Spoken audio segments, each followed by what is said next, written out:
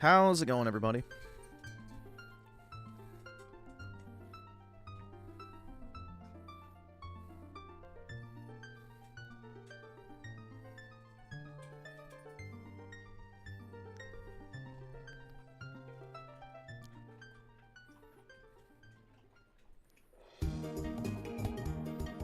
Yep, they're doing the Kirby Air Riders Direct tomorrow, which means it's probably coming out pretty soon. Probably within the next 2 months, would be my guess. Or a month. I mean, usually when they do a big Direct like that, it's about to release.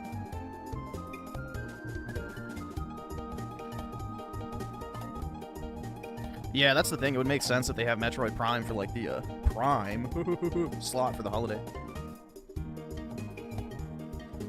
Because they got to space everything out, because they got, what, the Kirby game, they got Pokemon, and then they also have Metroid, possibly, so there has to be, like, some room for those games to breathe. They don't want to just dump all three on top of each other.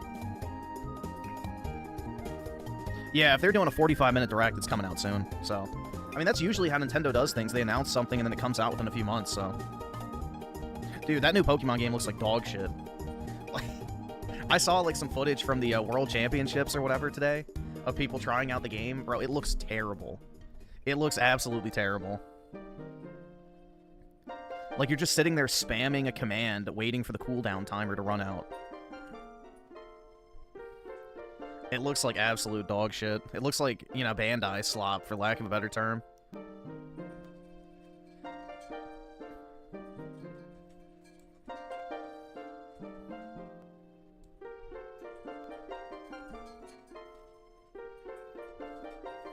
It's a shame, because I actually liked Pokemon X and Y. I was one of the, I guess, few people that did, but I actually enjoyed X and Y on the 3DS quite a bit. Alright, awesome. Thanks, Big. Alright. I thought they were pretty solid, but this one does not look very good. At all. Also, hold on.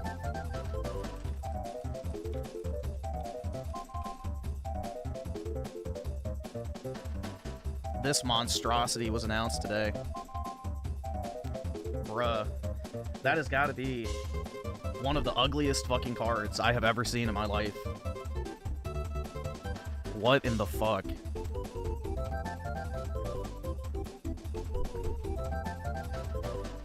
Alright, awesome. Thanks, Big. Alright. I can't afford this shit! There's another version of it that's not terrible. Let me see if I can find it.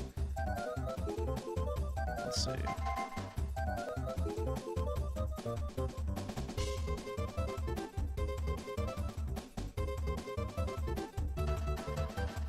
This is a leaked one, supposedly. Which, this one looks good. I like this one. This one looks cool. You got Charmander, Charmeleon, like the shadow of a Charizard, and then you have Mega Charizard. This one looks cool. I like this one. This looks sick. That, it looks like the fucking cover art of, like, My Hero Academia. I don't like this one at all. This looks like some My Pedo Academia shit. Charizard is and it isn't a money glitch. So, like, the Charizard VMAXs from Champion's Path and Shining Fates and, well, Obsidian Flames is kind of expensive still. But the ones from Champion's Path and Shining Fates are like 200-something bucks in a 10, which, if you're a betting man, is an extremely good price, and I've been buying several at that price. But, yeah. I think the ETB, how much is the Champion's Path ETB? Let's see. Yeah, $130. So for the price of 2 ETBs, you can get the chase card and a PSA 10. Not bad math. What about the regular V?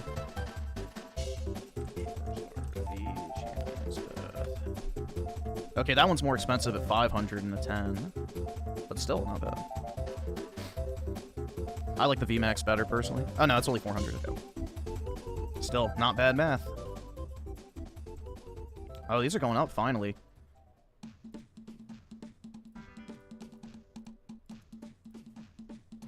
This is the most graded card in Pokemon, and I have like 50 of these in a 10. They used to be like 20, 30 bucks in a 10, now they're going up to 60, so stonks. That's the old ETB promo. Yeah. I don't know. But yeah, Charizards are usually a good bet.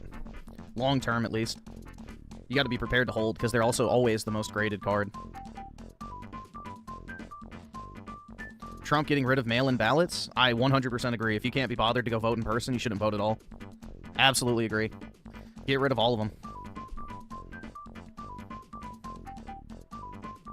The only reason you'd actually want mail-in ballots is so you can cheat. That's it. Did y'all see the guy in Michigan that got caught stuffing a ballot box today? The Democrat in Michigan who was dumping a bunch of mail-in ballots at the ballot collection box today. So, yeah. Only reason you'd want him is to cheat. You shut the fuck! Don't you fucking tell me to my face to shut the fuck up! Let's see. So Mike TUGC with a 5 went to see a Coast Guard recruiter today. I plan on joining soon. Nice, man. Yeah, Coast Guard's a good branch to join, so a lot of people overlook that one. But if you like boats, it's definitely a cool one. They pay, I think they pay really well, too, if I'm not mistaken. Like, better than the other branches, but very nice, man. Hope it goes well. Apparently, the other branches of the military are at capacity, too, so it's a good choice. Stop collecting Charizard. You don't deserve to have them. What do I deserve to have, PK? Other than lasting sadness and... All right, awesome. Thanks, nigga. All right. E-Man with the 5. Wanold will link. I don't see any links, so I'll keep an eye out. All right, awesome. Thanks, nigga. All right. I'm glad you like Shulk's theme. I wasn't really paying attention to it, but it's in... Hold on. Was it on just recently? Or... Let me see what it is. Shulk's theme. I don't think it would have been in that,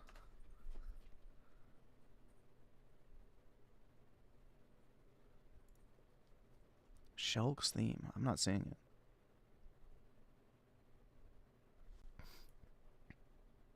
Shulk's theme? I don't see it on here. Oh, it's an I? Okay, yeah, it's hard to read because I have everything in like 4K. Like here, look how tiny the text is. So that's what I look at. So some of the letters just kind of, you know, look the same.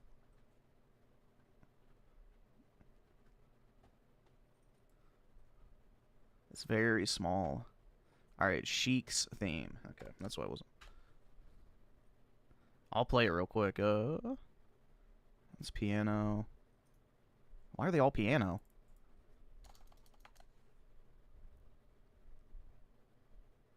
This one?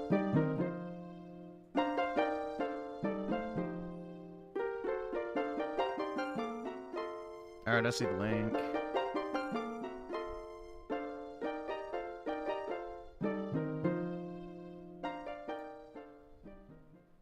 Let's see.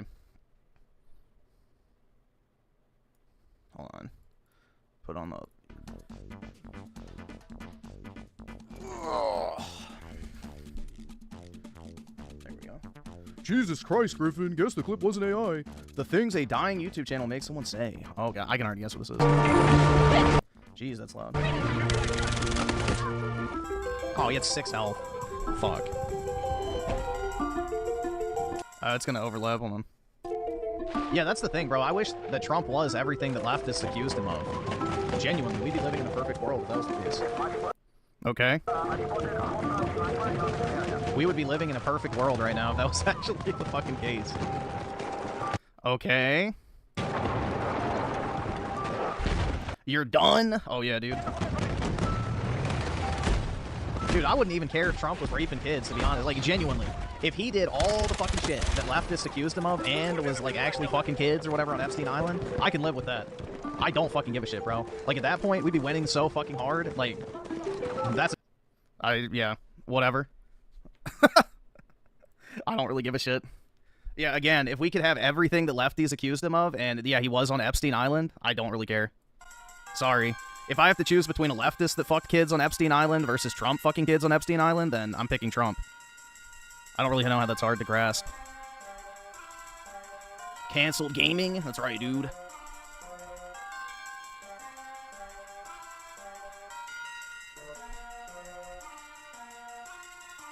Nah, he watches all this shit, too.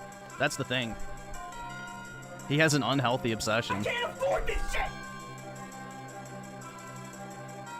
You're done, Griffin? You're so done. Oh, yeah, dude. It's Jover.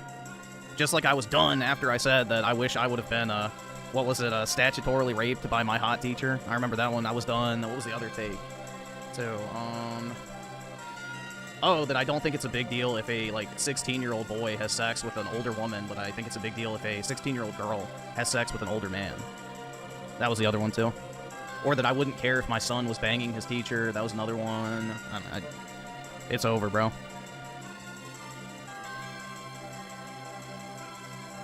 Let's see. Nefarious with the 2. I'm glad... Oh, wait, no, I read that.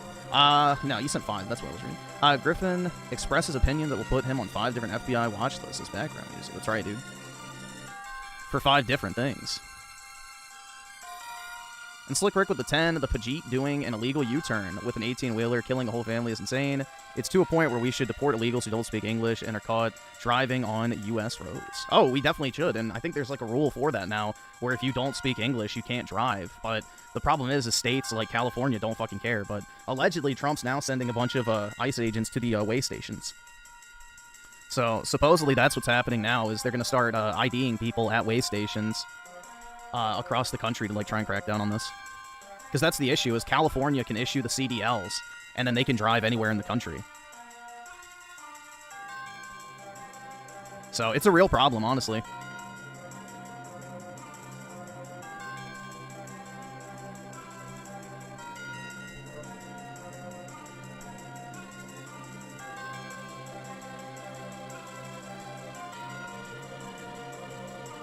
And OJ Simpson Gaming with the 5. I hope you're ready, Griffin Gaming. A lot of people really showed their colors. And I can't wait to show you who these people are. The hell? Who are these people you're referring to? And Adam with the 2. RTU did a live stream reacting to the same clip. Nah, I don't give a fuck. Spooky Cerberus with the 2. Your clip I always thought was... Yeah, obviously was over the top. So, yeah. As usual.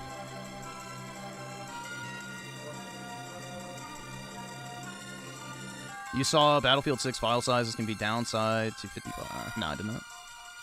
Alright, well, I don't think Brett's here, but we'll just go ahead and get a Black Ops 3 out of the way. See if the multiplayer even works, because the longer I wait, the worse it's going to get, as far as player counts go. Oof, RTU's going to have a field day with you? Let me guess, it was a applause button. Dude, this is a cult. It's a cult. Applause button. I have a whopping 22 minutes on Black Ops 3.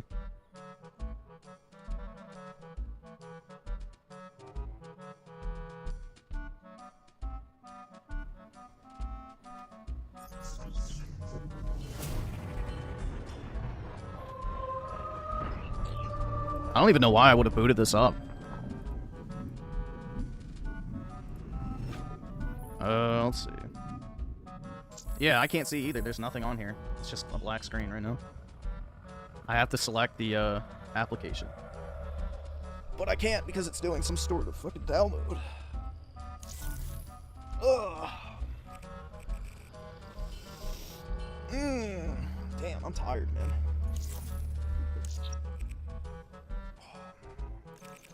Alright, let me get my settings. Jesus. Oh, you have to pick your specialist. Gross. Enough talk. Let's get down range. Alright, menu, options. Window, full screen.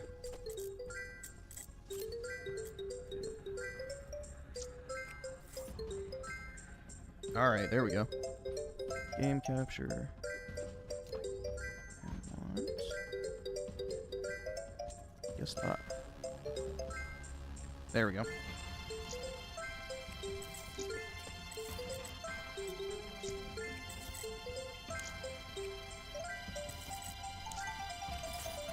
Why does it, like, fucking loop you into that?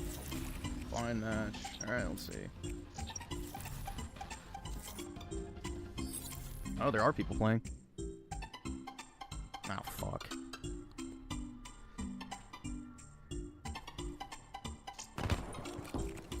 Team deathmatch.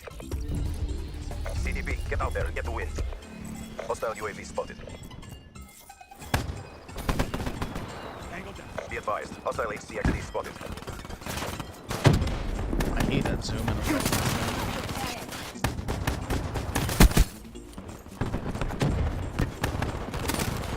Oh boy.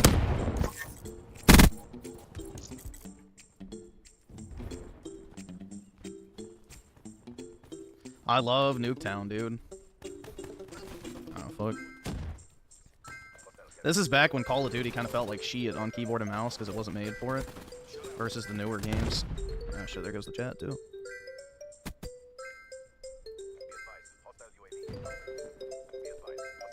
I love Kirby, so excited for the direct. Yeah, it'll be cool to see what it is. I've never actually played Kirby Air Rider, so it'll be a first for me.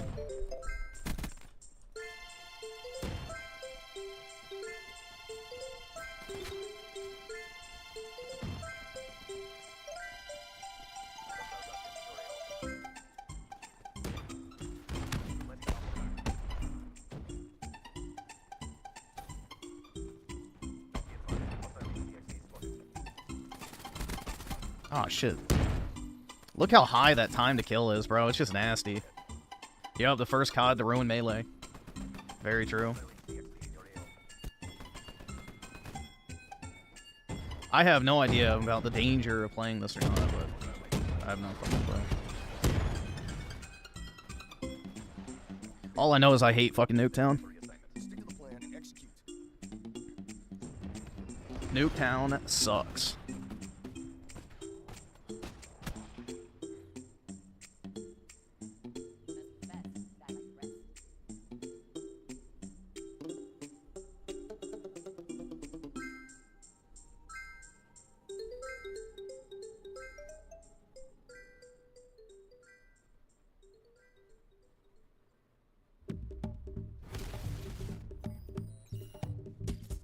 It's just hackers, yeah. I mean, that's really the only reason to play an old COD like this, unfortunately. Is the people who want to hack. I'll turn the audio back up a little bit. No point in trying to make a class now.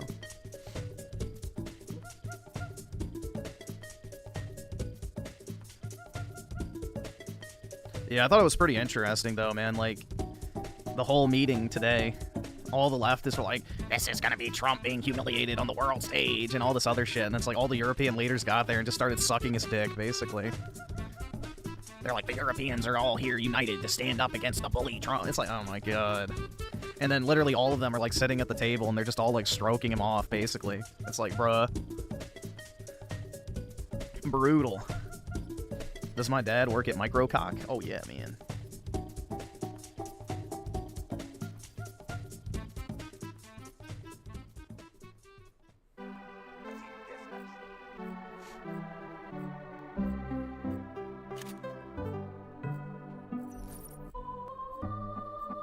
Well, I think all the Black Ops games you can prestige to 1,000, right? Or all the Call of Duties, I think, now. Once you get to prestige 10, it's not... Oh, ew! Hold on. That's what was throwing me off, too. Where the fuck is my controls?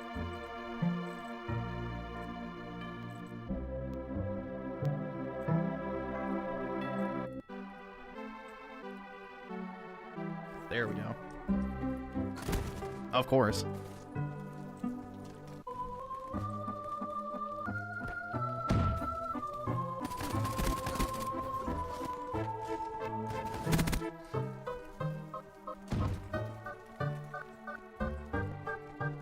Yeah, I really can't believe people glazed this game as, like, even being in the top 10 CODs. That shit's crazy to me. I never liked Black Ops 3.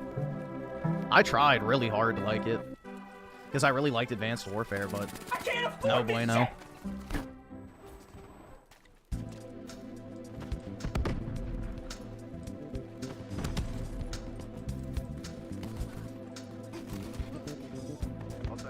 Nah, it's not better than current COD. I would rather play Black Ops 6 over this, to be fair, but I'm not really in love with either game.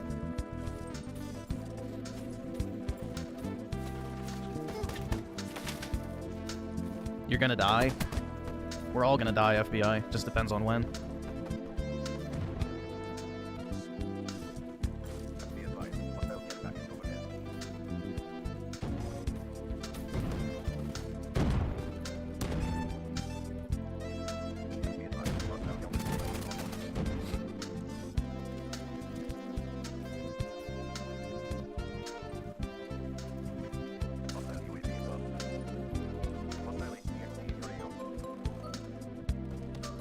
Nice music, yeah.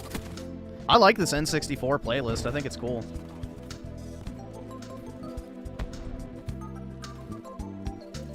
I never really played N64, so most of the music is like kind of, I guess, somewhat new to me. Like some of the songs I've heard, obviously, over the years, but a lot of them I'd never heard before. Just type in 4 hours of chill N64 music. It'll pop up. I just look up like the hours-long compilations usually, so that way I don't have to change anything. Well, PK, you don't deserve human rights, bro. You're broke. You're brown. You're from California.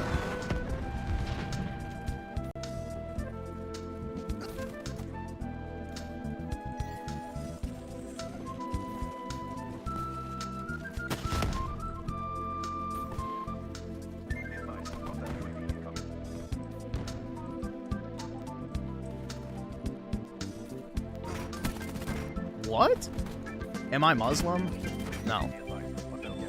What gave you that idea?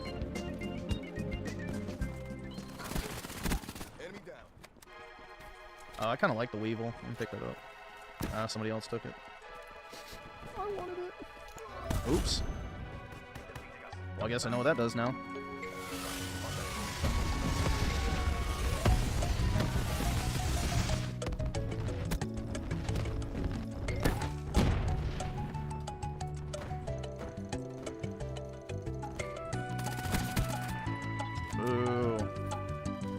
Dude, it's just so unsatisfying to play this. There's something really off about the feel of Black Ops 3. Like, it just feels so soulless when you kill somebody. Like, the sound effects of the hit markers and everything are just super fucking, soulless, dude. You're from the greater and richest state. You're not from the richest state. California has the highest debt. Your state's broke and brown, just like you. Now, California's not wealthy at all. They're in massive amounts of debt. Alright, here, let's look how much debt California's in.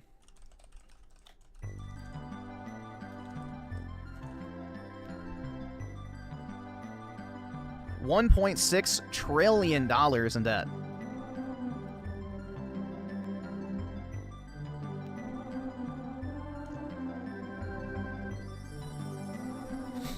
My state operates in a surplus, and we get a $200 tax refund every single year on top of our, existing tax refund because the state is operating in a surplus, so they return some of the money to us. So, yeah. You're broke! You're brown! But yeah. Who has the better state? Yeah, but the difference between the federal government and California is the federal government is all 50 states, and also the federal government can print money. So, California can't print money.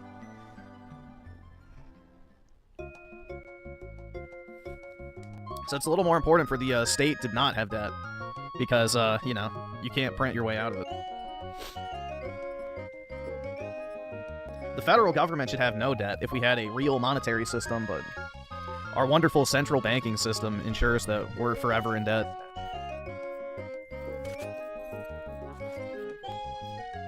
Yep, this map does suck. It was the first map I played when this game came out. Yeah, Jew. Nigger Hall Hitler.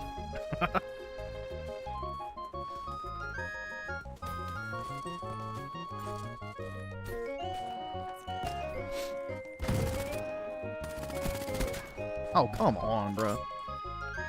Yeah, Battlefield 6 has far superior gunplay, man. It has that feel. It just feels good. Yeah, I agree. Black Ops 3 probably is one of the worst CODs. I wouldn't say the worst, but definitely one of the worst. Officially 1 year closer to death. Well, happy birthday to you, man. Shit. I would say World War II was probably the worst. It's the only COD I've never bought or actually played at launch. I shouldn't say never bought, because I didn't buy Black Ops 6. I played it in Goyim Pass.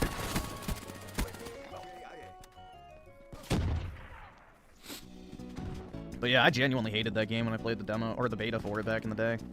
But I would say, probably looking back on it, either Black Ops 4 or Modern Warfare 3 is the worst COD overall. Like, not the old Modern Warfare 3, obviously, but the new one.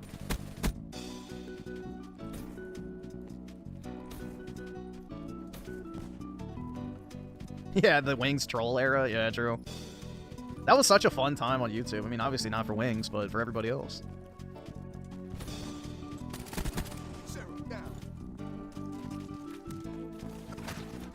Yeah, Advanced Warfare is underrated. Alright, awesome. Thanks, nigga. Alright. I agree, man. I love Advanced Warfare. The fact we never got another one is genuinely sad.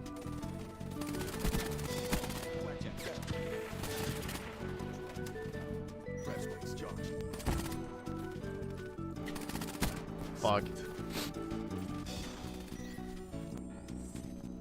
Daryl's on the 2, play the song Modular Diet by Liquid Ridge. Alright, yeah, I'll pull it in a minute. And then Bigfoot Papa with the 10, people trying to brag AC Shadows was the #1 selling new game in Europe, meaning that they had to narrow it down to a region, and it still wasn't #1, as last year Forza was, just out of 2025 releases. Yeah, I mean, it's not really a huge W. We need to see actual numbers. Because a Japanese Assassin's Creed game should have sold at least 15 million copies. If this was at the peak of Assassin's Creed's popularity, and they released a real, Japanese Assassin's Creed game, then, that shit should have done numbers. Because that's what everybody was waiting for, all the fucking weebs. And, by that standard, it definitely underperformed compared to what it should have been.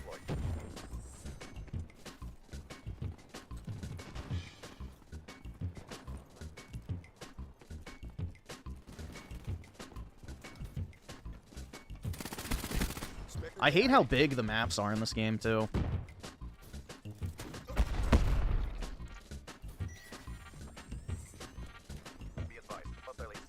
Yeah, Treyarch really hasn't had good multiplayer maps since Black Ops 2. Real talk. But... Nope, didn't do anything. Nah, the best specialist ability is that one-shot pistol. That's the best one. That or the flamethrower. The flamethrower used to be busted, if I remember correctly. Oh my god. Just feels so floaty, bro. Ugh. Nasty. I don't like...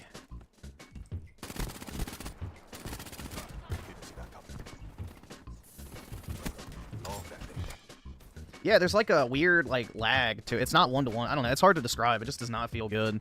I've never liked the way Black Ops 3 felt. It always felt like super floaty and just, yuck. I don't like it. I genuinely don't fucking like this game at all. It's set to 100 or 240 hertz. I specifically changed that set. No, it's just like this weird... It's on controller, too, on console. There's like this weird, delay in your input. So it makes aiming kind of annoying. It's good for controller because there's that delay in your movement with controller, but if you're playing keyboard and mouse, you want that one-to-one, movement to, reticle. But I don't know, man. It's hard to describe. If you're playing it with keyboard and mouse, you'd feel it. It feels like you're being almost, restricted. Something's, pulling you. Well, Black Ops 6 doesn't have the problem, so I don't know if, Cold War did. I never really played it that much. I played it for, 5 minutes. Or I shouldn't say that. I played it for, 8 hours. I guess.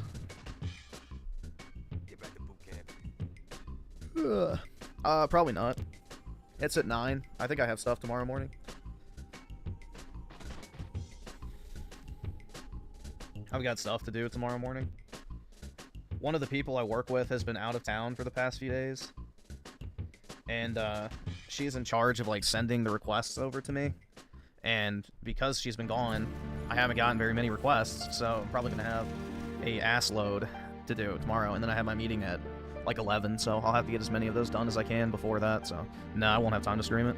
I mean, it's gonna be 45 minutes of gameplay, so if it was 15 minutes maybe, but 45 minutes, nah, that's too much.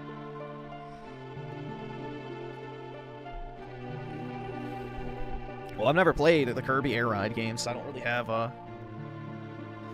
have an attachment to it, so it's not really that big a deal to miss it. We can watch it, and that way we can speed it up too if it's boring. That's the benefit of watching after the fact. Yeah, Britt, I don't want to hear that because I have specifically said on I don't know how many different occasions I don't like Black Ops 3. I've said it at least 200 times over the past year alone, probably. So, miss me with that, "Aw, you don't like it." You knew I didn't like it. You knew. I pre-record all my gameplay? Oh yeah, man, definitely. Wait, don't look at the Windows Movie Maker, or whatever, Media Player overlay. Do they even use Movie Maker anymore? They used to have that on Windows. I remember that was what I first used to make videos on my Windows laptop back in the day. Discontinued?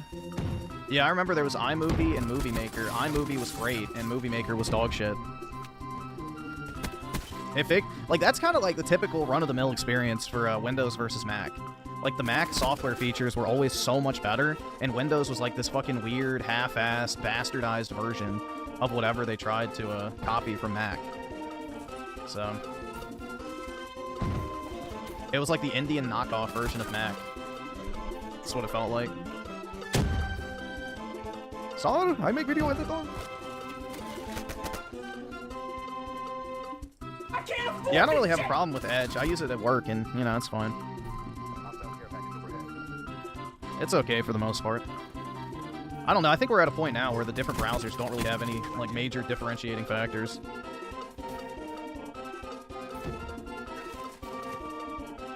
Like, everything's built on Chromium anyway. So, you're just getting a different skin, basically. But functionally, they're all pretty much identical.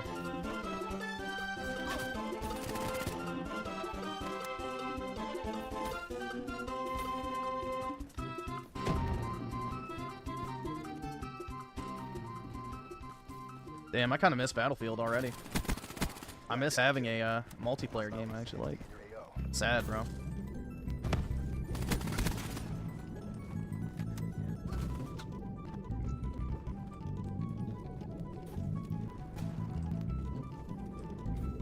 Brave is the GOAT for phones. I just use Safari.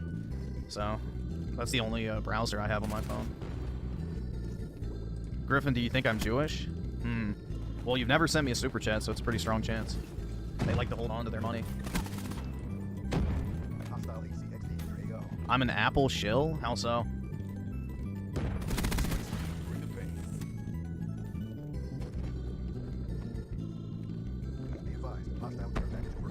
Thoughts on Israel? The women are the only redeeming quality.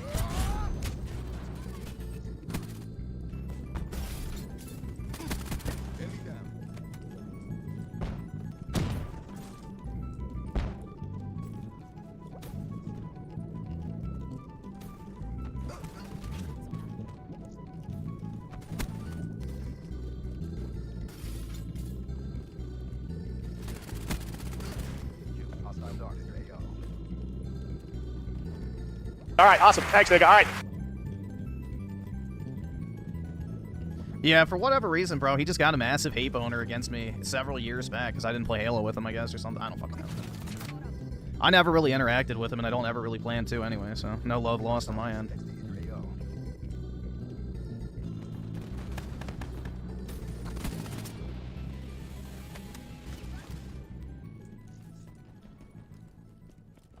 Apple is so great. Apple is a pimple on Windows' ass. Dude, if I could play games on an Apple computer, I would buy that over a Windows computer in a heartbeat. Windows genuinely sucks compared to Apple. Once you get used to Mac OS, it's so much better. Like, I can literally go on my phone, and without me doing anything, my entire fucking, you know, tab history is on Safari. I can literally just, like, transfer files in between my phone and my computer instantly. Like, it's so nice. Like, seamless. The integration of Apple's ecosystem, if you have an iPhone, is, like, so convenient. Also, the battery life on my laptop is better than any Windows laptop I've ever had. I don't have any issues with it running stuff. I don't know. I really like the Mac experience. Plus, the UI just looks clean. Windows 11 just looks like a cheap copy of Mac OS now anyway.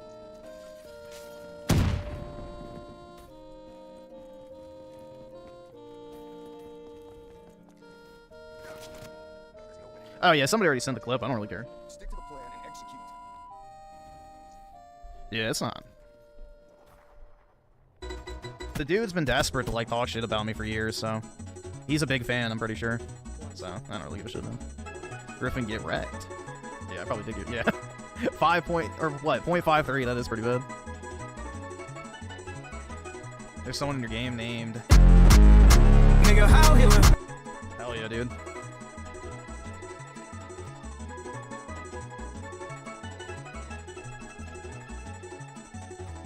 Nah, what I really think it comes down to is that I can say whatever the fuck I want, and he can't. I think that's the, like, jealousy aspect.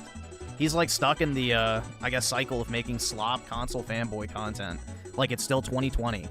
And, you know, I can do and say pretty much whatever I want, or talk about whatever, and, you know, I don't have to worry about, you know, my heckin' Reddit Chungus audience freaking out. Spooky Surface with the 2, should I buy a new Windows laptop or get Linux, dude? I would not get Linux on the laptop. If you need a laptop for anything reliable, I wouldn't get Linux, but it's up to you. Either subscribe, donate, or get the fuck out.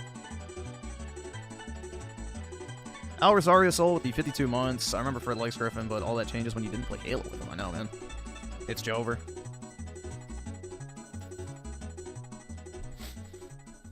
It's absolutely Jover. Dude, I gotta order some zinc supplements, guys. Did y'all hear the thing about zinc? It makes you bust fat nuts, apparently. But nah, apparently it's actually good for headaches. I was researching that today. Zinc and magnesium is supposedly really good for headaches, so I need to order some of that.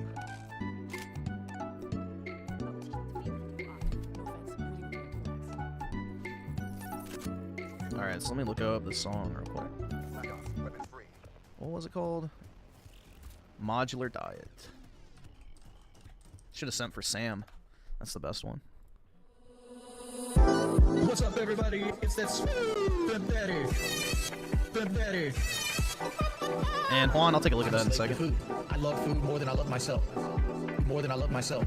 I love food more than trucks or pussy. Hey son, fried pork chops and gut. Hey son, big side of pork and beans, bacon and it. Hey son, bacon and it. Hey son, I might drink 1,000 liters of Pepsi later on. I was jerking off the Mako meal. I was jerking off the Mako meal. I was jerking off. Man, that'd be fucking awesome to have like a fucking big ass thick burger. Big ass thick burger. Nice butter biscuit. And fucking big old melted piece of cheese, 2 patties. Hey son, some fucking fried seasoned right. Get that shit ketchup. Yeah, this is another bad now. Out of Brandy's asshole. Brandy got black. 32 some odd times. Somebody jizz in my mouth. I'll play a real banquet banger out of this one. I'd love to have a Reuben sandwich right now. So maybe raise this fucking fire, son. I'm a slave to food. Tony Hawk. I love food more than I love myself. More than I love myself. I love food more than trucks or pussy. Hey son, I'm a slave to food. I love food more than I love myself. More than I love myself. I love food more than trucks or pussy. Hey son, fried pork chops and gut. Hey son, big side of pork and beans, bacon and it. Hey son, bacon and it. Hey son, I might drink 1,000 liters of Pepsi later on. I was jerking off the Mako meal. I was jerking off the Mako meal. I was jerking off. Sam, I don't think has the piano, but maybe. Shout out to the real watcher. That's the one with his grandma, I'm pretty sure. Gangsta grandma.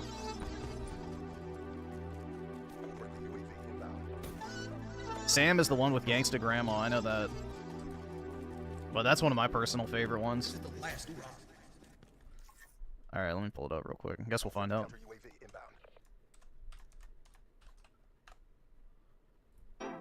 Big ups, Liquid Richard. Shout out to the Watchers Discord. Liquid Richard Productions. Nigger, lose that shit. Yeah, he didn't go to the funeral. More donation. Thank you for the $5 donation. $5 donation.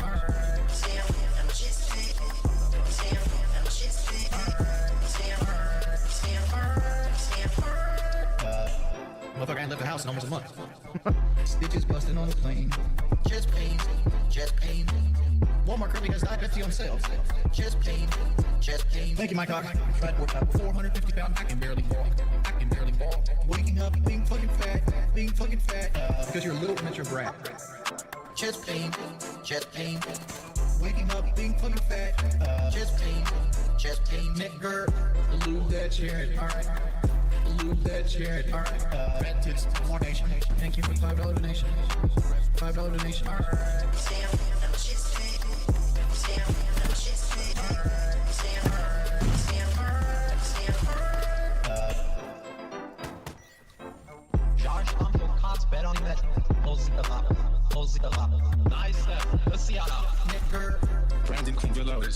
Yeah, the problem with Protestantism is it's been, you know, co-opted and infiltrated.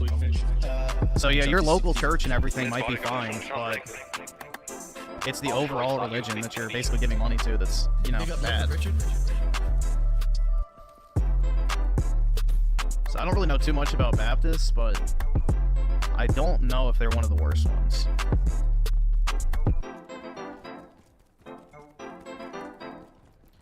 Imagine being so politically driven that you'll defend someone's actions because you voted for them.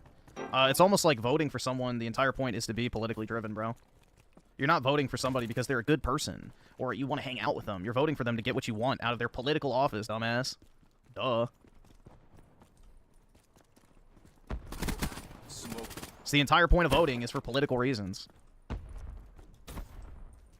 HCXD inbound. Not really hard to grasp.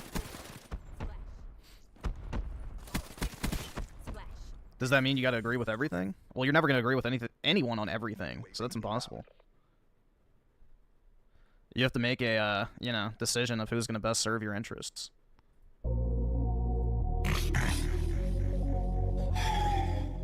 My name is Richard. I am Darkside Phil. Oh my god. I really You're a good person? If you have to say you're a good person, then you're not a good person. I don't make the rules. Yup, they're all shilling for Newsom now. They're all shilling for Newsom.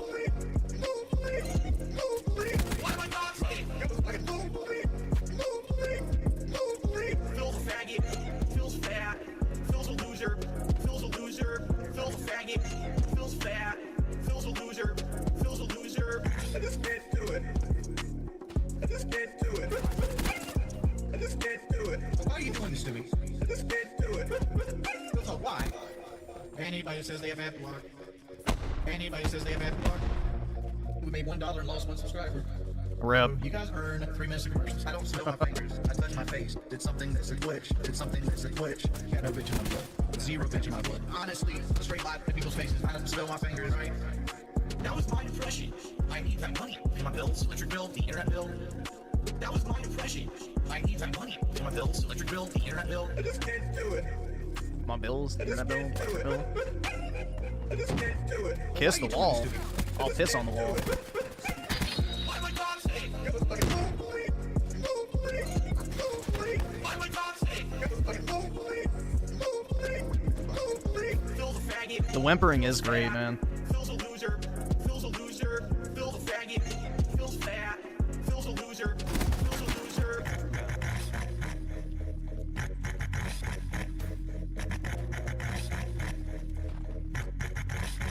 Big up Richard.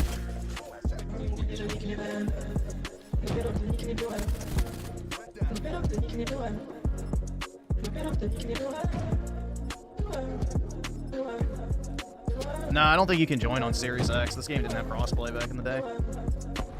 Destiny 2 was the first game to have crossplay, so any game released before that did not have crossplay. Hey, I actually went positive.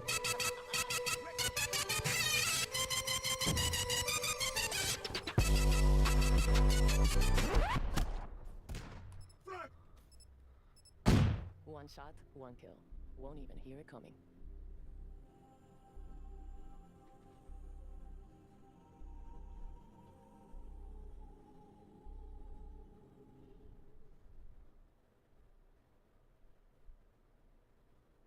It seems most of you want to be Jews. You want the cash. That's right. Money and the power. Who doesn't want cash? You know, in this fucking capitalist society, we're forced to care about money over people, and...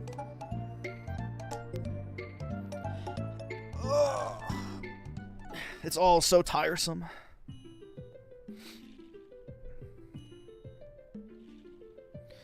No, people on the right just don't want to win. Well, dude, the fucking Groypers are addicted to losing because that's the only reason they would exist. You know, you don't need a Nick Fuentes when right-wing, you know, ideologies are winning, so they have to constantly try and sabotage everything.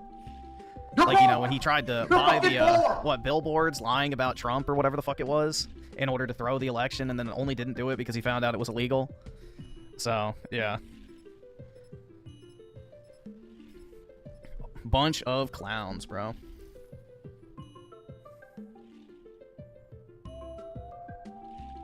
Team deathmatch. Roger that,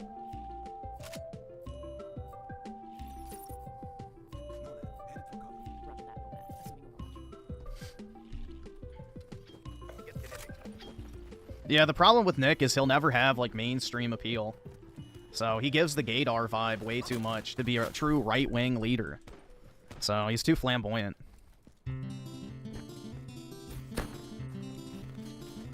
Like, your average electrician or plumber is not going to sit down and watch that, like, little fucking flaming homo and be like, yeah, dude. They're going to be like, oh, who's this little, you know? Skip it up, fucking loser faggot. Why are the Groypers shilling Newsom? Because he's white, bro.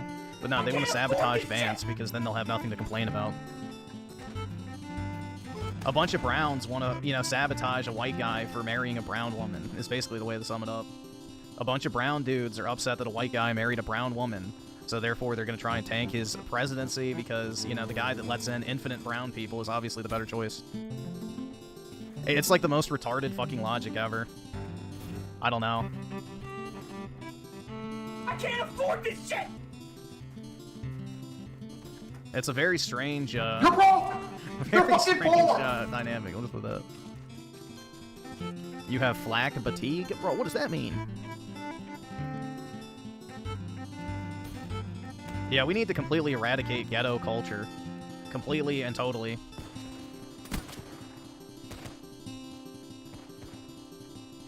Spooky Cerberus with the 1. Hey, stop derailing the stream. Thanks. $1 donations derail the stream. Stop derailing. That's still one of the craziest things that dumbass has ever said. Stop giving me money unless it's like, bro, I don't know. DSP. Shit. Too many detractors in here? That's right, man. Let's see. Brian K with the 2. Griff wants to be a rock. You're broke! You're fucking poor! Wouldn't be the worst thing. You're broke! You're fucking poor! It wouldn't be the worst thing.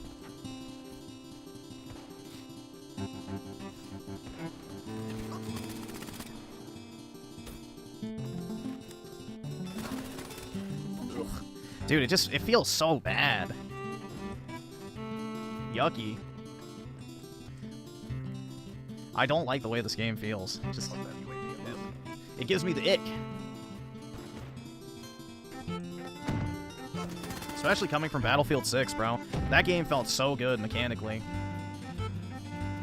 Battlefield 6 felt really good from a gunplay perspective. You're broke! I really like the feel You're of the fucking game. poor! I loved once You're you actually broke! put a red dot You're sight on, you fucking didn't even poor! have to aim down sight. That shit was nice as fuck. That's how more shooters should be. Spike's ready. Bring the pain.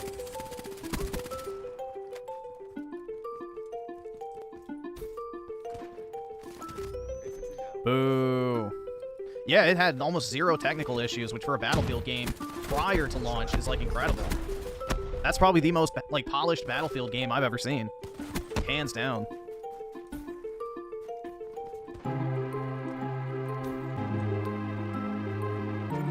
Yeah, that's the thing, bro. Vince Zampella has never made a bad first-person shooter.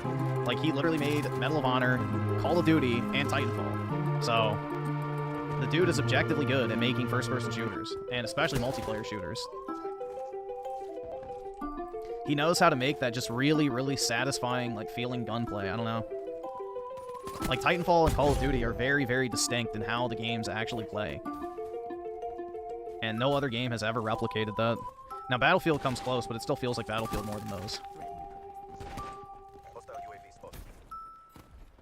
Hostile care package overhead. I really wish they would make another Titanfall, but they would reverse the changes they made to the Titans in 2. Because they kind of ruined the dynamic with Titanfall 2. You know, making it like a hero shooter, the non-rechargeable shield. I don't know, it just really killed it. I don't know. I really didn't enjoy Titanfall 2 as much as I should have. I loved Titanfall 1. So, 2 was kind of a letdown. But my heckin' campaign, dude! Infantry down.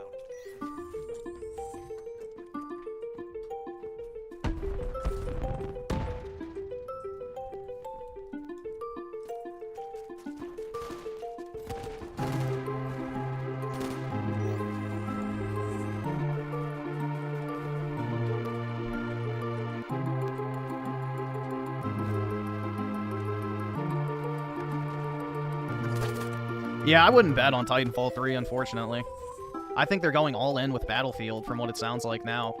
Like, somebody was talking about how they're trying to make it an annual franchise or something like that, so my guess is Battlefield will be the marquee first-person shooter title, but then again, I don't know what Respawn's going to work on, because they don't have the Star Wars license anymore, and on top of that, you know, Apex Legends, I feel like it's kind of dying at this point. You don't really hear anyone talk about it. But maybe it's doing fine, I don't know.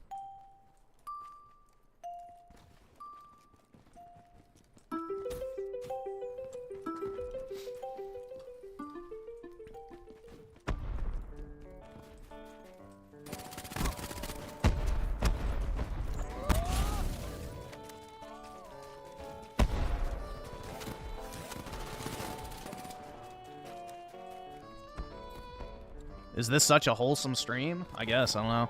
This is usually the type of stream I used to do when there was actually good multiplayer games, so... If this is heckin' wholesome, then maybe. Let's see.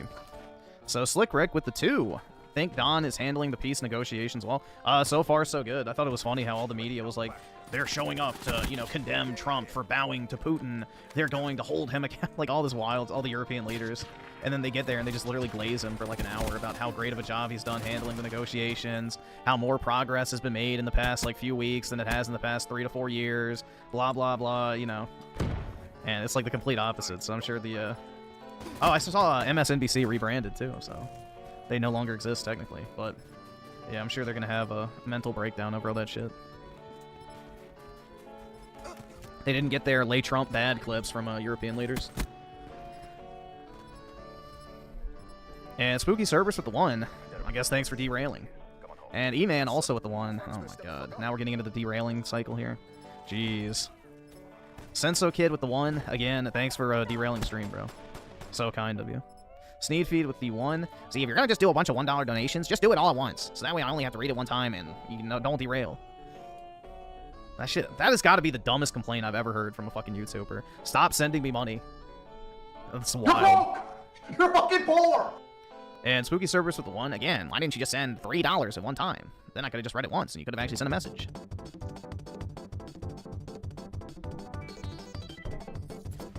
You're broke! Well, it's more so because he was getting tips. DSP, like, was bitching about it because PayPal takes 30 cents from a transaction. Or no, they take a base, like, 29-cent transaction fee. So normally you would only lose 3%, but because it's a, you know, singular transaction, you lose the 3% plus the 30 cents. So he technically was only getting 66 cents per donation, but still, like, why do you care? You're broke! You're fucking poor! Like, he's penny pinching that hard. Like, that's crazy, man. Go get a job, man. Shit. Tim Marco with the 1, or wait, with the 99 cents, Canadian even. Oy vey. Thanks for derailing, bro. And yours truly with the 1. Now, guys, just save up your $1 super chats until you want to send like 4, and then send the $4 all at once. No, I don't think you can send money on PayPal under $1. But I'm not sure. I've never tried.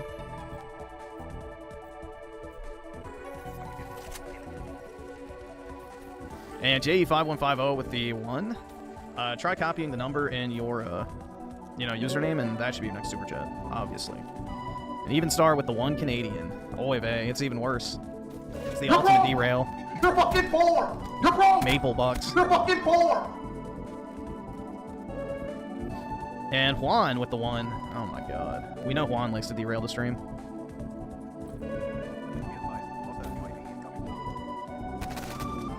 And South will rise again with the 1.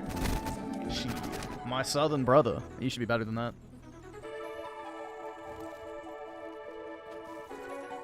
You're broke! You're fucking poor! How are we supposed to rise again if you keep derailing the stream? Yeah, you're on thin ice. I guess I'll just have to stop playing the game, guys.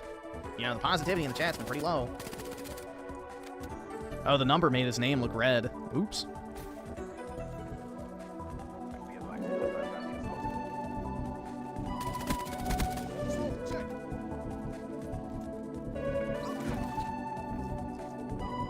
And let's see, Elijah with the 1. Oh my god. Come on, guys. We need some real positivity here, not a bunch of trolls derailing the stream.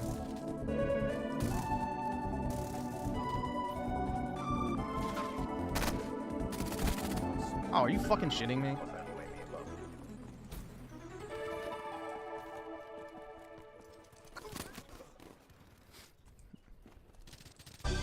I don't think so. I haven't seen anything on the Turok game. Isn't it like Gamescom this week or something like that? So I wonder if they'll do something for that. I can't afford this shit! The streamer Griffin Gaming wants to be the alpha male and have control over chat, but he doesn't realize that he isn't a Sigma. No, I'm not a Sigma male. I'm a Beta Bucks Deluxe. The first woman that looks at me, I'll simp for. Ruin my life, madam.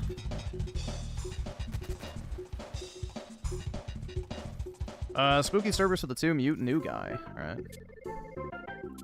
There we go. Oh, shit. Gamescom is tomorrow. Oh, okay. Gee.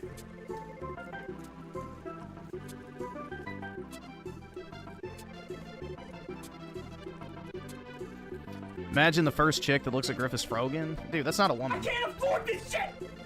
That's a subhuman. I don't practice bestiality. Sorry.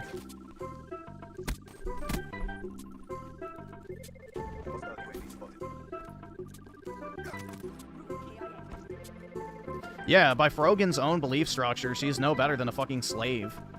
You know? Women aren't exactly valued in her ideal society, so hold her to her own standards. As being property.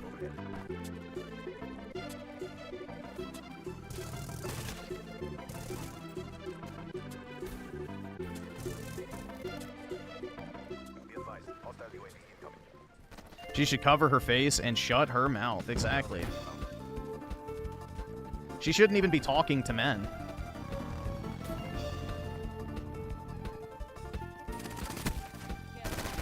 It's like in Islam, if you're a woman, you're not allowed to invite a man inside of your house if you're home alone. In fact, they can't even look at you. All right, awesome. Thanks, nigga. All right. They're not even allowed to answer the door for a delivery driver.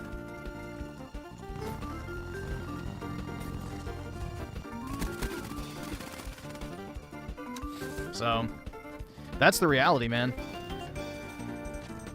Most of these fucking Islam LARP bitches have no fucking idea what they even want.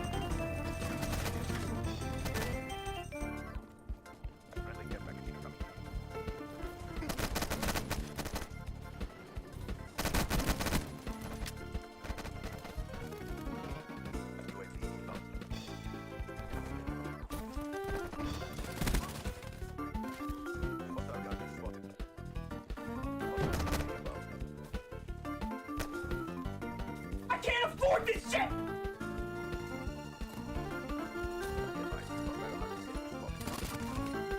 Let's see. So, Juan with the 2, Bam Britt for her wanting to call ice on me. I don't blame her. I would do the same. And Oski Woski with the 5, so I called up ice today, and they wouldn't arrest Juan, so I decided to have you mute him instead. Alright. I can get with that. Nigga, how healer?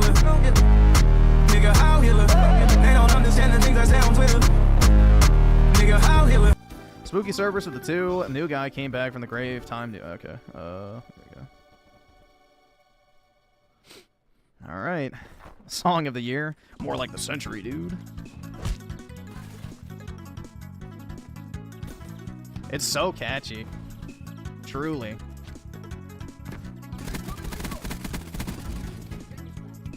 Wow, I'm doing great, guys.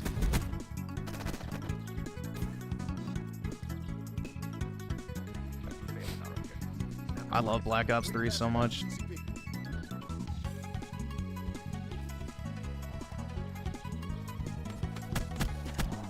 Say, Griffin, I hear you like them young. Do you like them old? Obviously, every man should aspire to have a hot 18 to 19-year-old with a perfect peach, and she'll let you do anything to her. Obviously, bro.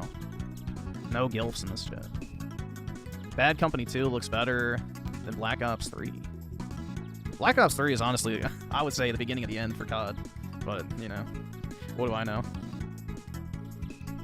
What do I know? So, Griffin, did you hear the Norwegian prince being charged with rape? Wait, dude seems cooked. Well, apparently he's not like an actual prince. Apparently he was like the stepson of the prince. So he was like the child of the prince's wife before she became the wife of the crown prince. So I don't know if he's technically a prince or not. But yeah, I heard about the case. Yeah.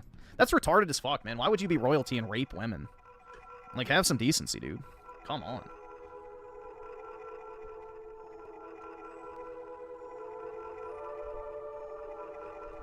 No, he wasn't a sub 5. He looks normal. Hold on, let's see. Norwegian prince son charged. Man, let's see if I can find a picture. This is pretty normal looking, I guess, for Norwegian standards. I mean, he's got like the Megamind look, but he's not like, I guess, hideous. That's him on the right. So it's not like he couldn't pull, bro. It's not like he couldn't pull. It's just kind of weird. I don't know. Looks like a male model. But yeah, it's not like he's like some freak or, you know, incel-looking motherfucker or whatever.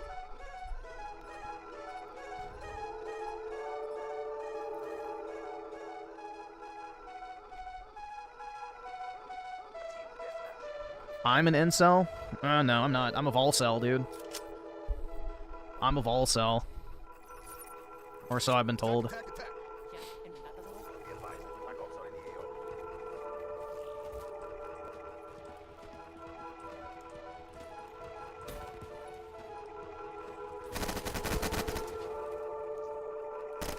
Girls just call guys that they can't pull incel. I don't agree with that personally, because a lot of girls, if they find you creepy or they don't want to go out with you, will also call you an incel. So, like, if you ask out a girl or something, she's like, ew, no, you're an incel. Like, not always just because, you know, she wants to date. I don't know. It's more so, like, calling somebody, you know, a bitch or a puss. Like, it's just a generic insult to add to the list of, you know, words that no longer have meaning. Do I have hunter eyes? I don't even know what that means. Like, green? Like hunter green? I'm not sure. I have no clue what hunter eyes mean.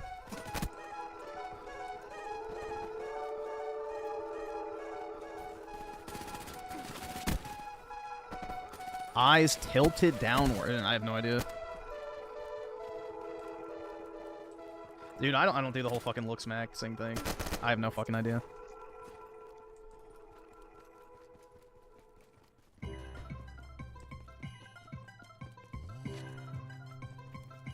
No, I don't look smacks. I don't care.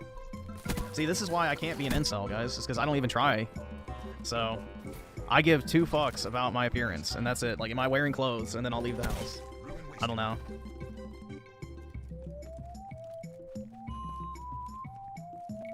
Yeah, I'm 5'11", bro, so it's already over for me anyway, so there's no point in even trying. There's no point in trying, guys.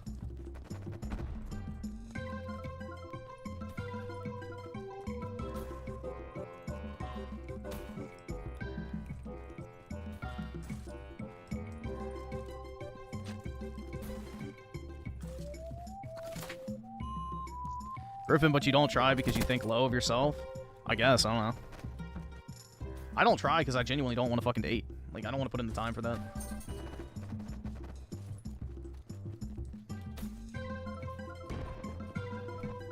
Like, I was very tempted to just keep sleeping tonight, but I forced myself to wake up to stream. So I don't know if I could do the same for, for dating. If you're under 6'3", it's over? Yeah.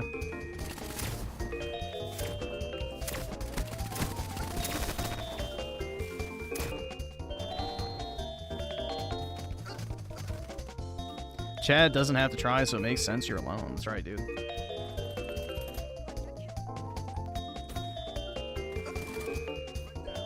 But realistically, bro, how would you even interact with a woman? Like, what would you even do? Go out to eat? Shopping? Watch shitty Netflix shows? Like, yeah, no thanks. No thanks. Show off your Pokeslop cards? Never. Then she'll demand my hand in marriage so she can take them.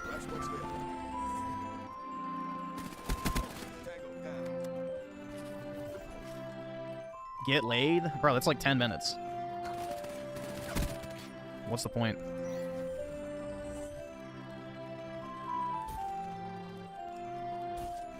You gotta waste hundreds of hours, hundreds if not thousands of dollars, all for about 10 minutes, bro. Nah. Hell nah. You can talk about your feelings, that's right. Just had a really bad day.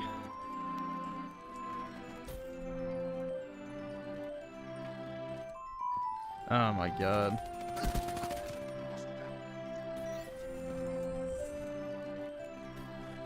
$10? Oof. Bro.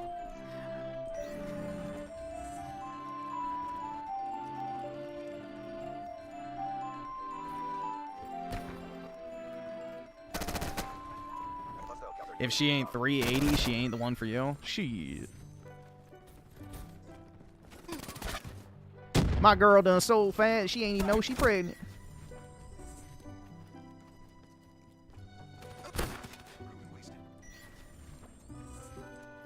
Yeah, what is it, like only 50% of men reproduce or something like that? Like, it's a very low number, unfortunately.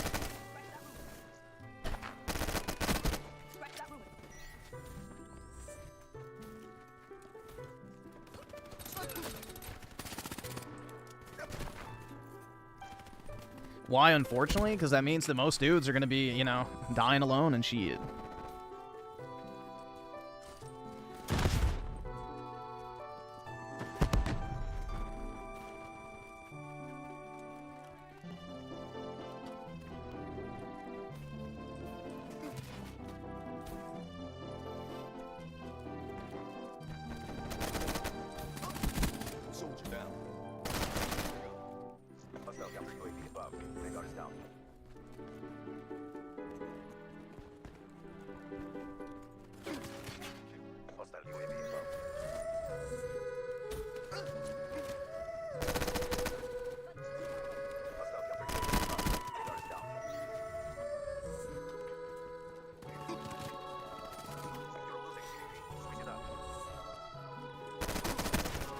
Jesus. The problem is now with trying to play this game is the only people who play it are like the fucking ultra sweats that never move the fuck on.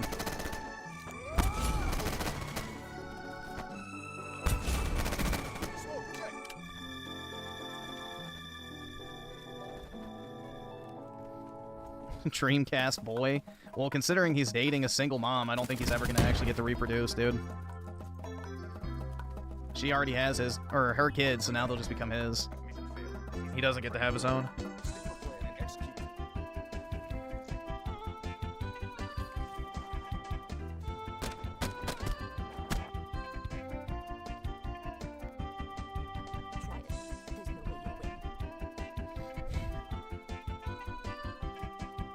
No, how you fix the incel problem is you get women out of the workplace. That's the only way.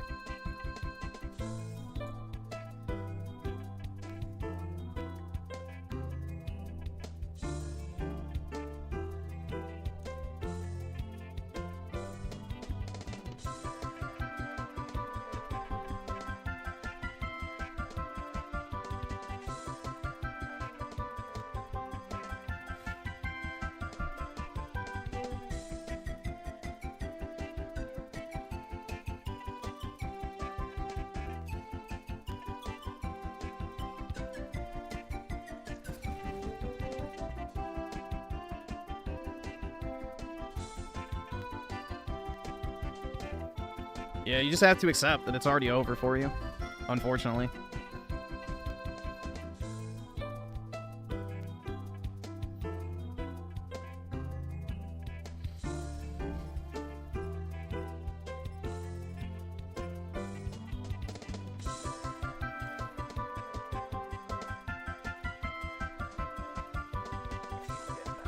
I can't afford this shit! Spooky Servers with the 2. Hi, Kiki Mora? What's that? Somebody in the chat. I guess that makes sense. I don't see it.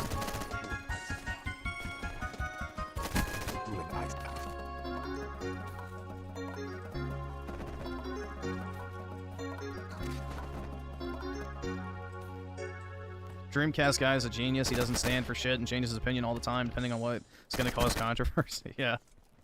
I mean, it's one way to make money, I guess. I don't know. I just don't... Dude, the problem with me is I just genuinely don't fucking care about anything anymore. At all. I just care about, you know, me, myself, and I these days, unfortunately. That's all there is, bro. The last cope is yourself. The last cope is yourself.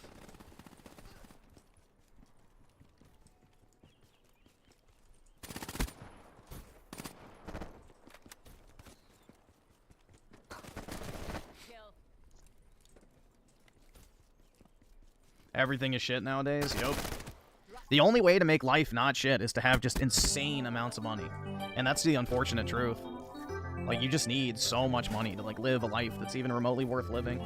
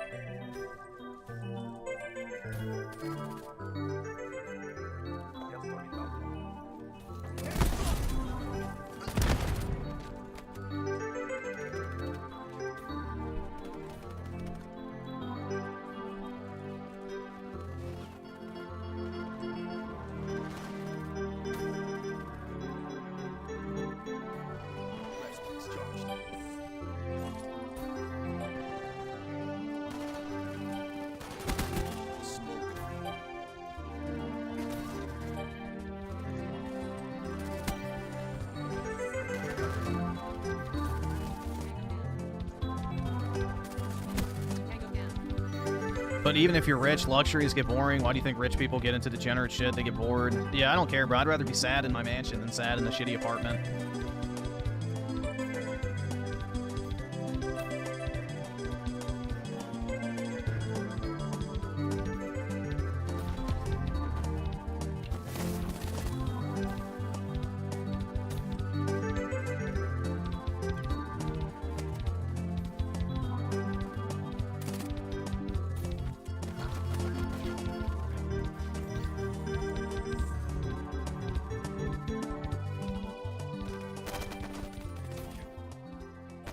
I don't know, bro. I've never been sad when I've gotten money. The only, like, it kind of sounds depressing, dude, but the only times I'm ever, like, truly happy is when I get paid nowadays.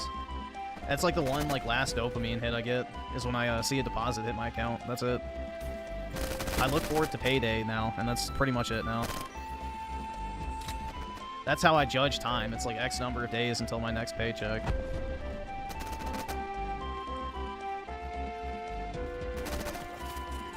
But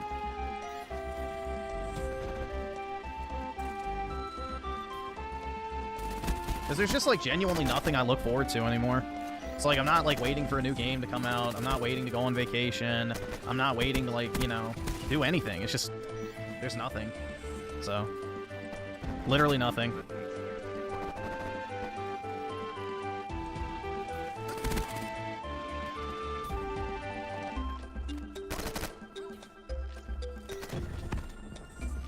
Would I try smoking Fent? No. Fuck that.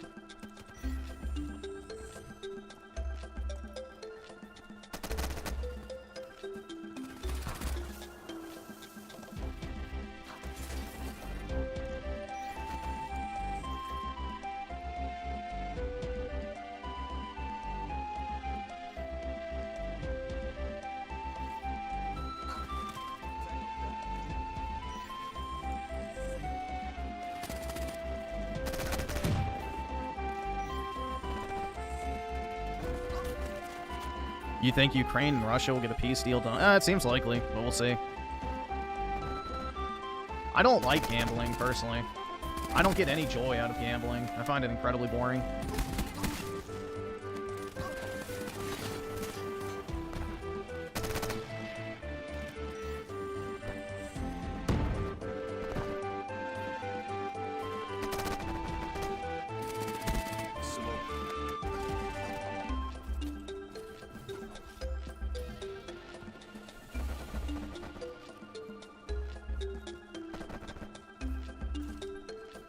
Can I explain my support of CP? What? I'm not one of these, Lolly isn't porn, dude. Or whatever. Lolly isn't CP types, so I don't know what that's supposed to mean. And then what was the other part of shit? Is that supposed to be like some sort of gotcha? When the fuck have I ever supported CP? Yeah, lame rage bait is right. Yeah, I'm not one of these, Lolly is protected under the First Amendment. Let's see. And being racist over your missed package? Yeah, I don't want to talk to Indians on the phone. Cope and see it. Cope. I live in the United States. I should not have to deal with Indians. If that makes me racist, then... Nigga, how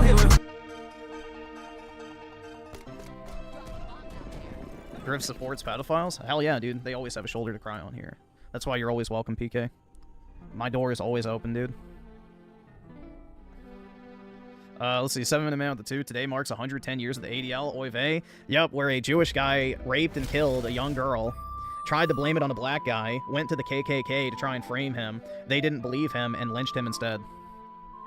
Gaming. Am I a Judeo-Christian? Nope. No such thing as a Judeo-Christian.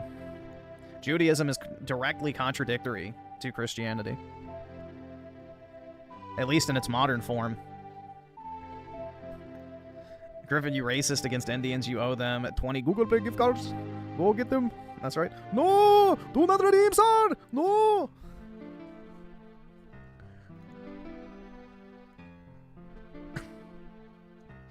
Oh my god. Yeah, dude, I saw the piece of shit with this truck. Total foreigner death, bro. We need all of them out now. Get rid of every single fucking one of them. Indiscriminately. Legal or illegal, all immigrants out. It's the only way to fix this.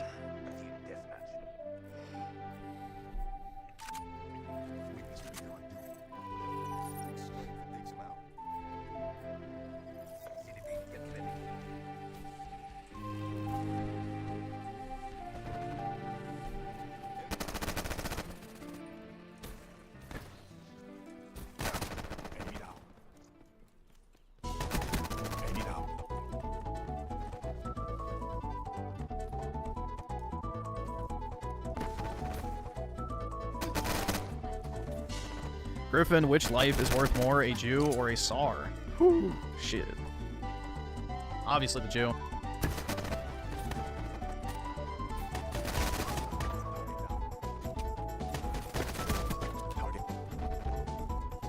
It's always the Jew, man. Now, the reason why the Indians love the Jews so much is because they give them money. Like, once you guys realize that most of Indian society is just driven by pure greed, and they have zero morality whatsoever, I mean, why do you think one of their biggest industries is scamming people over the phone? Like, they're not moral people. So anyone that gives them money is, like, basically, you know, buying their loyalty. They're, like, solely money motivated. They have absolutely no morals or, you know, principles or anything like that. It's just literally, if you pay me to do this, I will do it. They're, like, basically almost golems in a sense. So, they will do anything for money.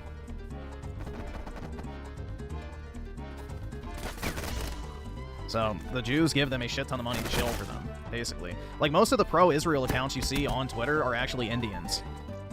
So...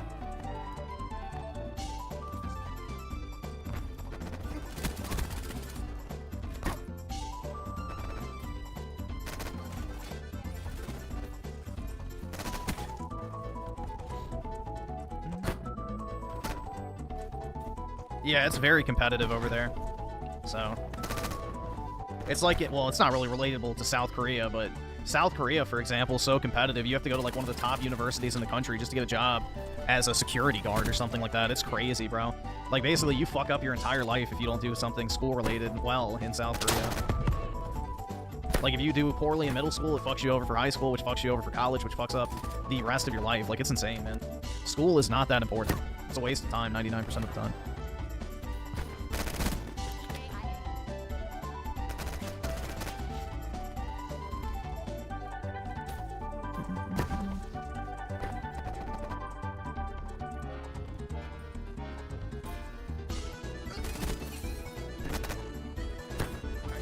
Yeah, have you seen the thing where the Israelis are now complaining about too many Jewish people race mixing in Israel? There's like an actual effort now in their Israeli media and social media influencers to get Jewish women to stop race mixing in Israel, as well as Jewish guys too. So, oy vey, man. The propaganda is too effective. Friendly fire! Friendly fire!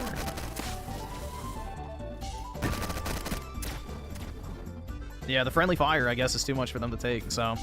they might have to tone down the propaganda in the media, because even their own people are falling for it now. Can't have that.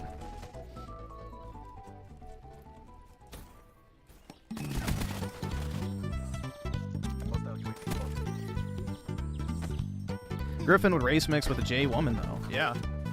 I've already said this multiple times. I would fold for a hot Jewish chick, easily. Are you kidding me? White enough, bro. White enough. I could live with myself. Plus, also, if my child ever committed a crime, they could flee to Israel and escape prosecution, so... GG's. It's a win-win, man. Become a prolific crypto scammer and have a wonderful life in Israel.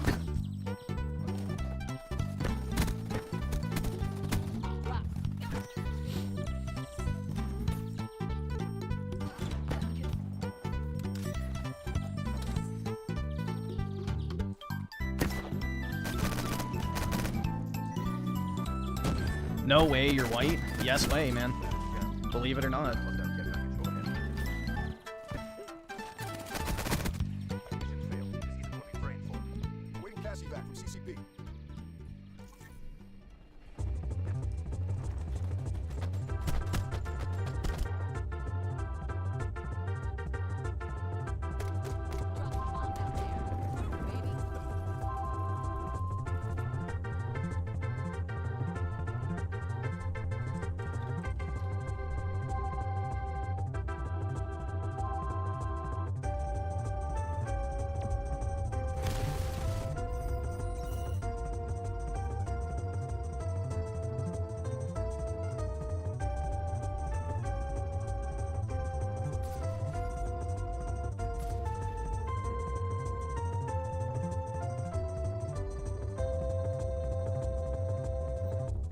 Griffin is white when it's convenient. Hello, fellow whites.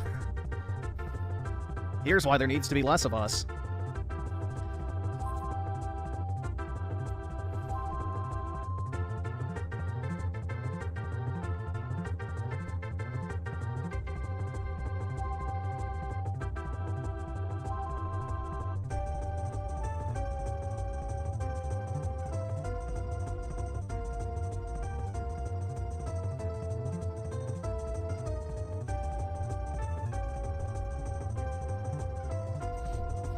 Am I ready for black cock 7 inches?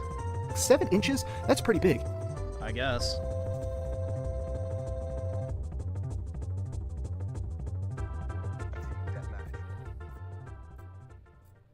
One out of 20 Jewish women are giga pretty. The rest are goblins, but man, that 1 out of 20 would really make you simp for Israel. Yeah, exactly, man. You are my greatest ally. Yep.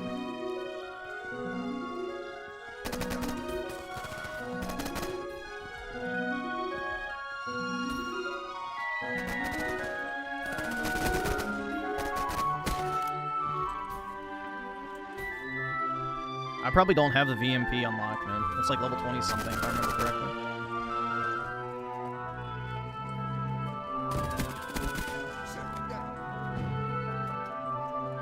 Griffin would smash Melanie Mac with her tattoos if they were the last humans on Earth. There'd be no point, bro. She can't have...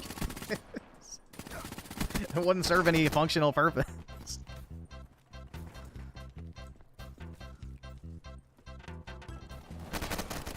She's eggless! She's all... Yeah, exactly, man.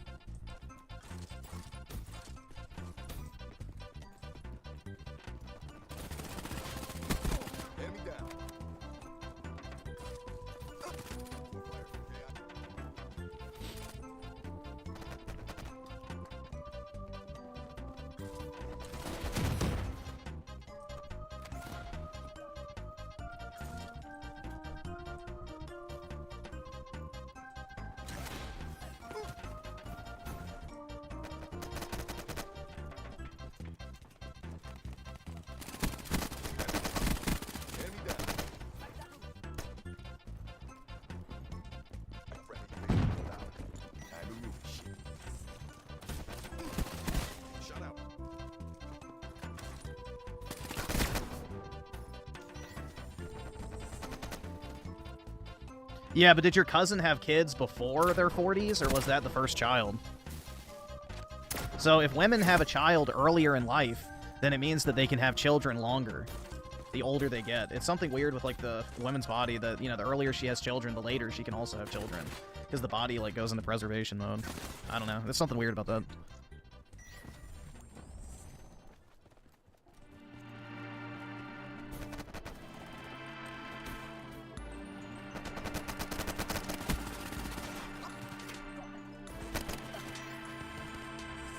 But yeah, the older you are, typically the higher the risk of defects. So the older the woman is, especially, the higher the rate of the child having, like, issues is. So it's still possible, technically, to have kids, like, into the 40s, but it's kind of, like, risky. That they're not going to be very healthy. Because believe it or not, nature did not intend for you to spend 20 years of your adult life finding yourself and chasing a passion.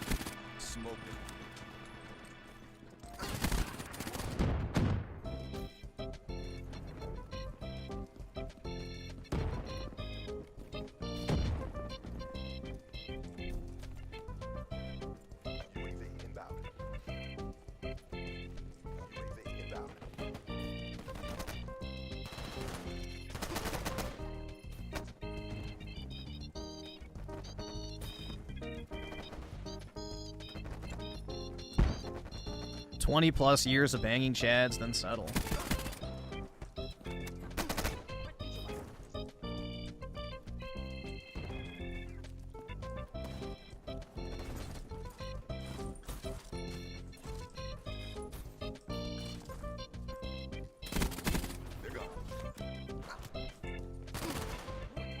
Rip.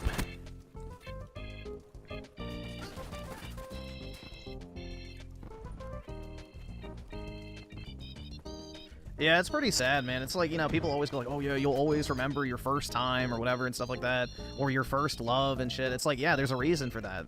It's called pair bonding, and the more people that you're with over time, the less you're able to do it. Like, people are not supposed to just be out here, you know, fucking everything that looks at them. So it's pretty sad, honestly. So the ability to pair bond essentially disappears after, like, 3 partners. Which is why so many people get divorced, too.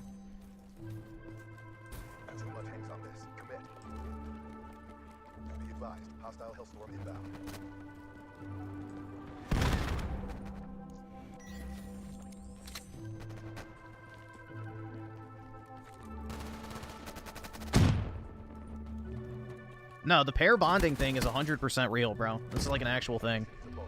The more sexual partners a woman or man has, the less likely they are to stay in a committed relationship.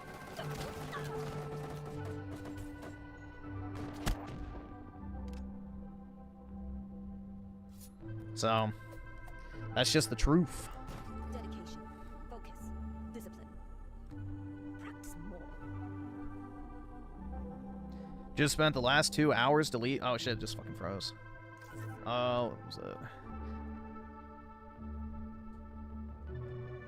Just spent 2 hours deleting my entire goon stash on all devices. Hardest thing I've ever done, but I do what I gotta do as a recent Christian convert. Wish me luck. I'm bettering myself.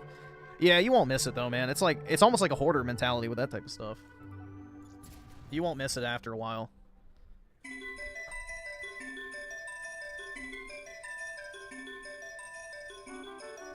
But good luck to you, man.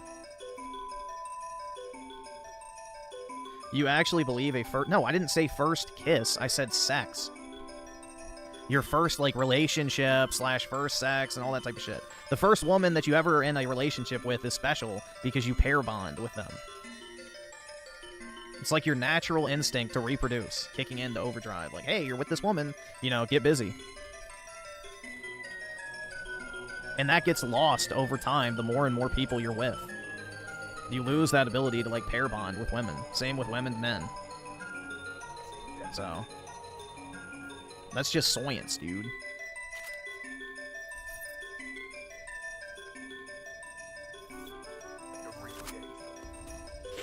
Dude, it's like that fucking shitty-ass video we watched where it's like, woman who knows the world's ways saving herself for marriage. It's like, yeah, that literally is code for took 12-inch dildos up the ass, run through by every guy that looked at her, and now all of a sudden she's saving herself for marriage. It's like, oh, God.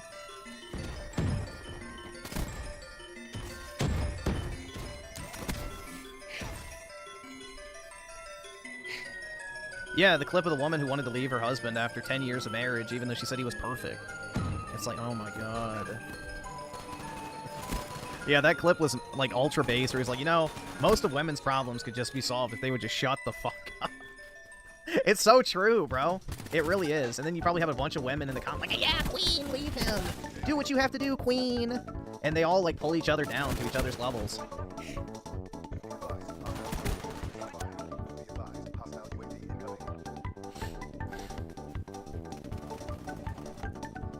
They want all women to be just as miserable as they are. It's pitiful, man. It's quite sad. Just be gay at this point? I could never.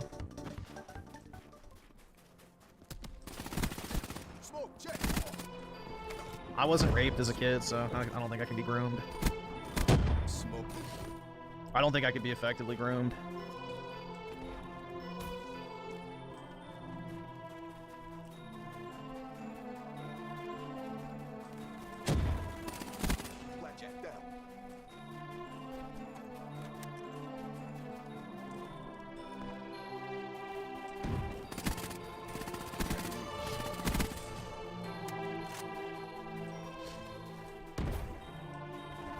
Can't even tell you how many of my female coworkers have blown up their marriages for a night or two with Chad. It's insane. Yeah, it is sad, bro.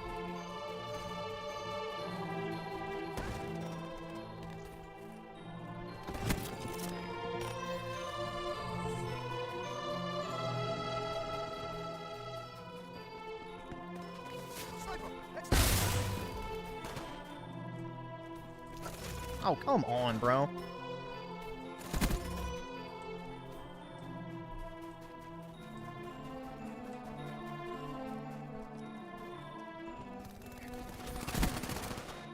Yeah, I don't know. Realistically, man, I wouldn't even know where to begin when it comes to, like, the dating sheet at this point. Being the old man that I am, I'm already, like, stuck in my ways anyways.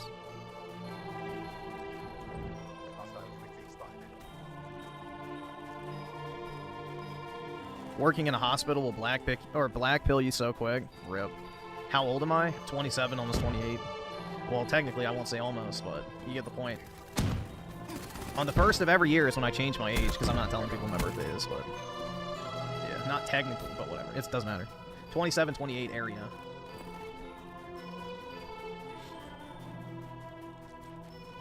You are young as fuck. You only feel old because life is just shit. I don't agree with that entirely. I've always felt older than I actually am.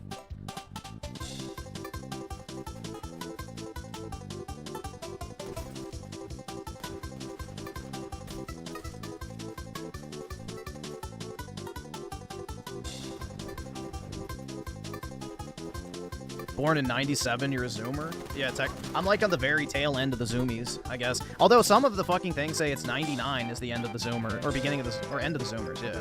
So I don't know entirely. I don't really give a fuck, to be honest. I don't really buy into the whole generational thing. I don't think it's like a defining characteristic. But yeah, I've seen things where it says 99 is the end of the millennials, and then also 97, so take your pick. It doesn't really matter. Zoomers, 1997 to 2012. Yeah, I don't know.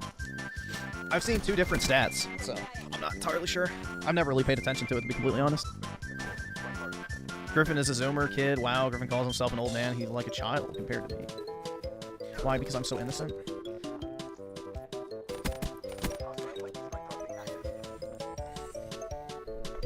Yep, 1/3 of all Zoomers were aborted. Sad, man. Dude. That could have been my soulmate in there. Yeah, I saw some Doom posting that shit on Twitter. It's like, I truly believe my soulmate was part of that 30%. It's like, bruh, nah. It was some weeb.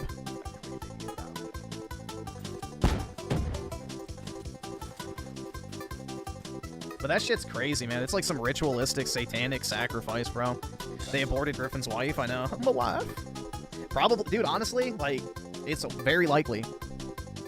If you believe in the concept of souls and, you know, religion and everything, it is entirely possible. So many souls lost for nothing, so that women could be shameless whores. Quite sad.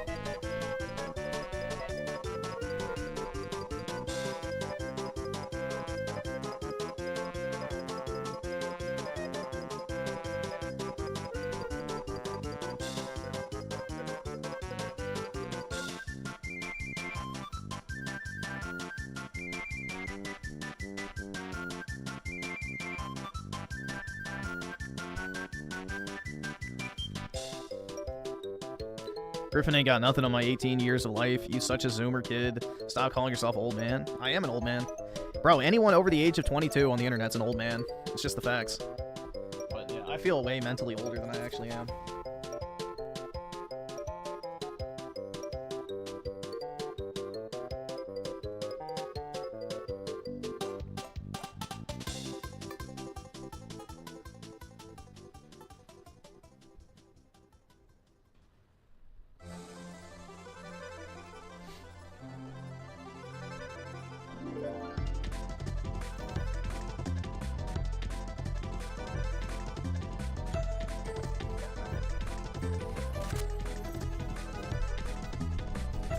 Tell you that you're an old soul? Yeah, I've been told that too.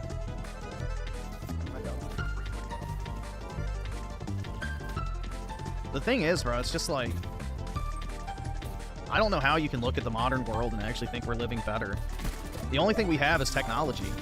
Like, yeah, our standard of living is technically better because of technology, but it's like, bro, society has completely collapsed. You know, crime is rampant. Everyone fucking hates each other. You know, nobody's in relationships anymore. People aren't getting married and having kids. No one can afford a house. Most people are living paycheck to paycheck, working shitty jobs. Like, it's gone to shit, man. The only thing we have is the new fucking iPhone and medical technology. That's like it. It's the only so-called improvement to life we have. But pretty much every single aspect of human existence has gotten worse. Aside from technology.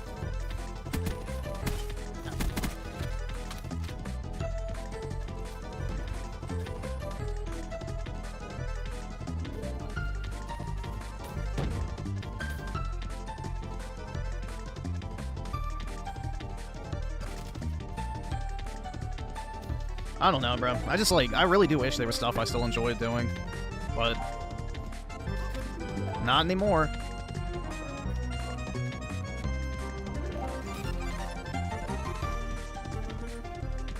Mofunkos, yeah.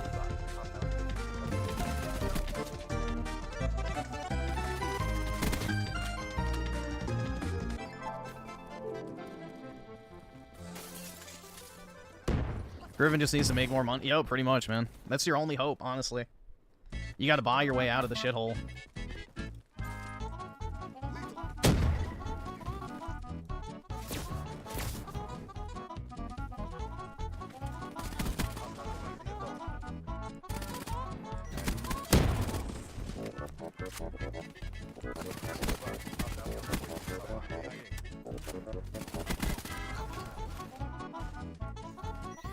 Did I ever have dreams? I wouldn't really say I ever had dreams. Like, I've never, like, I want to grow up to be this. Like, not really. I've never had that. But passions? I used to be passionate about video games and stuff, but not anymore. Most things just bore me. Like, I would say that's pretty much my current state of mind constantly, is just boredom.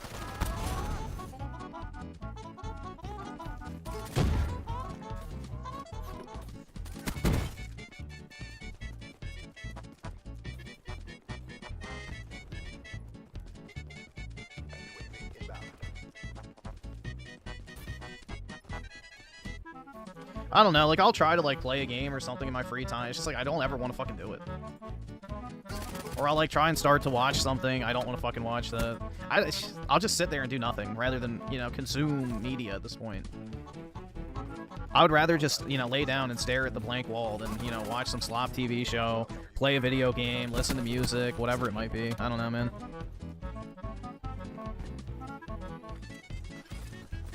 I just genuinely don't have, like, the drive to do anything like that anymore. Like, even when I'm out walking my dog or at the gym, I'll just have my earbuds in to block out the noise, not actually listen to anything. I don't know.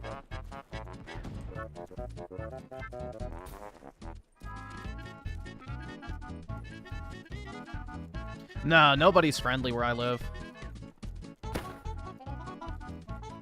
Nobody's friendly where I live. Everybody's like always, dude, this area sucks. Like, if you've ever been to the DC area, you can probably attest, but yeah, everybody's a fucking prick up here. Everybody's just trying to, you know, get on with their fucking day. You know, most people are not local, so they have no attachment to the actual communities or anything here. It's just, you know, what can I extract value-wise from the environment? Yeah, no, most people are not friendly up here. If you, like, try to talk to them, they look like they want you dead. Like, yeah. It's a no-go.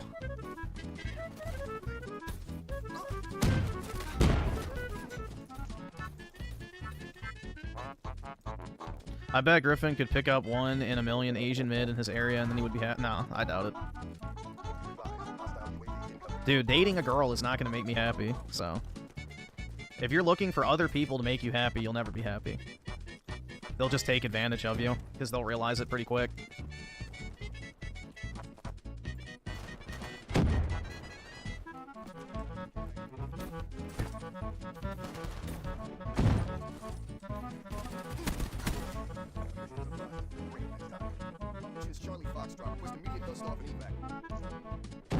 Having a sweet, innocent woman would make my life whole. They don't exist, man. They just pretend to be that way. That's the truth. Blow and escorts got me through a lot. Well, I'm not doing either of those.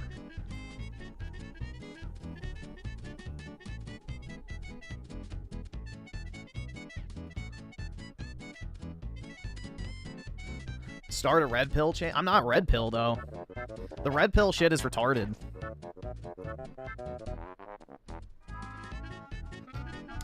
I don't believe in, like, 99% of the red pill shit. Start a Raymond-style black pill. I'm not even black pilled, bro. That's the thing, is I'm still actively trying in life, so I'm not black pilled. I'm not like, yeah, just live as cheap as possible and, you know, have nothing and be happy. That's not me. That ain't for me, bro. I'm green pilled, dude, as in you need money in order to escape the Matrix, essentially. It's, you know, it's just a worthless cope to act like you can work out your way, you know, to a happy life. Griffin hates minimalism? Not necessarily. I don't like having a bunch of shit. So in that aspect, I guess I don't mind minimalism, but I like having certain things, but they have to be purposeful. They can't be, like, just clutter.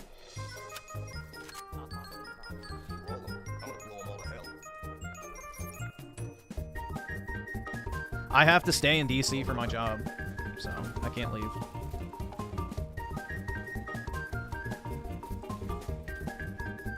Griffin ain't got the last bit of hope crushed out of him. It will be crushed out when he tries to get a GF with all his money and gets rejected. Then he goes bald, grows a beard, turns into Raymond. I don't think so, man. Getting rejected by a woman would not do anything to me. Like, in all honesty, I don't really think it would matter that much. I don't have any, like, delusional expectations, so it's like I wouldn't even expect them to say yes in the first place, so... Yeah, it wouldn't really matter.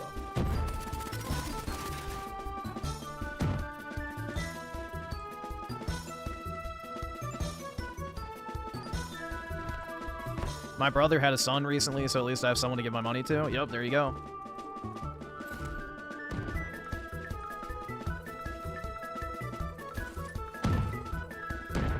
No, I'm never gonna become a fucking 400-pound land monster, bro. Shit ain't gonna happen.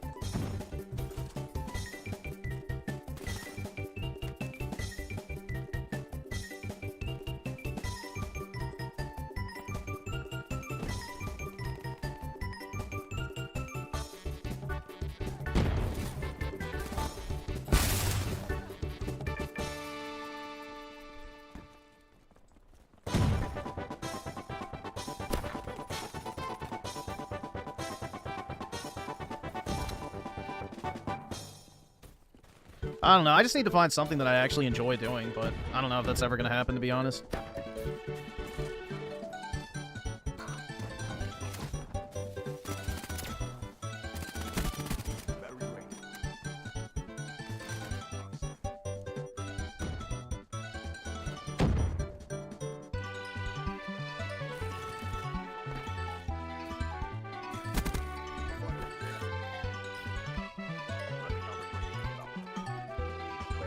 How do I call myself a man? I have a penis, bro.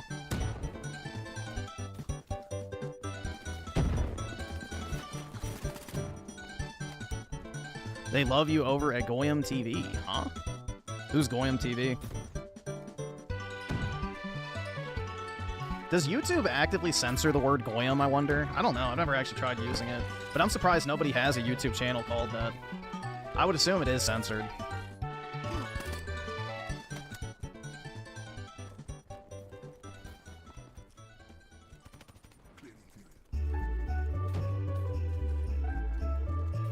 Balls are what makes a man, and I promise you have none of those. Is this like your weird, like, I don't know, like 4D chess play to get me to post a picture of my nuts? Like, what the fuck is this? Whatever.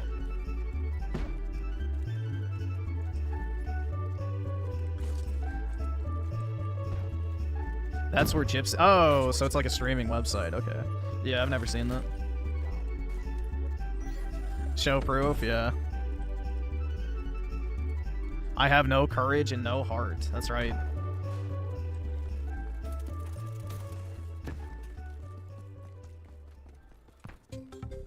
Griffin, you defended Trump being on Epstein list. You have no balls to admit you were wrong about Trump. That's right, dude. Yeah, I don't really care, to be honest. I've already known he's on the Epstein list. He's on the flight records. That's been a known fact since Epstein got arrested. So, it's not even news. Ugh. Goyam or kick? I don't know. I thought about doing the kick thing because you get paid hourly over there, which is pretty cool.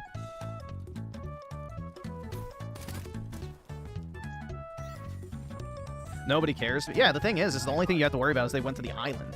The plane wasn't the problem. It was the island is where you went to go bang the kids. So, again, they tried to put Trump in jail over his lawyer putting, like, down $100,000 on his tax return incorrectly. Like, that's what they tried to imprison him over. If they actually had video footage of him fucking kids, they would have already used that shit against him the 3 times he ran for president, so... Especially with how close Epstein was with the Clintons up until the very end, so... Yeah. There's probably absolutely nothing there on Trump. Otherwise, it would have been used against him.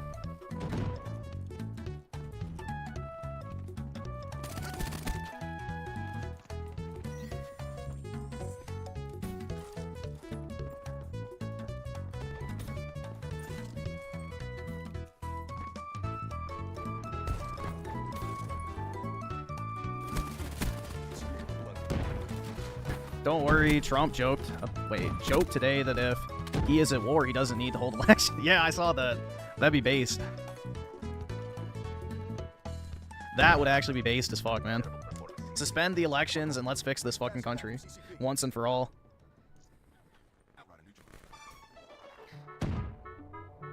Griffin's on the sexually frustrated edgelords list. That's right.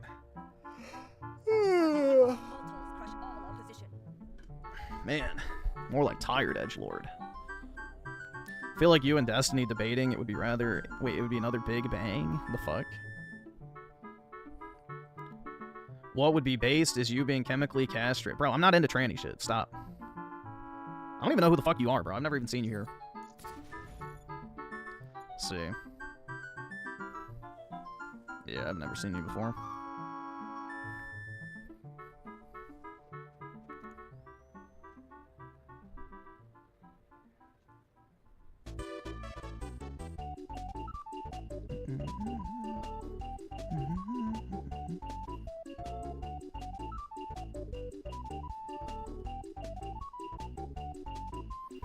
Griffin, if Emperor Trump made a YouTuber the Emperor... Wait, what the fuck?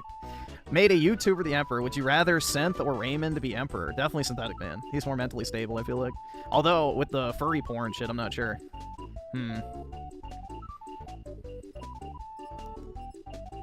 Raymond would use his powers to form a massive harem and then quit. Yeah, exactly. He would just round up all the 18 to 19-year-olds with a perfect peach ass that would let him do whatever they want or whatever he wanted to him.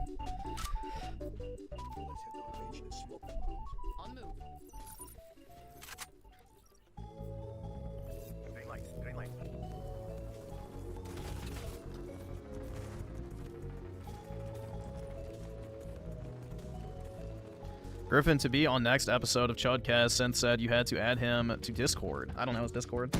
Or email him. I have to figure out if I have my Discord password. I don't even have it installed on this computer, so...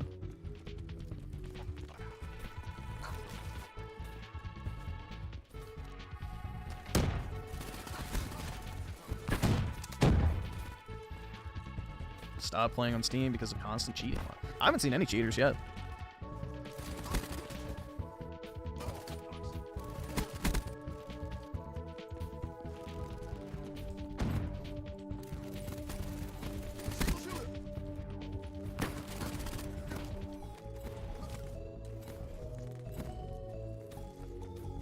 Debate Synth on Chudcast on why he thinks Fuda isn't gay because he likes it, because he thinks it's the best. Well, dude, didn't he say that he likes, what was it, Fuda on male or whatever? Which, that is definitely gay. At that point, that's definitely gay. Ruin wasted.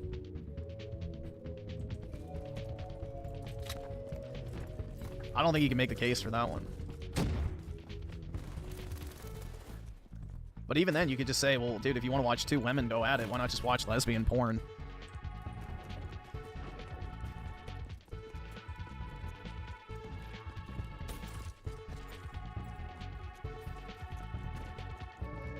Bro, I don't really care what you call me. You can call me a woman if you want. I genuinely don't give a shit.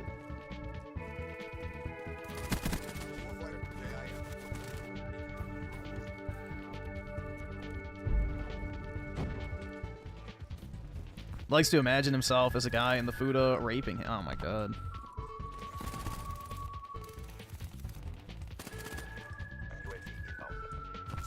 Yeah, I feel like Fuda is just like a layer of cope to like appreciate gay porn. I don't know, I feel it's like the fucking gateway drug to gay porn.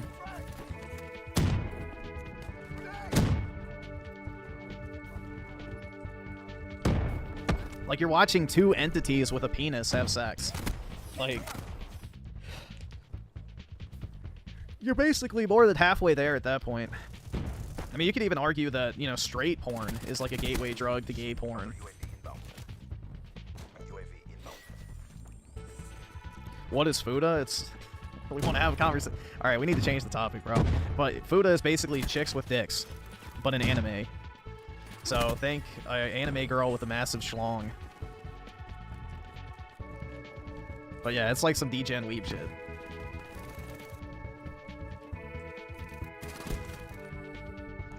Holy hell, yeah, it's nasty, man. It's nasty.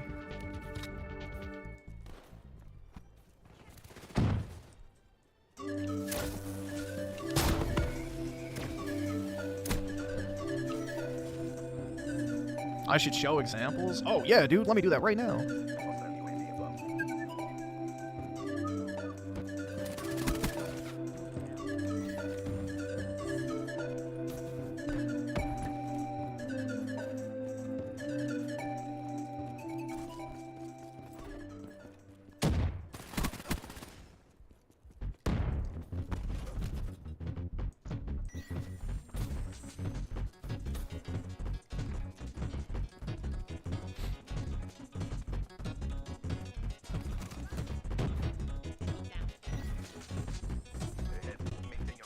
BBW Femboy on Patreon is worse than Fuda. Yeah, I would say so.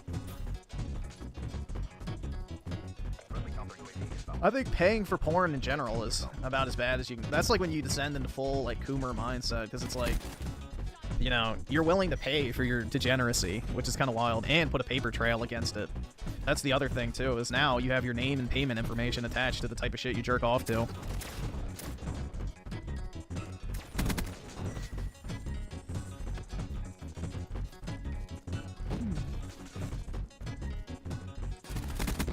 Got him.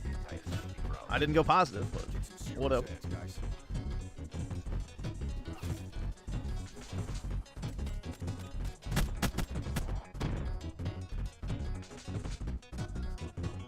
Paid $80 for a monthly subscription to Team Skeet. I'm too. Jeez, bro, that's expensive as fuck. That's more than most gym memberships.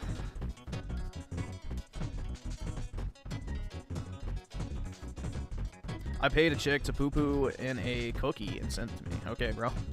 Sure.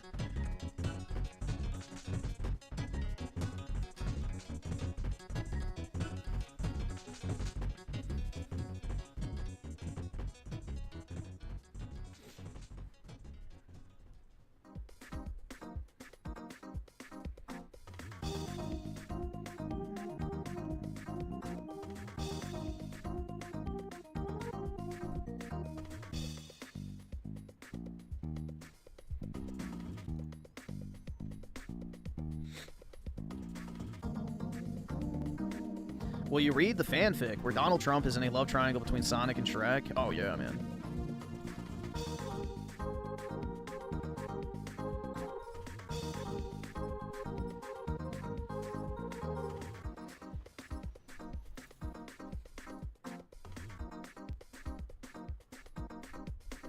Nah, I don't use protein powder.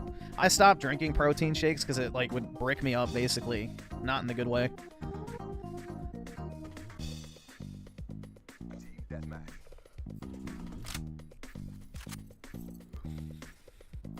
Is Planet of the Apes anti-black? I don't know. Break you out? Like, as in I couldn't shit. My intestines would get bricked up from all the protein powder.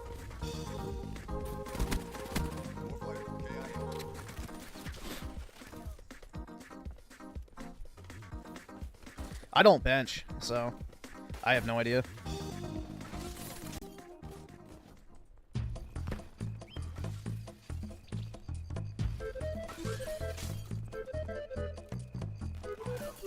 Nope, I don't do anything with free weights, man. I'm very lazy when I go to the gym. I just do the machines. So usually what I just do when I go is the leg press, I'll do the tricep press machine, the pectoral fly machine, and then a chest press machine. That's it. So I don't really like setting shit up.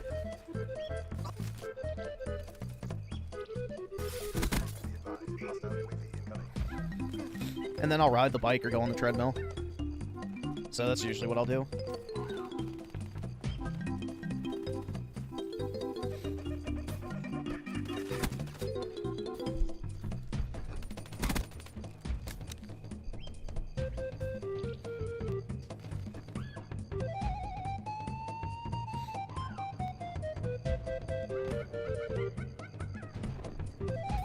Why are you so trash at every game? Because I'm a fake and fraud, dude. I don't know.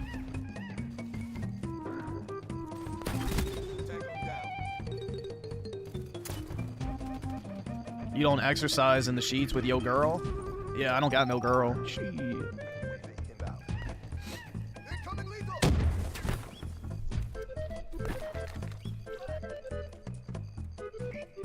I hate how the internet and fitness influencers made everyone a hypertrophy expert. Yeah, I don't really care to be honest. I'm not like trying to get swole, bro. I don't sleep enough to get swole anyway. So, you need adequate sleep in order to build real muscle mass, and that's not going to happen for me. So.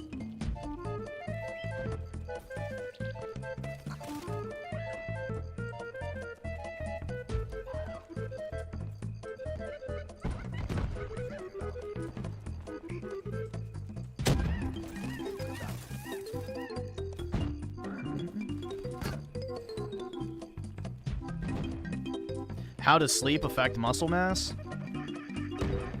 Well, the more you sleep, the better, you know, your muscles recover and therefore grow, so. Being tired all the time doesn't really help you with your gains, dude. You gotta be well rested. Also, it affects your testosterone production as well, too. Which is probably why I'm so low T, bro. But, yeah.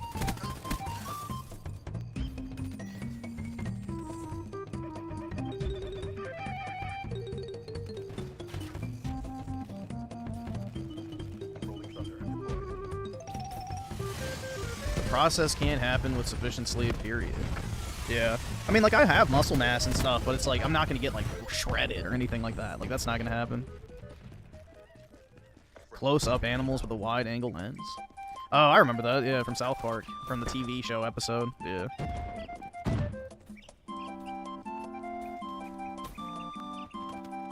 Yeah, when they're doing, like, the TV show at school.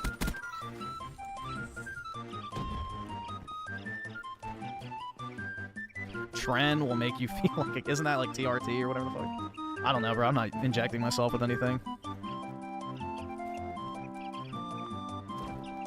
Developing a nicotine addiction is great for shedding extra pounds. Interesting. Yeah, I know it curbs your hunger, but I didn't know it like actually helps you lose weight. That's why a lot of Hollywood people smoke, is so they don't get hungry. But now you can just take Ozempic, which all of them do.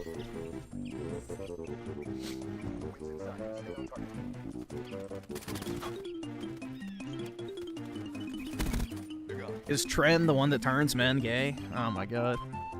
Bruh. I thought that was the fluoride.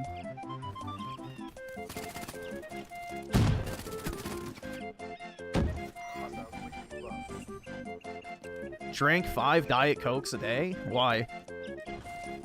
I thought Diet Coke was bad for you.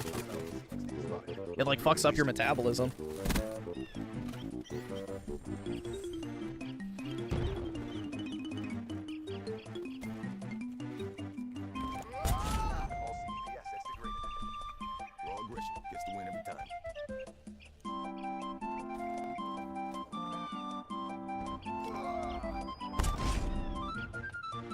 It increases your testosterone? I've never heard that before.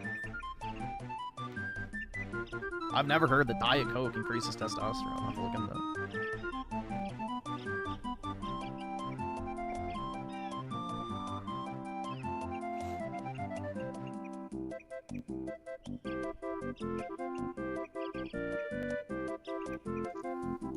Sounds like Cap. Yeah, I've always heard it fucks up your metabolism, so you shouldn't drink Diet Coke if you're trying to lose weight because it makes it so your body doesn't properly digest your food and it stores it. But I don't know. Only normal Coke does? Okay.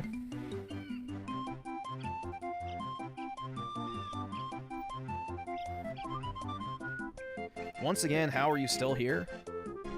I don't know what this supposed to mean. You slapped your stamp of okay on the worst of the worst. Why are you... I don't know what that means. Whatever. Apparently, they already are going through with cane sugar Coke. Yeah, I think it's smart. The cane sugar Coke tastes better. So, schizo ranting now? Yeah, I don't fucking know, man.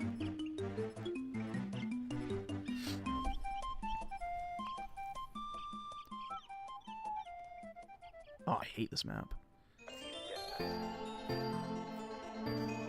Let's use the Cuda, dude. All sodas are slop. Yep, you shouldn't. I mean, honestly, the less processed anything you drink or eat, the better. Go on a carnivore diet.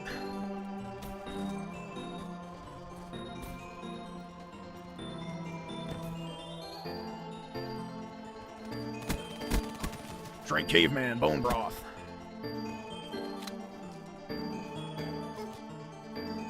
I'm talking about you being okay with the Epstein team? The fuck? When did I say I'm okay with the Epstein team? Yeah, Jeffrey Epstein, my boy. Benjamin is so clearly JC Dent. I don't think so. The usernames didn't look similar. That's what I checked for. Griffin loves his Steens. Oh yeah, man. The more the merrier. Remember last stream where you said you were on Team Epstein? Who could forget? That's right, bro. I'm putting together a team. It's me, Jeffrey Epstein, Jeffrey Dahmer, and Harvey Weinstein.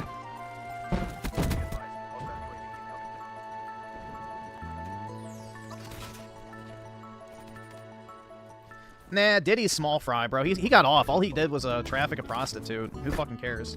He hired a hooker. That's lame. We need some real fucking heavyweights. Hiring a hooker ain't shit, bro. That shit's crazy to me that hiring a hooker is illegal, but these whores can sell themselves on OnlyFans all day, every day. That is some Jewish subversion.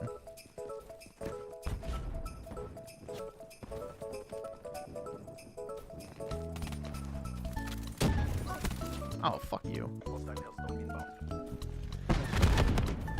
Yeah, well, strippers pay taxes too, bro, so you could easily tax that as well.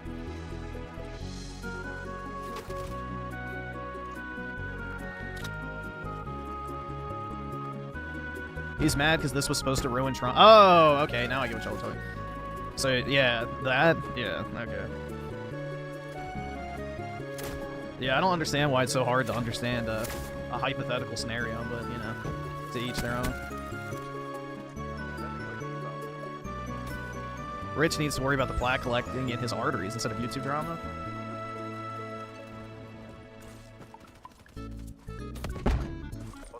Did you say that you'd be fine with anything Trump have done? Under the hypothetical... So, basically, let's go ahead and explain it for... Alright, here we go. So, someone asked, like, basically... I forgot what it was. We were talking about basically if Trump was actually as based as the leftists claimed he was, then that would be like a perfect world. And then somebody in the chat said, even if they were right about the Epstein shit, and I said, you know, I think that'd be a fair trade. So it was like some hypothetical thing where he's like becoming, you know, the giga-based dictator, imprisoning all immigrants, you know, overthrowing the Federal Reserve and all this crazy shit. So it was like some outlandish, like, hypothetical scenario. So yeah, whatever. So yeah, in that hypothetical scenario, if Trump was actually doing all that shit, I would not really care if he was on the Epstein list. I don't think it'd be that big of a deal in the grand scheme of things.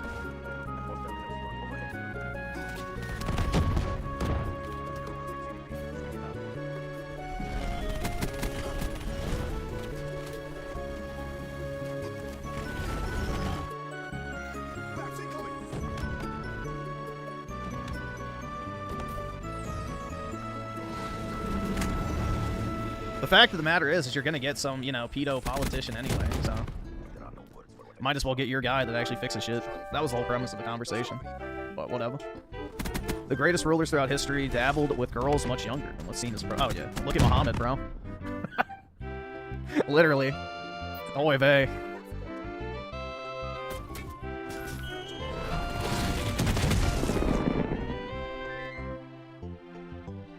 Wait, so you're okay with PDF if it means saving our current society? Yes, I think if the person who saves the world is a bad person, I would still rather the world be saved. Call me crazy. I don't really care about the morality of the person who saves the world. I more so care about the outcome.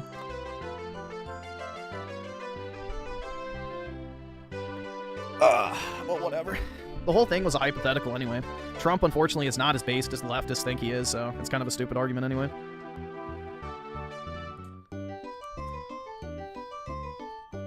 Trump's not the guy to jump the, or I guess cross the Rubicon would be a better term to use.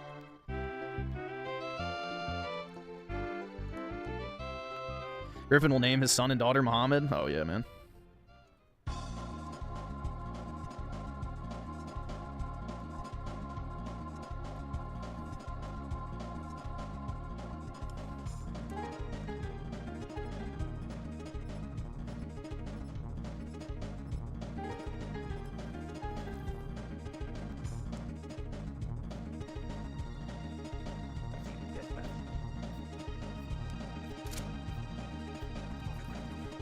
People used to get married when they were like, well, yeah. The thing is, though, is most people did not get married when they were 14. Like, the average age of marriage back in the day, I think it was like 20-something, pretty much throughout human history. Really, the only time you'd get married that early is like if you were part of the upper class. Historically speaking, or, well, yeah, if you had a farm, you were part of the upper class, never mind.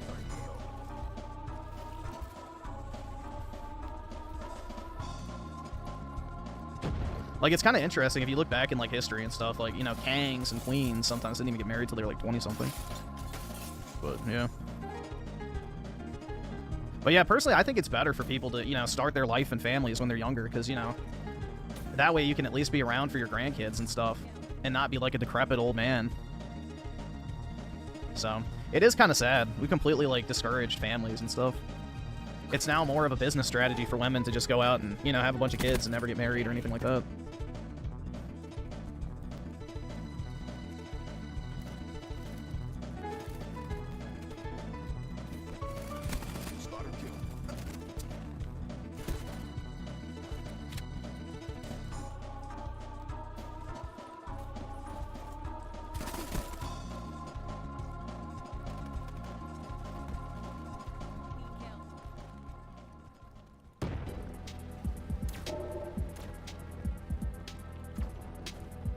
It's actually not 18 by law. Depends on your state.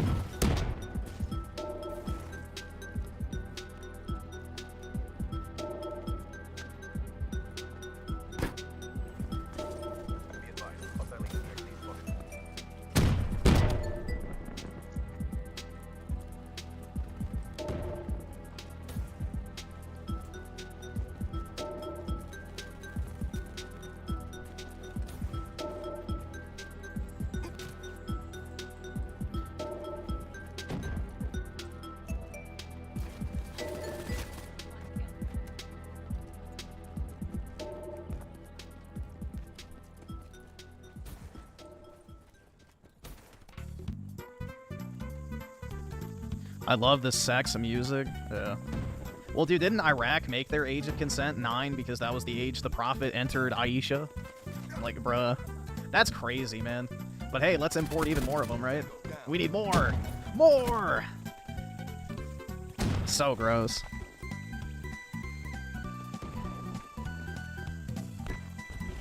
Like, I can't even imagine, like, the mindset you would have to be in that to, like, do that fucking shit. Like, ew. That's just nasty, bro. Like, honestly. I wouldn't even want to interact with probably a 20-year-old at this point, much less that. Like, what the fuck? Jeez. Like, you have to have, like, a twisted mind to be into that shit.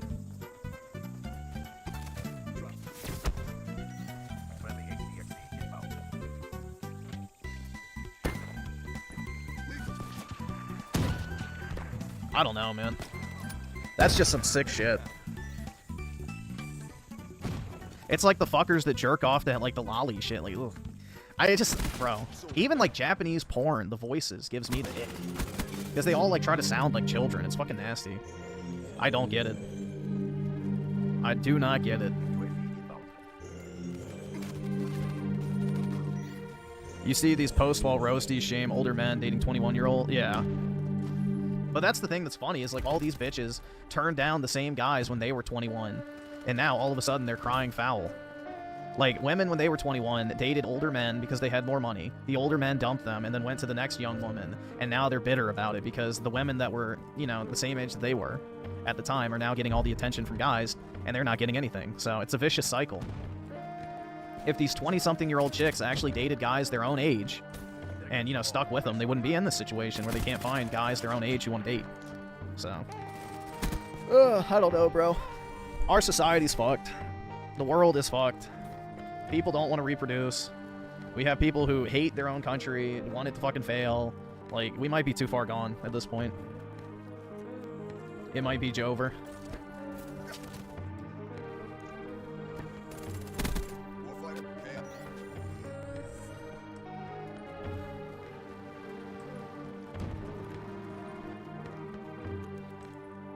Pushing for the age of consent to be 21? Oh yeah, usually that's... I mean, that's the thing, bro. Is like pretty much everything, you know, sex-related has been pushed by women. So, I don't know. That wouldn't surprise me.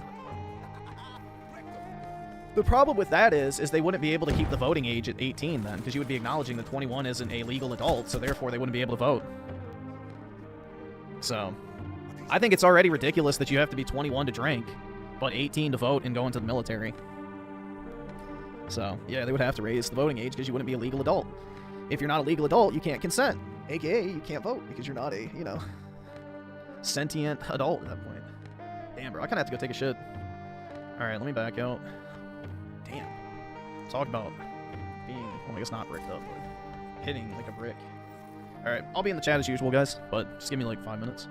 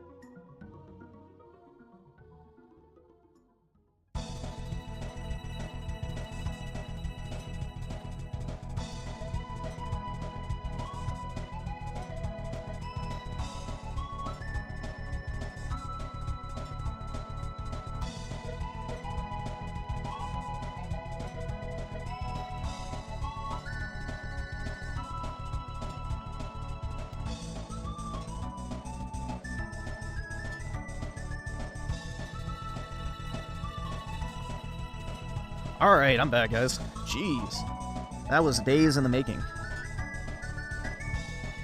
So, I feel like I lost a few pounds.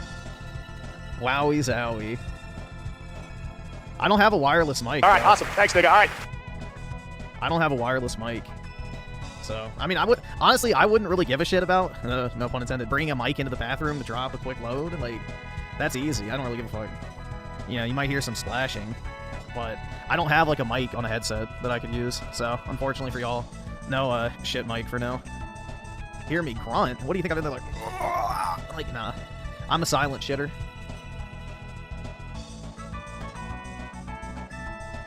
Griffin, you lost a few pounds saying what you said, and you refused to take it back. I don't know what that's supposed to mean. Whatever. Record it on your phone, and then play it back into the mic on your... Oh my god. Dude, I'm not making a recording of it on my phone. No. Nah, that was like... It wasn't a bowl painting, it was a log laying. I was building Abe Lincoln's log cabin. Have to flag my channel if you hear the splashback. Oh my god. Let's see. 2023 Perfect Dark of the 5. It's not a coincidence that as soon as crosshairs on Trump and Epstein shifted to Clinton and Epstein, the media immediately stopped talking about him. Well, that and the interest in it dropped off like a cliff, but yeah. I mean, bro, the reality of the fact is they actually had some shit on Epstein, and Biden's administration was in for 4 years, and they tried to take him down for misclassifying payments, which he didn't even do. His fucking tax attorney did. You know, like, that's what they went after for. If the Biden administration actually had real evidence that Trump was, like, having sex with kids on Epstein's plane, then they would have fucking easily pulled that shit out and been like, yeah, you're not running for president. So, yeah, there's no way. If they actually had shit on Trump, it would have already been out. It would have been out in 2015. Because the Clintons were still so in bed with the Epsteins at that point, so... Like, Bill Clinton was friends with Epstein up until his conviction. So Trump cut him off back in 2008. Bill Clinton was friends with him for well over a decade after. So, if there was actually something there, it would have been used against him in 2016, 2020, and 2024. So, the fact of the matter is, there's probably nothing. He was probably just a business associate, which, you know, is common when you're working in the world of New York finance. You know, all those people rub shoulders. So, it is what it is, man. But yeah, I highly doubt there's any actual damning information in there on Trump. It would have already fucking been released. And the thing is that my mentality is why would the government put it all down into, like, an easy, accessible document? Wouldn't that make it, like, too easy? I don't know. Again, we know Trump did it, right, Reddit? Exactly, man.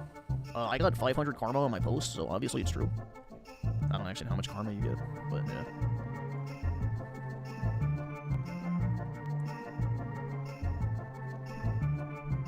I just find it funny that people like Tipster pretend to care about it all of a sudden.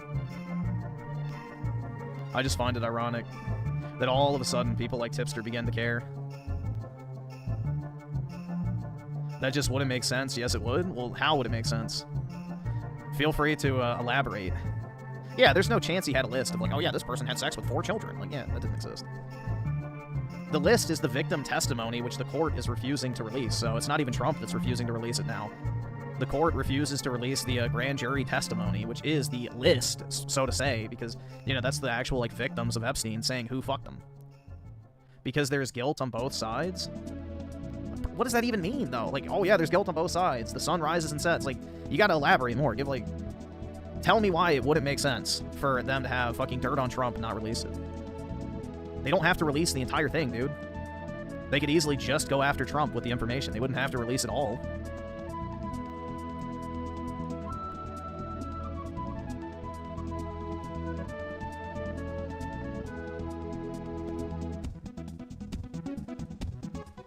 Yeah, but you don't have to release the list in order to go after someone legally. Because they literally did that shit. The, Alan Dershowitz guy, however you say his name, Alan Dershowitz, he sued in court because people are accusing him of being on the Epstein list, and it was actually proven in court that he was not on the Epstein list. And in that, like, specific instance, they allowed it to be used in that legal context, but they didn't release the list as a result. You could easily just use the list in a one-off court case. So if I have damning evidence on 5 people, I could still just go after one of them. Doesn't mean you have to target everybody. If you're in control of the prosecutor, then you get to decide who goes to court and who doesn't. So, you're operating under the assumption that there would be equal justice under the law, which there's not. Like, if we've seen anything to be true over the past, like, 2 decades, it's the Democrats can get away with literal fucking murder. And if you put in, what? Or no, if your accountant puts in an incorrect statement on your balance sheet, then you can be charged with 34 felonies. So... just straight making it up at this point? Whatever happened to Seth Rich, buddy? Mind explaining that one? How about Obama's personal chef that drowned in half a foot of water?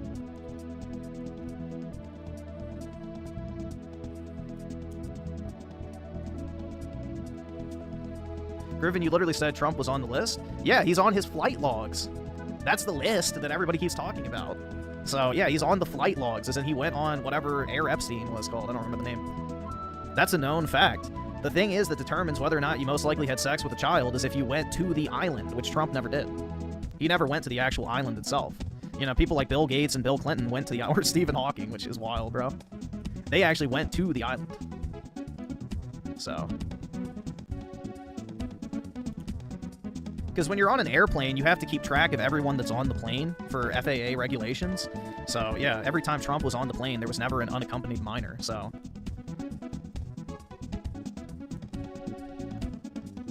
The island has wheelchair. Dude, what if he was faking it the whole time, and when he got to the island, he just stood up?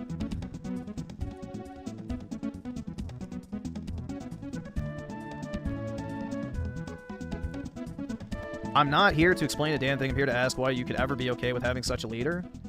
Oh my god. So you're just 100% made up your mind that Trump is a child molester, and... okay. Got it. If that is your, I guess... belief structure, I wouldn't even say view. If that's your belief structure, because it's not based in fact. You know, whatever. There's no helping you. You can't argue with someone like that.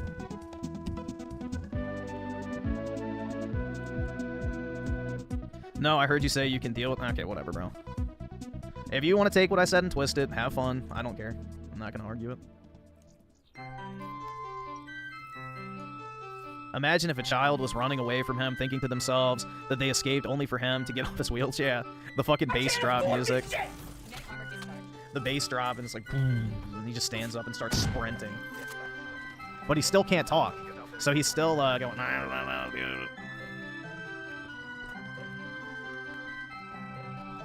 He can deal with Trump being on the flight logs, which doesn't mean it. Yeah, exactly.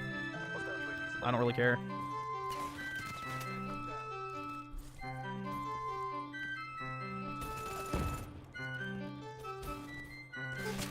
I guess we should go after the pilots too, guys, because they were also on the plane.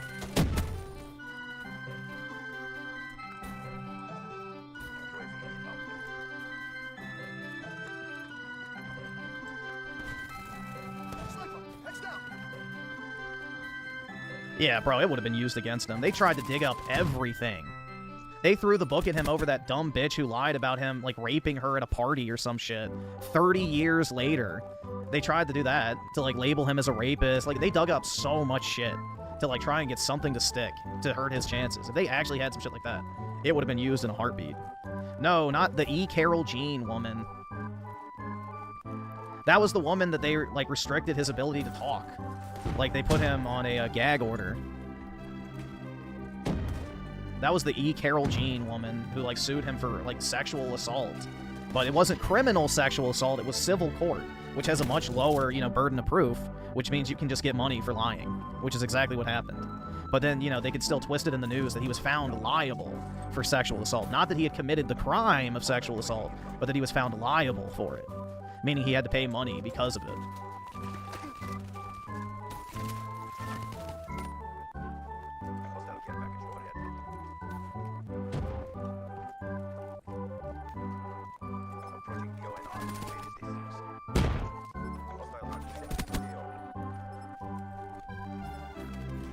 Why don't you just interview Epstein? Alright, I'll get right on that, man.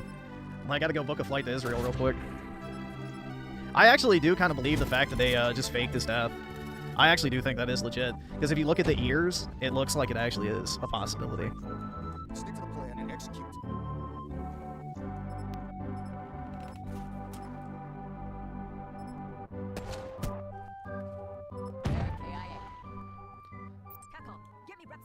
The real question is, what do they have on him, right? Probably the threat to kill his family. That's always a threat, man. Look at what happened with the Kennedys. They wiped out that entire family, bro.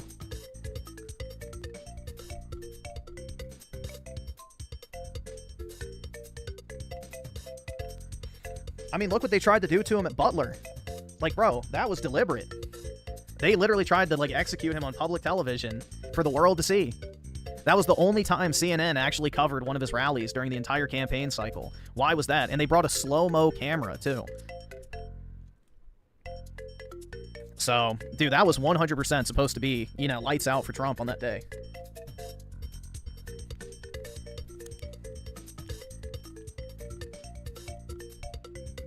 That shit was crazy, bro. Like, that's the moment I was radicalized, I would say, to just not give a fuck about, you know, hiding the politics shit. It's like, dude, they literally tried to execute a president on stage for the world to see in order to keep in a literal fucking meat puppet. So, yeah. At that point, you kind of have to pick a side, you know? That's when I was just like, yeah, fuck it, I don't care anymore. I'll piss off whoever it takes. Like, this shit is wild. So, yeah, that was my radicalization moment to not, like, you know, kind of pussyfoot around the politics stuff on this channel. I mean, I've always been a Trump supporter since, like, 2015, so. But, yeah, that was definitely the moment where I was like, yeah. The gloves are off at this point. Like, when you saw millions and millions of people wishing that he had been shot and all this other stuff, it's like, yeah, no. That's when I knew, like, you know, we're too far gone at this point. We're basically too far gone. Like, half the country generally, like, genuinely wants to kill the other half. So at this point, it's like, you're not, like, trying to win over anyone. They genuinely want you dead.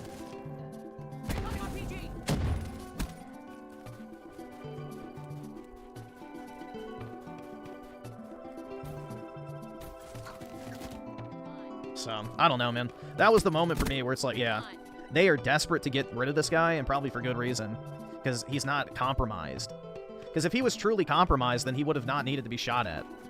But I think Trump is, like, literally on, as close to a kamikaze run as you can go, where just in his last 4 years, he's going to do as much as humanly possible to, you know, right the ship.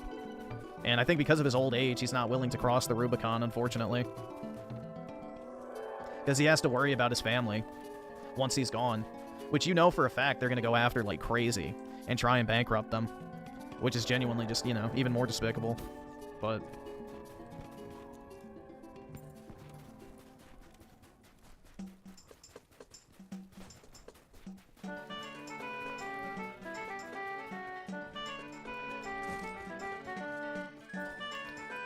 yeah, the thing is that's funny, too, about lefties with Trump is, like, literally these fuckers sat here and defended the corpse of Joe Biden, a man who, according to in-court testimony signed under oath by his own daughter, says that he used to rape her in the shower. But meanwhile, none of these lib shits had a singular moral panic about that. That's how you know it's not genuine. Like, his daughter testified in court that her diary was legitimate, that had a passage in there saying that she would avoid taking showers until late at night because she was afraid her dad would come in and grape her, we'll just say. Well, let's avoid using the other word as much as possible, yeah. So, that's how you know a lot of the shit's not even genuine.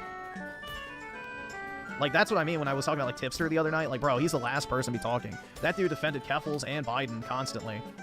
Two known child predators. Like, literally with evidence. There's not a bit of, like, actual credible evidence on Trump. So, not a ounce.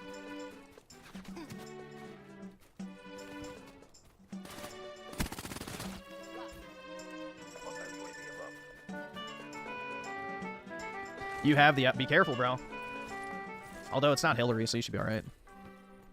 Just don't have evidence that could lead to the arrest of Hillary Clinton. Infantry neutralized. Other than the letters and... Bro, what are you talking about? Trump writing happy birthday to somebody is not a fucking proof. Alright, awesome. Thanks, dude. Alright.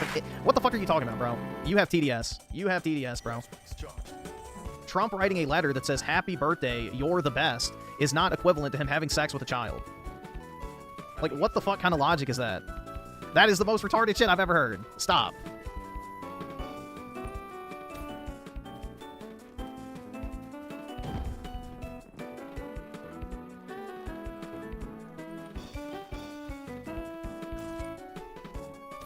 You're not a rational person if you actually think that is an equivalency.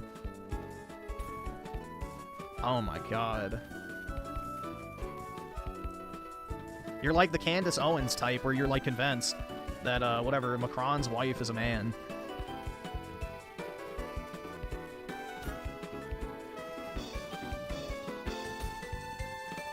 That actually proves he's a pedo. Yeah, exactly, PK. Definitive proof. Insurmountable evidence. He said, "You're the best. Happy birthday."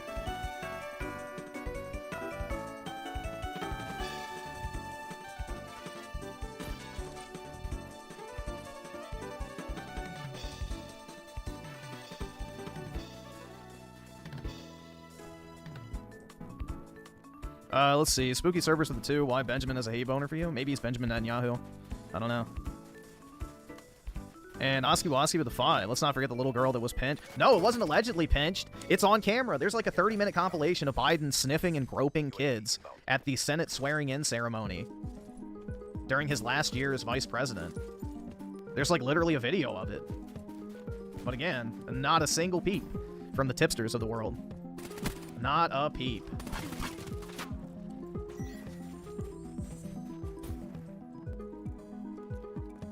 You can look it up. It's called Creepy Uncle Joe. I'm pretty sure is the video title if it hasn't been pulled down.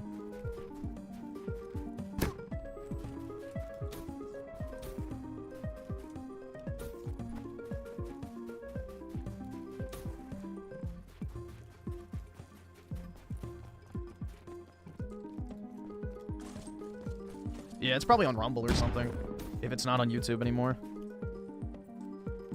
We got a few riding with Biden in the chat. Yeah. God bless their hearts, man.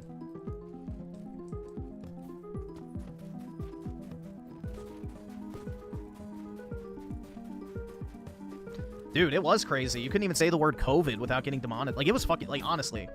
Like, 2020 should have been a wake-up call to people about how bad things can actually get. Like, we were completely just... I mean, our lives were essentially turned into a prison. We basically were put on house arrest and treated worse than a lot of felons are. Like, it's crazy. You couldn't even speak. Like, online about shit. Like, they removed words from our vocabulary, and I mean, TikTok's doing that actively. But, like, it's scary how much control, like, you know, the government and big companies truly have on people. Yeah, disabling dislikes to fight misinformation. Yup. Because nobody was buying the COVID bullshit. Yeah, unfortunately, my state is basically a pseudo-blue state, so we shut down almost completely.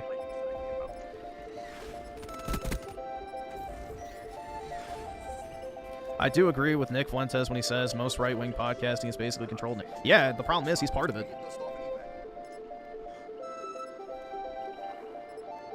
I guess it takes one to know one, bro. Maybe they all have the same handler.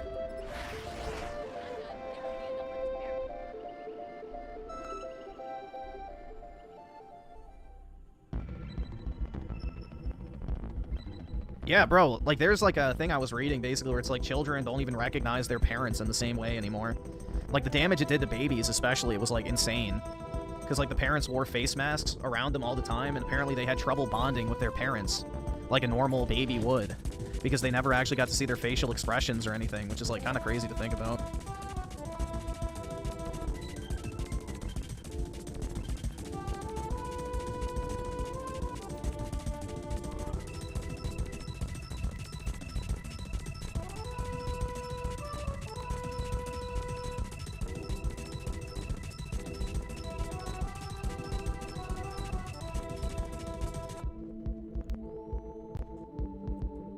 Fuentes is someone who sounds smart. Yeah, that's the thing, is most of his fans aren't even American.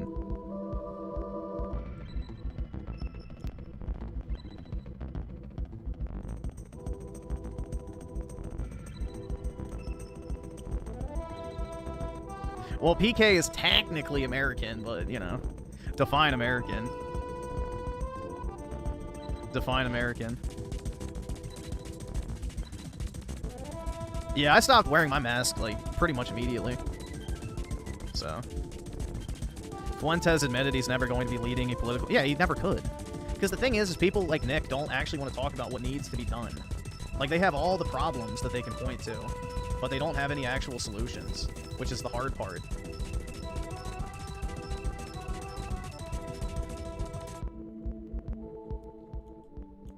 Like, that's the thing is, you know...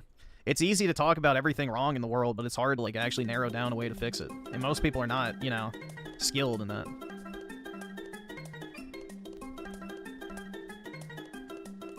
Next gen post-COVID coming up here says they are very introverted. What a coincidence. I know. When you lock kids inside and force them to talk to people primarily through a screen, they don't really develop socially. Just as the globo homos want, bro. So that way they'll sit in their pods, eat their bug burgers, watch their porn, and clock into their wagey job. So, geez Louise, it's almost like it went exactly to plan.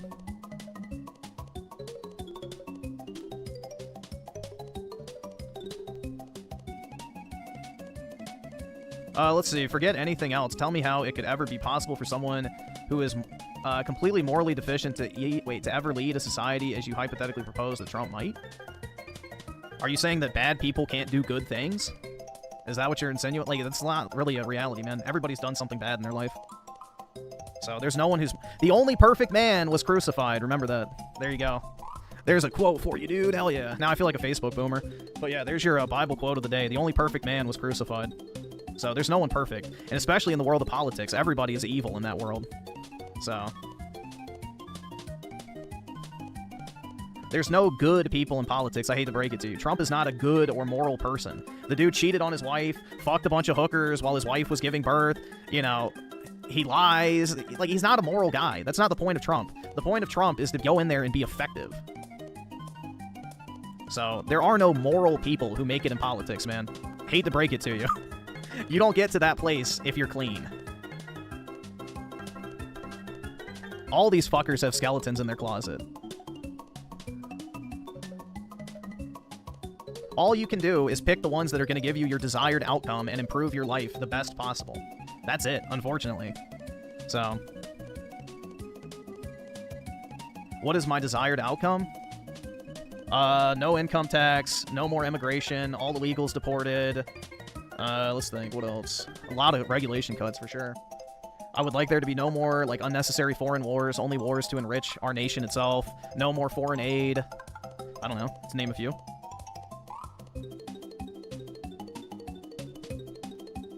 State-mandated GF. Oh, yeah, dude. The fucking Fed. I forgot about that. Facts. Get rid of the Federal Reserve. Absolutely. Shit. I guess that kind of goes hand-in-hand with income tax, though, because they're the ones that mandate that. So, yeah, definitely get rid of the Federal Reserve. Absolutely. That is the most necessary thing. Until we get rid of the Fed, we're not fixing anything else. Yeah, all entitlements gone.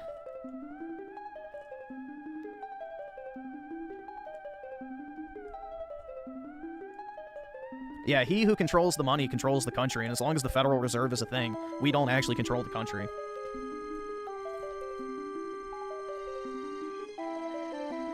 Define entitlements: welfare, Medicaid, Medicare, food stamps. Take your pick.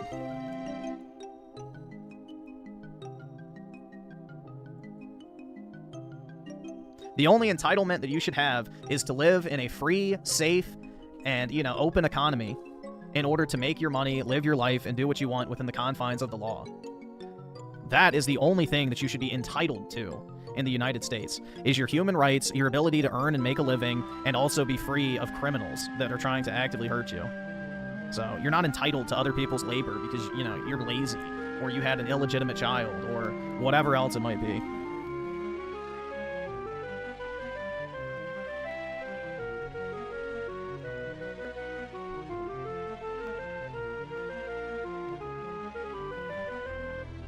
What resolution? I'm on 4K. Okay, Griffin, since you like hypothetical... Oh, this should be good. Let's say you get everything you want in life because of Trump, but now it's mandatory for everyone to diddle kids. Would you still agree? No. That's a retarded-ass question, bro. And it's contradictory as fuck. Why would I want kids to be diddled? That's retarded. I'm sorry, I don't subscribe to your worldview, bro.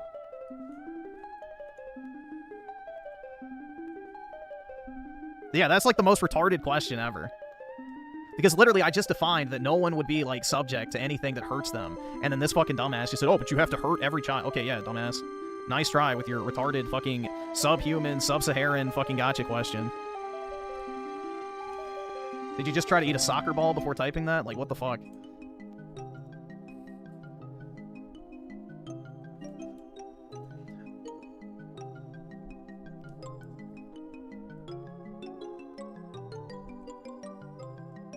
Why was Trump friends with Epstein? Because they both were billionaires in New York.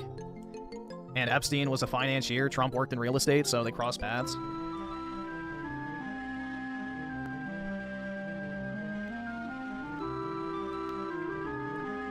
He's probably trying to trap me. Yeah, because he's a dumbass. Yeah, you made a similar retarded hypothetical take, and that was okay. Not what I said, but go ahead, buddy. Tell me what I said. Dumb fuck.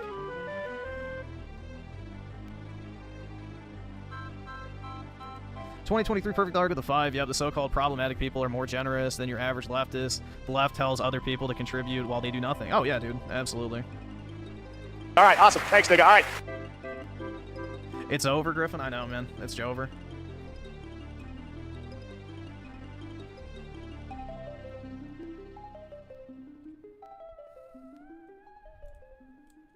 Did you see what JD Vance looked like? Yeah, I've seen what JD Vance looks like as a kid. This was you, probably as well. A chud-looking groiper? I've never been a groiper. I'm pretty sure JD Vance is not a groiper either. So you have your theater homo. Yeah, see, there's one problem with this picture, guys, and why it could never be me. I never talk to women. Gaming. So, there you go. Not me, for real, for real.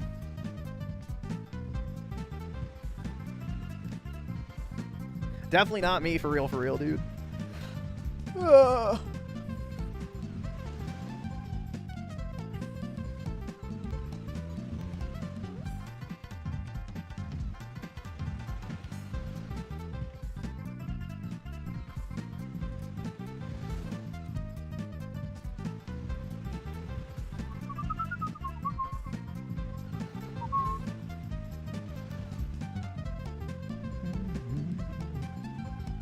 Let me see. I think I sent myself something.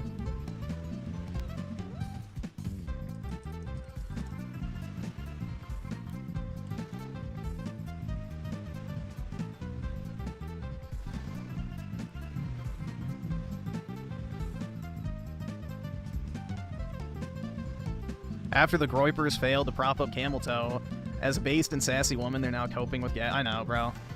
It's just pitiful. The controlled op is not subtle enough at this point. Alright, let me see. Oh, yeah, dude. This is presented with no comment. Female gorilla trying to seduce her mate. No comment.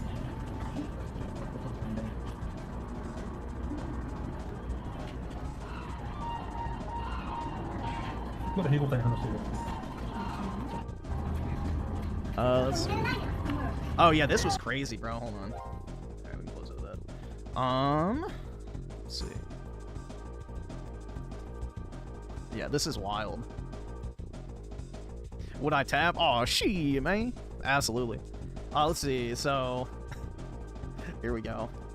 On 14th and R this morning in DC, officers with vests that said only police detained a man. That said only police detained a man who seemed to have been riding a moped, taking him down as passerby screamed. Officers refused to say what agency they're with. Their unmarked cars had Maryland plates. Stop! Yo, hey, yo, stop! Stop! Get out of the city! Stop! Out of our city! Get out of our city! Choke out! Look, a mostly peaceful immigrant, man. They're not sending their best. Turn it!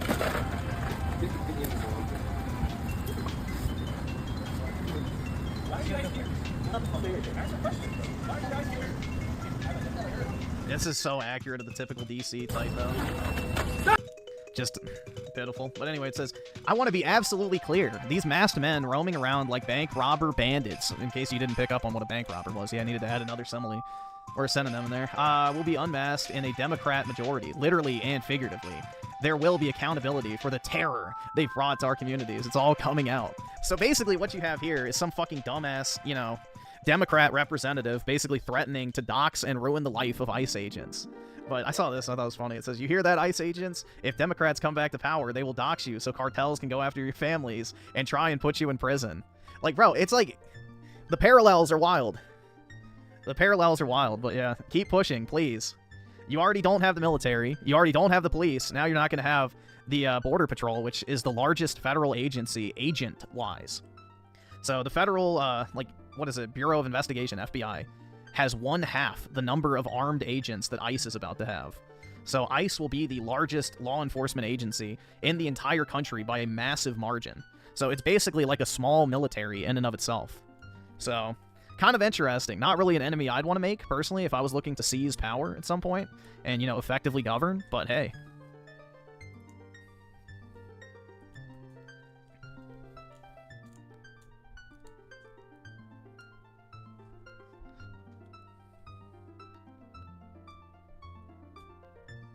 The FBI is almost as hilarious as the ATF. We need to get rid of the ATF.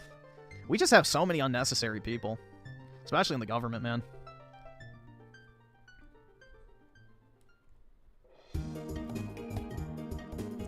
They have a lot of ICE agents in my neighborhood. It's pretty much Guatemala here. Why are they not taking anybody yet? Just roam around, maybe take... Well, if you know any particular, just, you know, report them.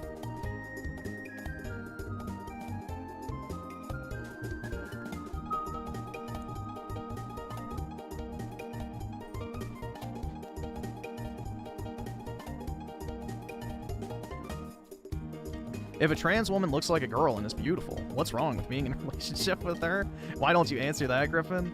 Because it'd be fucking gay, bro. It'd be fucking gay, dog. And that is quite literally the worst thing you can do in this life.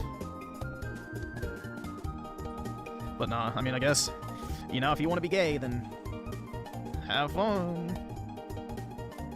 Yeah, exactly. They never actually look like women.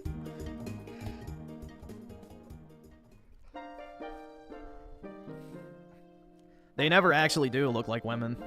They try, but it doesn't usually succeed. Oh shit, I forgot the name of that game. It was like something to Avatar. What was the Indian Souls game y'all were talking about earlier? I forgot the name.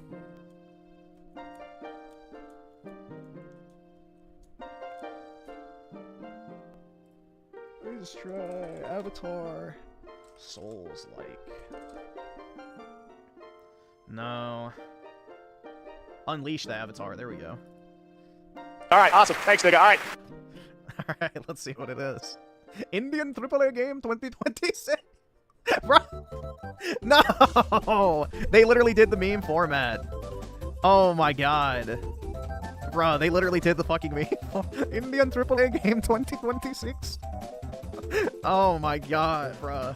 That's actually weak as fuck. Okay, let me mute the music real quick. Oh my god. That's fucking weak.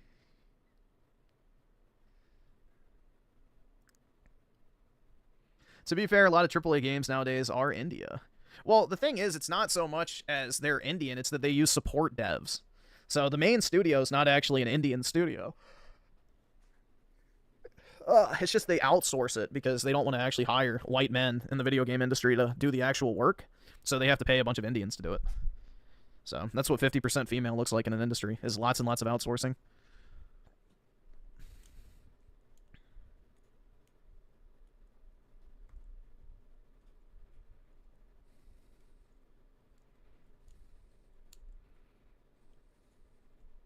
Finally, India can show true potential of its country and identity. Yeah, here we go. It'll be like their Black Myth Wu-Kangs.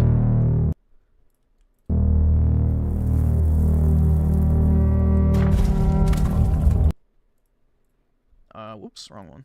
Yeah, it's definitely 1080p. I guess this is quality over there.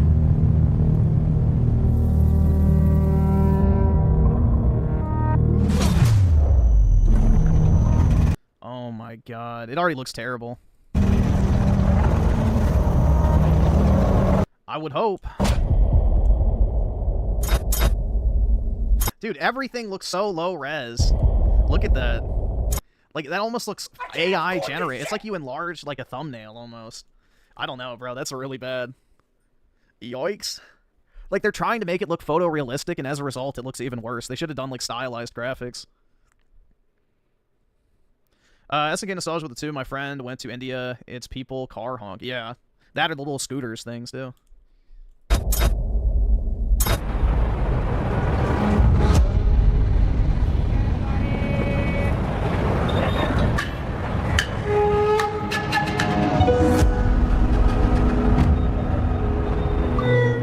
Fluffle Nugget with the 2, unleash the Avatar. Exactly, man.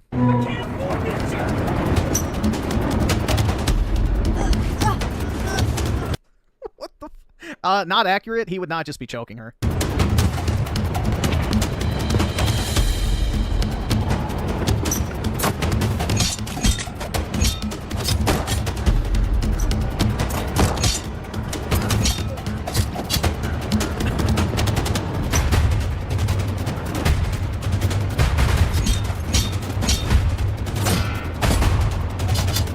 Damn, my super chat lost to the ether? Did it get lost? Here, let me refresh. Oh, wait, no, I haven't looked at him yet. I just was reading right out of the chat. Let's see. So, SNK Nostalgia with the 2. What up? Shit. What's up, man? Hope you're having a good night. Or I guess morning. And also SNK Nostalgia with the 2. To be fair, the ATF is going after criminals now. Yeah, the problem is, though, is that it's really dependent on who's in charge. So, yeah, well, you have, like, the Trump administration. You don't have to worry about it. But the second Democrats take back, you know, power, hopefully never, that can be easily reversed. Dude, this is a crazy still image. I just realized that he's got his fucking bindi. His third eye, I think is what that's called. Oh my god. I bet there's going to be someone saying this game's better than 7 Rebirth in the Stream Archives channel. Oh yeah, definitely, man. Definitely. Sorry, they can't handle peak, bro. They can't handle peak.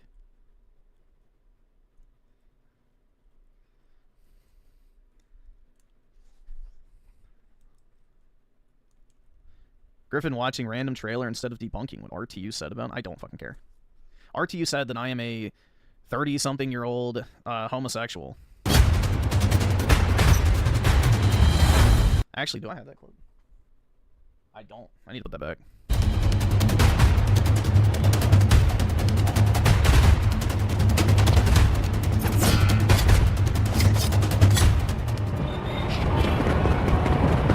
How much hate did I get on my Mafia review? A pretty decent amount, I would say. Let me see what the like to dislike ratio is at. 78.1%. So, not terrible. But yeah, there's a lot of people in the comments like, oh, you don't even know what Mafia is, dude. Why did you expect the game to have better gameplay than the first 2 games, dude? It's like, oh, I don't know, maybe because it's releasing over a decade after the previous entry? I don't know.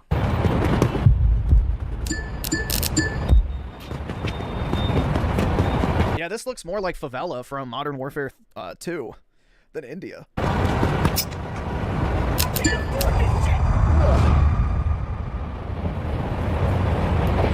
Same guy who said all weebs are pedos. I never said that, but there's a lot of pedo weebs. And have multiple streams watching pedo hunters. Okay. Yes, this is, and I quote, Indian AAA game 2026. Like, bro, you cannot come up with a better fucking meme title. Like, they unironically did the thing.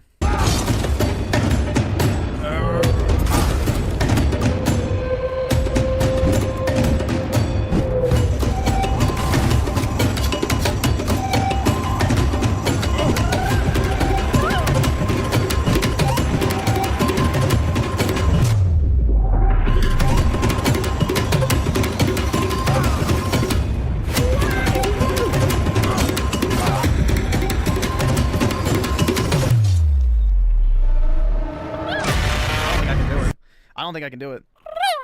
Nope. I'm not brown after all. Oh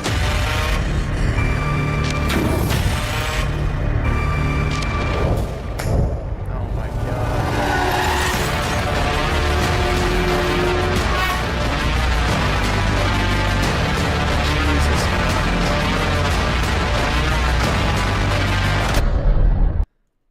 Holy fuck, man. Dear Lord.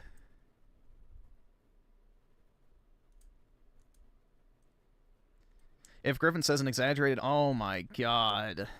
One more time I might blow off my head and then self-deport myself. I can't take it no more. Please make it, oh my god. Are you kidding me? That would be terrible. Oh my god. Please, oh my god, Juan. Anything but that. Don't do it, man. Oh my god, think about how awful it would be to have to clean that up. You love your parents, right? You don't want to make them have to do that.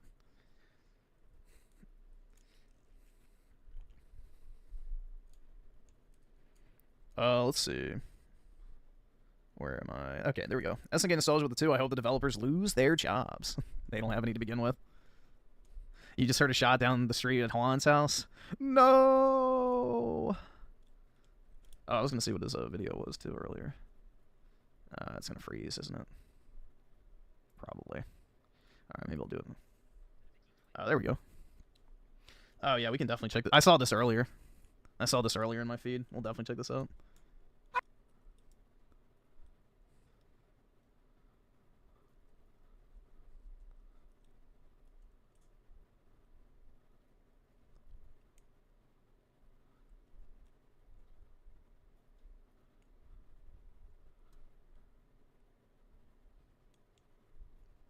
Soon, Griffin gonna have a Kino Casino video on him with all these recent disasters. Maybe so, man. Do your Asmongold recommended first? I don't see that one. Oh wait, never mind. I do know. It's like lagging. It's and if they keep wait, that's not it. Fuck. This was crazy. There we go. I can't afford this shit! Bro. Jubilee posted a video titled 1 Black Radical versus 20 Black Conservatives, and some of the highlights went giga-viral. I disagree that reparations are necessary. I think the most important thing that's necessary right now for the black community would be the stopping of violence, especially black-on-black violence. I don't see how reparations are going to solve anything. Oh, dude. The Groypers are failing in the chat. I just saw that. People are like, Vance is our next king. Vance 2028. Uh-oh. That should be Newsom, bro. That should be Newsom, according to Nick Fuentes. But, whatever. Am I the only one who thinks Asmongold is disgusting to look at? Yeah. He is visually repulsive. But that's because he doesn't take care of himself. Ugh.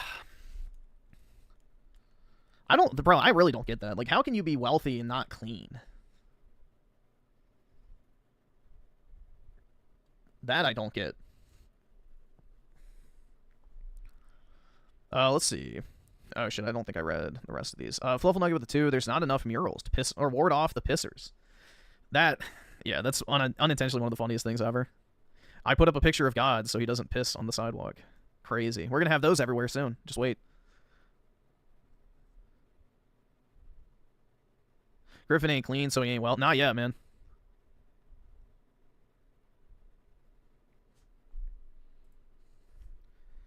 Not yet. Oh, fuck. Holy fuck. Give me a second. Alright, now it went away. I think he also has stock in Game Pass. Uh-oh. Alright, where's my tab? Fuck. There we go. SNK Nostalgia with the 2. Wow, Bollywood. I know, man. Truly making strides in game development that were thought impossible up until this moment.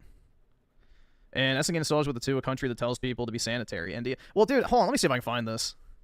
Pollution by country timeline. It's, like, insane, bro.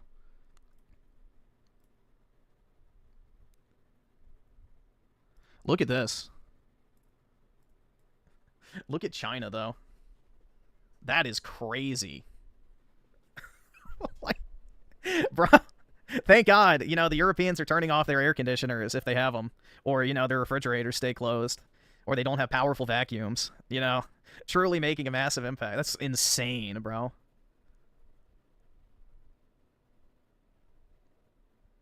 That is absolutely insane.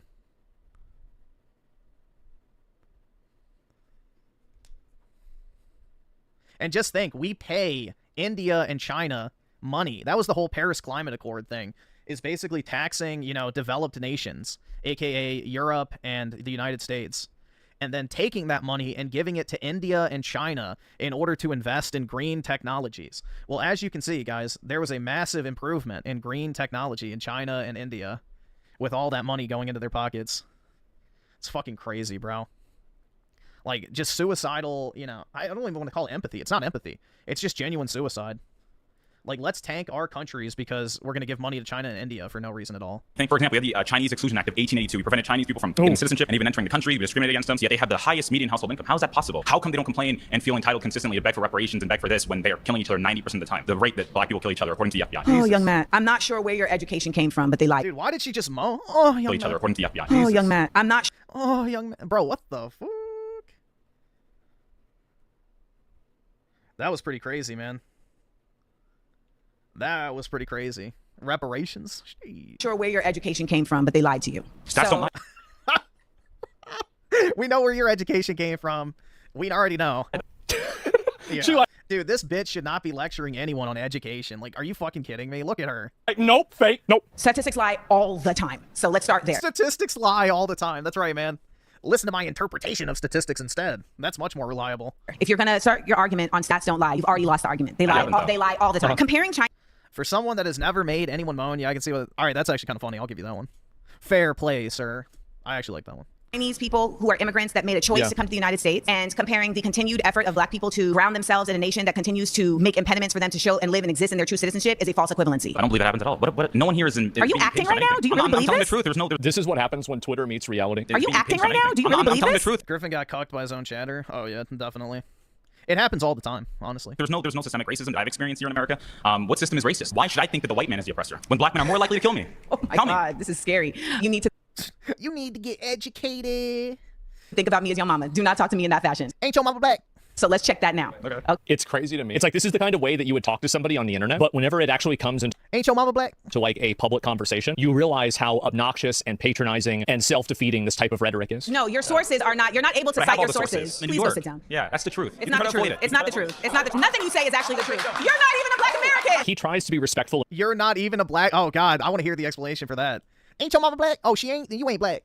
And listen to other people's perspectives. With people like her, you can't do that. We had a black president, just in case you didn't know. And we had a black vice president. I mean, I think she was black. They said she was black. I don't know. And you know who voted for that black man? White people. I refuse to embrace Ricardo's thing is the wild hair, not mine. Not mine. It's a victim mentality, because that's not what our grandparents and Harriet Tubman and those people fought for. Do not bring up Harriet Tubman's name in vain. Harriet Tubman was literally saving her family and others from slavery. Yeah. You know who helped her? White people. Man, fucking got him. No, you know who helped her? God. She goes, no, no. I didn't vote for Cackles. Yeah. Well, I've never wanted to be black, to be fair, other than from the waist down, if you catch my meaning. But yeah, I'm okay with being white. People who benefit from white supremacy. So people who helped Harriet Tubman to rescue slaves did it because they benefited from white supremacy. God damn, bro, you gotta put your brain in the microwave to figure that one out. Black culture is toxic. And let's get on the fact that there's no fathers so in white the black culture home. Stop. No. And this is the thing, is like, this guy is completely equipped to handle her in a way that the previous guy, he was too reasonable. This guy's dealt with bitches like this before. Black people still sell their own people today too, by I don't know if I'm gonna last. We're selling our own people I don't know if I'm gonna last. You probably won't last with me. I won't, because your ignorance is Bruh. so overwhelming. She go, no. Y'all just can't handle my intelligence, my independence, and my knowledge of the topic we discussing. Y'all ain't ready for all these. Oh my God, bro. Holy fuck, man. It's like all the stereotypes in one. It's all the stereotypes in one. Oh my God. She's a weave wearing... I don't know if she's wearing a weave. Well, because you're ignorant. I think that's natty, bro. I wish I could watch these on stream, but I always get copyright claimed whenever I pull them up. Maybe if I did like the thing where you flip the screen and like maybe flip it upside down. I don't know. I'd have to find some way. Invert the colors. Pause. But yeah, anyway. Who got in trouble for saying colored people recently? Someone like got backlash for saying colored people? It's like... whatever. You can't say anything anymore, bro. You gotta pussyfoot around everything. Everybody's always looking to get offended by some dumb shit. Oh, let me swap my mouse thing real quick. Forgot to unplug it.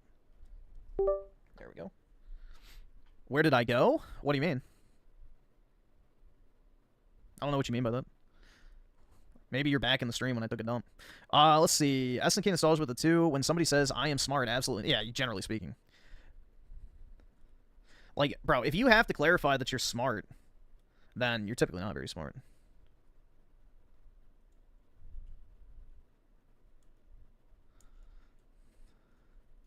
I can't afford this shit! I mean, that's the thing, bro. If you spend all day trying to apologize for offending people, you're just gonna...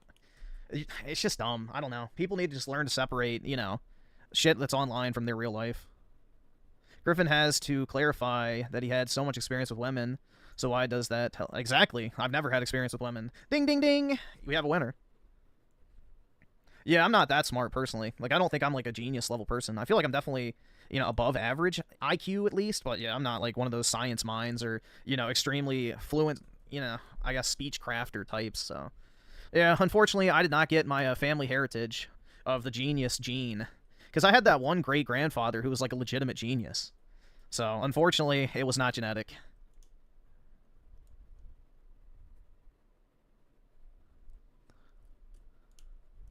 Could be a nuclear scientist like my grandfather. I don't know if he was a nuclear scientist per se. I think he was like a chemical engineer, but, you know, same difference, I think, at that point. If you're that smart, you can probably bounce around different topics. Because he worked for, like, one of the big chemical companies.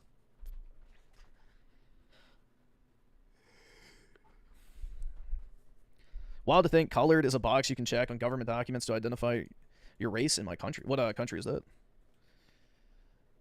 I don't really think it's that big a deal. It's like, bro, the people who are pushing for, like, this whole, you know, race stuff is not white people, mostly. It's very odd. You would think that if, you know, you're a, let's say, black American, you wouldn't want to be labeled as a separate class of person. Like, if I was black, for example, I would not want to be labeled as like, oh, yeah, you're a black or African American or something. I'd just be like, yeah, I live in America. It's very odd. I don't get that mentality at all. Like, why do you want to be, like, distinguished as something different and then cry about equality? So, just kind of weird. No. That side of the family was not. So I had like an actual Nazi family member back in the day. Well, I wasn't alive for him, but back in my family tree, like I unironically had like Nazis in the family from Germany. So, but my great grandfather, who was the genius, was not that. He was like a Native American person. Like he'd been there for generations. So that's a different side of the family. But yeah, different branches. He's not like one of the scientists that fled from Germany and then came to the U.S. and started working on the Manhattan Project. He founded the GG. Maybe so, dude. Maybe so. Maybe so. But yeah, I thought that was it's kind of cool. Like my grandma had a bunch of old like World War II memorabilia. So they had like a bunch of German stuff, a bunch of Italian stuff. Because the thing is I think it was her father. Nah, what was it? I forgot. I don't remember. I'd have to find out. But yeah, my grandma's side of the family, she had the German heritage, but as well had American heritage as well. So they had like both, I guess, artifacts. So one of the family members was fighting for the U.S. and he collected like a bunch of shit in Italy and the Pacific Theater and in Germany. And then, you know, also there was a like literal fucking Nazi who saved all of his stuff from the time and then shipped it to the U.S. when he moved over here. So there's like a ton of like stuff that they had at one. I don't know if they still have it or not. I probably should check. That's probably worth a lot of money now. But yeah, they used to have a ton of stuff. Because I remember one time I was over at the house and we were like going through a bunch of stuff trying to figure out what it was. And I remember like it had like the swastika like imprinted all over the place. Like there was one. It was kind of cool. It was like a pulley system or something. And like everything was so like ornate and decorated and stuff. It was kind of weird. It's like, bro, like a random pulley had like gold leafing and shit on it. I don't know. But yeah. Griffin will betray us for not modern day Germany, that's for sure. When I saw that memorabilia, that's right. And it was like, literally. So I became a Nazi, yeah, bitch, I'm the villain. Nigga, how Hitler? That's actually kind of appropriate given the context. There you go. But yeah, nah. It was kind of cool, though. Like, a lot of that stuff's neat. So I currently have one of the old World War II bayonets, which is, like, carved with elk horn or whatever it is for the handle. So, I don't know. That stuff's kind of cool, man. I like historical artifacts. I wish I could afford ancient Roman stuff, but that's out of my price range. I love historical artifacts and stuff. I think it's so neat. He's broke? Yep. He's broke.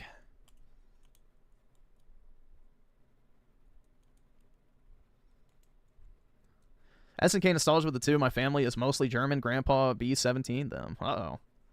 That'd make for a messy Thanksgiving. And Fluffle Nugget with the two. GGG merch is officially Nazi memorabilia. I mean, that shit, honestly, that was one of the funniest things ever, bro, in that Blood Rain game. I was not expecting that at all. That was really funny. I wish we had more Roman art. Well, the problem is they used, like, iron and stuff like that, so a lot of it didn't survive. But, I mean, just look at, like, their old marble statues and stuff. It's gorgeous. Or the old, like, frescoes and mosaics and everything like that. I don't know, man. I love the Roman aesthetic. It's, like, the most beautiful, soulful architecture in the world. Like, it speaks to something in the soul, man. My friends will betray you. Dude, I don't have friends. Well, who the fuck do you think you're talking to? You don't know me.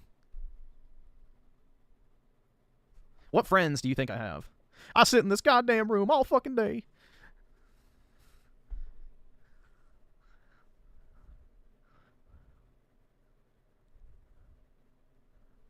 That's right, every single person in this chat is my best friend. I care so deeply, but only if you have a green name. You know, when you become a member, you're not just a member in the chat. You're like family. We know each other. We connect on a deeper level than even people who have known each other their entire lives could ever possibly hope to.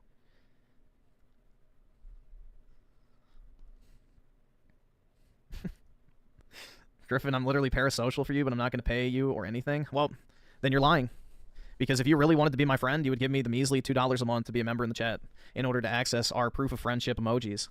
You know, people who can post the Apollo emojis or whatever else are my actual friends.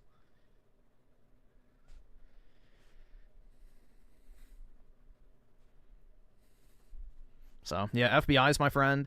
Toby is my friend. Juan, reluctantly, is my friend. Daniel is my friend. Fluffle Nugget with the 11 months is also my friend. How's it going, friend? Doing well. Either subscribe, Logic donate, Bender is or my get the fuck friend. out. Good, period, vibes is my friend. Into the Nines is my friend. Mr. Fed is my friend. Sauna is my friend. Either subscribe, Datum Miller donate, is my or friend. get the fuck out. Trenton with the Tier 1 membership is now my friend. It's like I've known you my entire life. CIA, the Fortnite enjoyer, is my friend. Yeah, we got a lot of friendship here. Sauna is my friend.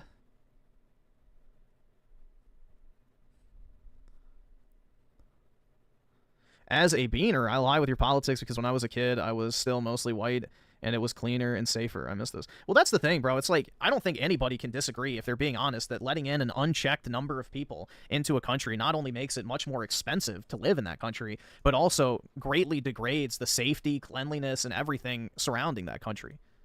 So, I think anyone that actually lives in the United States should be advocating for less immigration from undeveloped nations. You know, whether you're white, black, Hispanic, Indian, Asian, whatever it is, like, I genuinely don't understand how people advocate for mass immigration. It just makes your life objectively worse. Period. It doesn't matter what your background is. Whether you've been here for, 30 years, 3 months, or your family has lived in the United States for 10 generations. Like, there is genuinely zero benefit to letting third world nations dump their undesirable population in the country. Period. So we should have a very strict vetting process to allow immigrants in that, has a lot of different checks in order to ensure that only people who are going to adapt and conform to American society should be allowed in. So, yeah, it is the great replacement, 100%, man. That was a conspiracy theory for years, but now it's an open admission. They love it. They absolutely love it. You would be called a crazy person if you said something like, oh, yeah, well, they're deliberately trying to make whites a minority. No, nowadays they admit to it, and they're like, it's great. It's wonderful that we're getting rid of all the white people. It's just crazy, man. They truly have jumped the shark.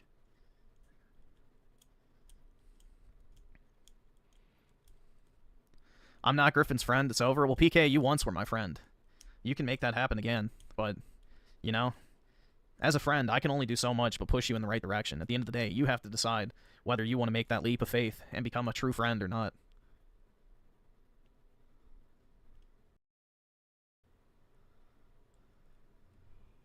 Is Ricardo Cumsucks my best friend? Oh, yeah, dude. I don't know. He's a cat person, so I don't know if he could be a best friend.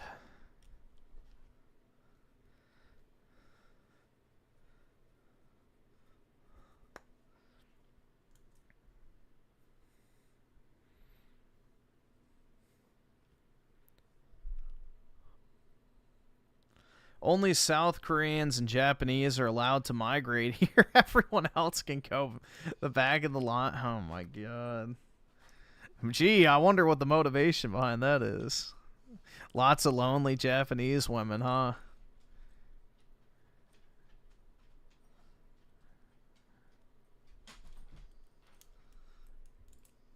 Oh wait, did I put it on?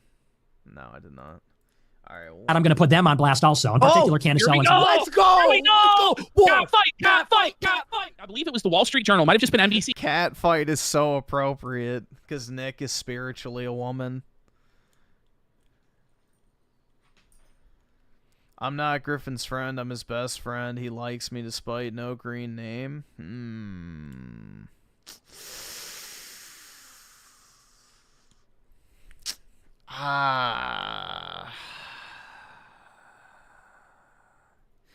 I don't know about that one. That Nick was under investigation. They have. That might be a little too much to forgive. him dead to rights, as we'll see in the following clip, where he's giving unlawful orders to break down the barriers and disregard the police. They have him dead to rights. We're starting off this first clip here. Is this the one about his back pain? Do we have it in the right order? I think so. I think that's what it was. He's old! He was interviewed by Sam. We did see that guy. Yeah, this turns out that it might have been the pride that comes. Griffin has friends. I do not. Before the fall. I mean, every member of the channel is a friend, obviously. A best friend, forever and ever. You know, this is like his high water moment. Yes, He's on the Sam Hyde show. Everybody's having to kiss his ring. It's Nick's ascended. He's with his hero Sam Hyde. And then But Griffin, you were my best friend. Well, PK, shh, don't make the others jealous. Anymore as of 2 hours ago? Yeah, as of 2 hours ago, the Avengers have formed. The toxic Avengers have formed to Fel Fuentes. But we'll get to that after some of these clips. Let's have a look. Let's laugh. This one's funny to me. All right, here we go. My back has been killing me lately. Woo! You know what it is? Anal. Do any of you guys ever do this? I did laundry and I dumped all of it on my bed, but I've been like just putting it away. So I've been sleeping on the couch because I don't want to. Wait! Buddy, I've never heard of anything so fucking retarded in your life, buddy. What? What? Wait. What are you talking about? Dude, I put my laundry on the couch, not on my bed. Come on, bro. Rookie mistake. What is his bed? Think about it. Well, he still sleeps in a little race car bed. He's got a queen, surely, at least, a minimum. Yes. But what else does this motherfucker have to do but put away his laundry? That's his life. And it's like, he has no excuse? Why doesn't he have a Mexican housekeeper to fucking put it away for him? Yes, I think so if he's so rich, this multi-millionaire king, but he has no Hispanic maid for the Mexican child leader of the white race's laundry? What? What? This is insane. The laziness of it all. Yeah. Senor. Oh my god. Yeah, get your Mexican maid to put the clothes away. You need a dumb pet name for your members like Synth Cells and Frog Squires to really get those parasocial bucks. I don't like naming stuff. I don't fucking like naming stuff, so I don't know if that's possible. To let it sit there instead of go to the couch. But it's like, listen, I get it. I'm lazy as fuck. I don't want to do it. But wouldn't you just throw the shit all over the floor then? Rather than sleep on the couch? But as for real, how much laundry do you have that your entire bed is covered? It's covered. Well, because he procrastinated. It's like 8 loads of laundry? Yeah, he said it was 3 loads of laundry stacked up. Oh. How many, bro, as a shut-in myself, I guess, I rarely go through clothing. Like, I go through, like, the typical same 5 shirts in, like, a week. That's it. Like, why does he have, like, piles and piles of laundry? I imagine Nick does not go many places, but maybe I'm wrong. Buddy. In the bed because the bed has all the laundry on it. Do you guys ever do this? No. No one does that. Wait. Why not? He knows how he did it. He's a bum. Do you think he's one of those, like, women who wears, like, you know, their pajamas, then they change into their morning wear, then they change into their exercise clothing, then they go and put on their, you know, afternoon apparel, then they take that off and then put on their dinner outfit, and then it's back to the pajamas to start up. Like, I have a feeling that's probably what Nick does. I could see that. A bum! He's a brokey bum! Why not move the laundry that's on the bed onto the couch? Is this just an excuse because Sam yeah, Hyde exactly. and then he's been blown out back? I mean, what I used to do is I would just literally take my laundry, do like a load, dry it, and then put it right back in the basket, folded. And then I would just wear my clothes out of the basket. And then eventually the pile of clothes on the floor would replace the clothes that were in the laundry basket. I would take the fucking dirty clothes, put it in the laundry basket, do another fucking load of laundry, rinse and repeat. That's what I used to do in college when I didn't have a laundry machine in my actual unit. So now I have one, so it's not a big deal. I can do, like, you know, 1 or 2 things at a time if I want. But previously I had to pay like $4 to do laundry, so I just used that system.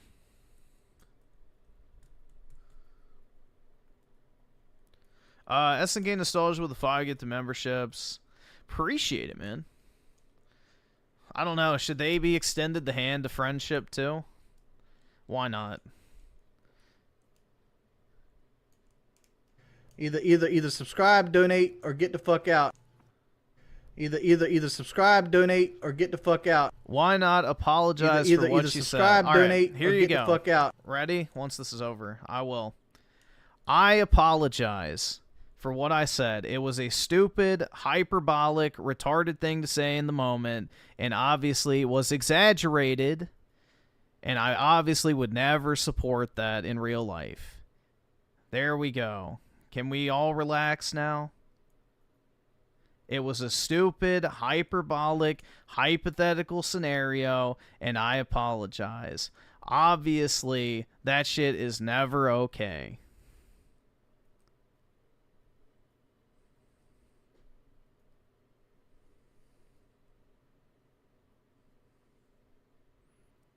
Are we good now?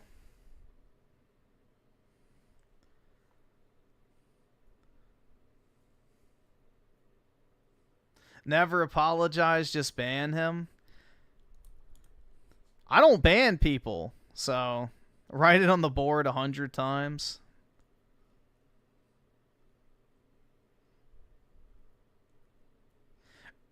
Donate all your money to the Democrat Party. I can order my Gavin Newsom 28 hat just like Nick.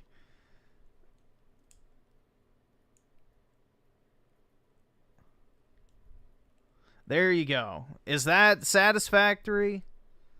Is that satisfactory?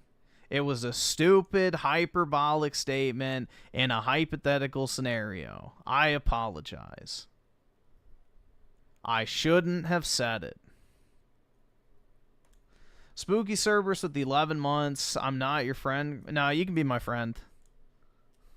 You're definitely a friend. Either subscribe, 11 donate, months or more get than the fuck qualifies out. for friendship. But you'd be an even better friend at a tier 2 membership, or maybe even 3, but, you know, that's okay. I'm not picky. Take a background check. Yeah. Well, I mean, all I have is a speeding ticket, so lock me up. I haven't even used drugs, bro. That's the thing, is I'm squeaky clean from a legal perspective. No DUIs, I don't drink, I don't use drugs, I'm not doing any illicit activities. You know, I'm pretty squeaky clean from a legal perspective. I mean, maybe you could get me on minor tax evasion, but, you know, I could easily just pay off the amount owed, but, yeah. From a legal standpoint, I'm pretty squeaky clean. I don't really do anything. I'm too boring. That's a great first step. I don't know what other step you'd want me to take, man. So. Griffin really good friends with Pokimane? I know. She just won't ever acknowledge me, though, for some reason, guys. Like, I've been friends with Pokimane for 6 years now, and she never has even so much as said my name. Why is that? Am I doing something wrong?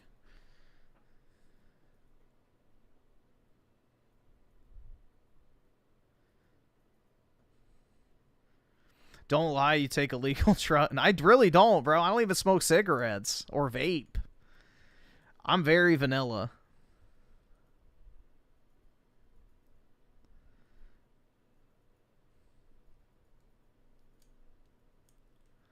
Don't lie, you take illegal... Oh, I think I read that. Oops. Yeah, there's 2 you take drugs. Injects heroin? Ew. Nah. I wouldn't do anything that would affect my physical appearance. I don't want to look like a druggie. Is that what it is, Nick? Because, like, if Batman couldn't get this information out of me, even though I am a fat, lazy slob motherfucker, you're never going to hear me be like, yeah, so, like, I was just too lazy to fold the laundry, so I just, like, let it sit on my bed and went and slept on the couch, and now I have back pain, guys. You know, you don't have to tell people this shit, right? Why does he do this? Why? So now my back is killing me because I'm sleeping on the couch. Yeah. You ever do that? You do like... Let's see. Fluffle Nugget with the 2. Griffin inhaling that Mako with Barrett and friends. That's right, man. Absolutely. That way I can become a soldier and then bag Aerith. So, stonks. Yogi Bear with the 20. I have no idea what happened, as answered my parents' phone call about some boomer. Never apologize. I can't afford this shit! I mean, if they want me to apologize, I'll just say I'm sorry for using a hyperbolic statement, you know? You shut the fuck! Don't you fucking tell me to my face to shut the fuck up! It's very effortless.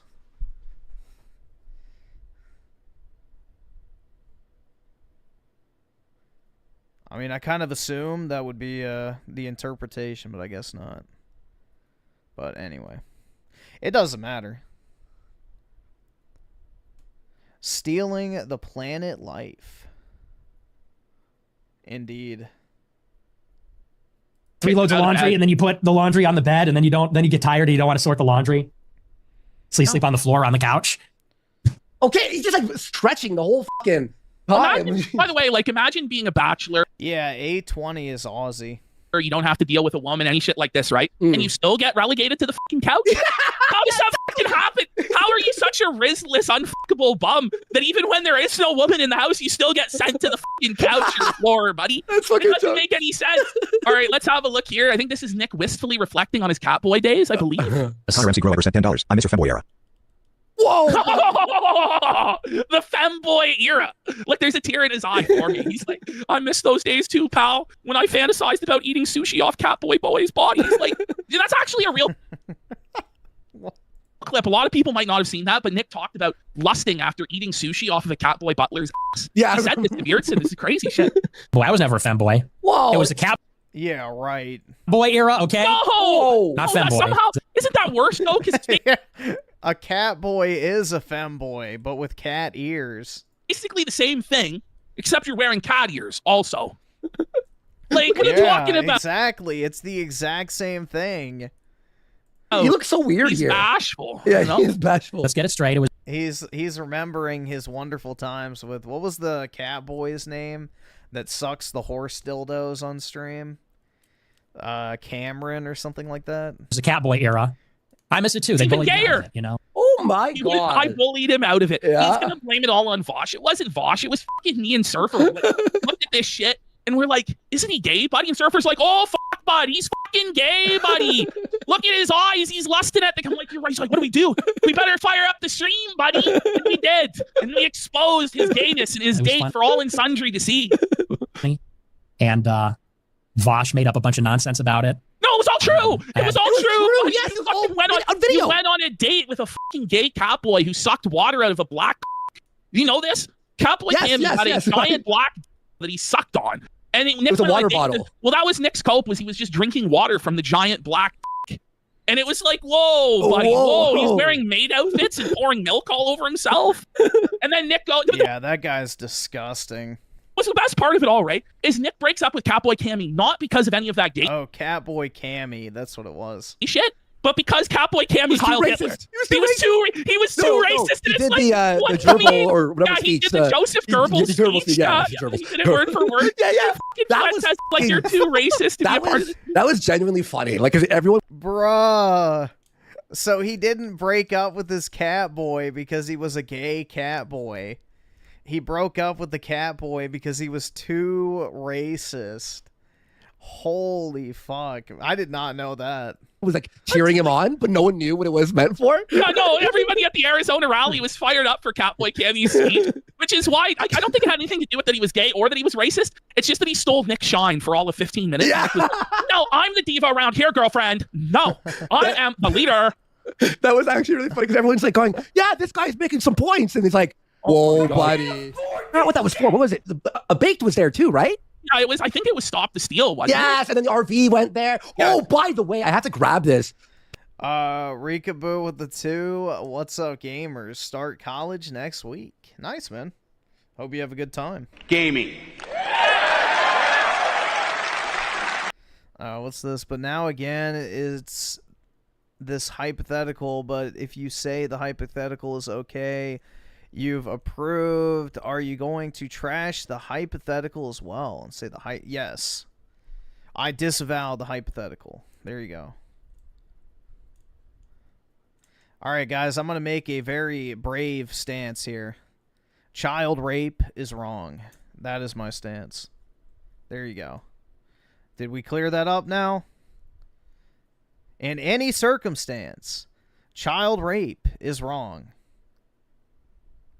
In any, and all circumstances, child rape is morally, legally, and ethically wrong.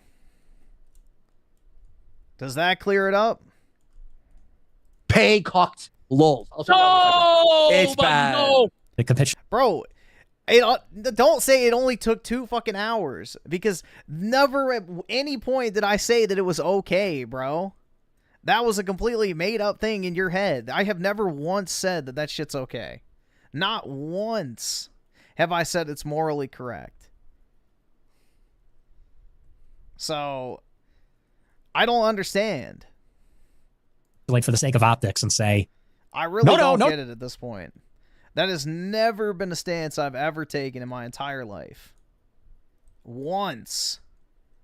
I would even say that I'm more strict than most people when it comes to the CP shit.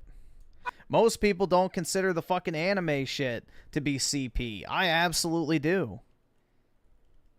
So, you said you're okay with politics. Yeah, I was being fucking hyperbolic, bro, okay?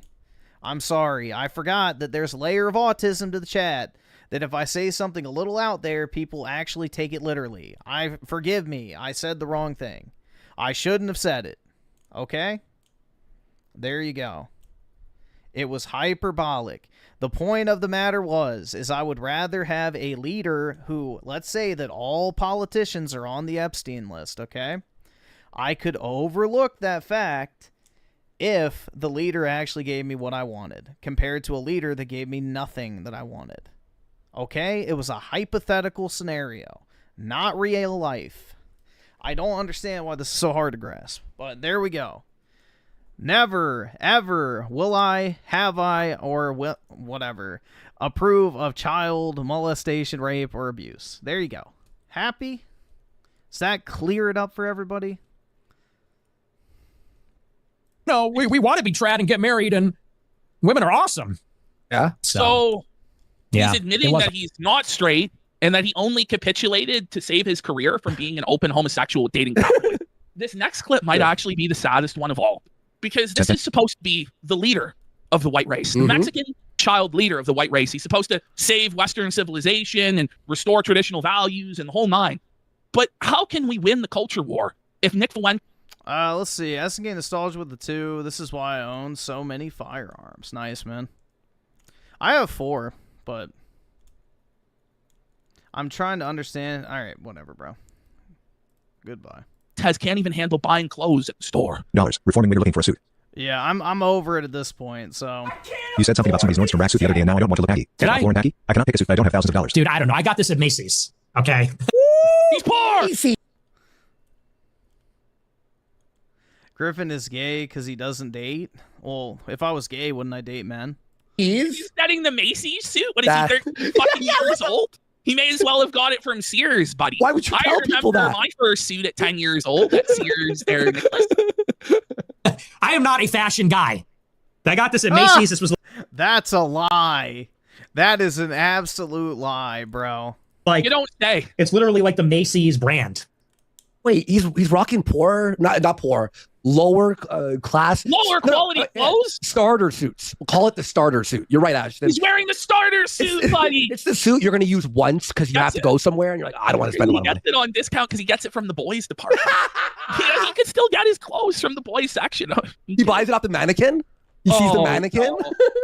Yeah, personally, I would never pay a lot of money for like a suit. I mean, maybe if I got something like custom made, but even then, I don't know.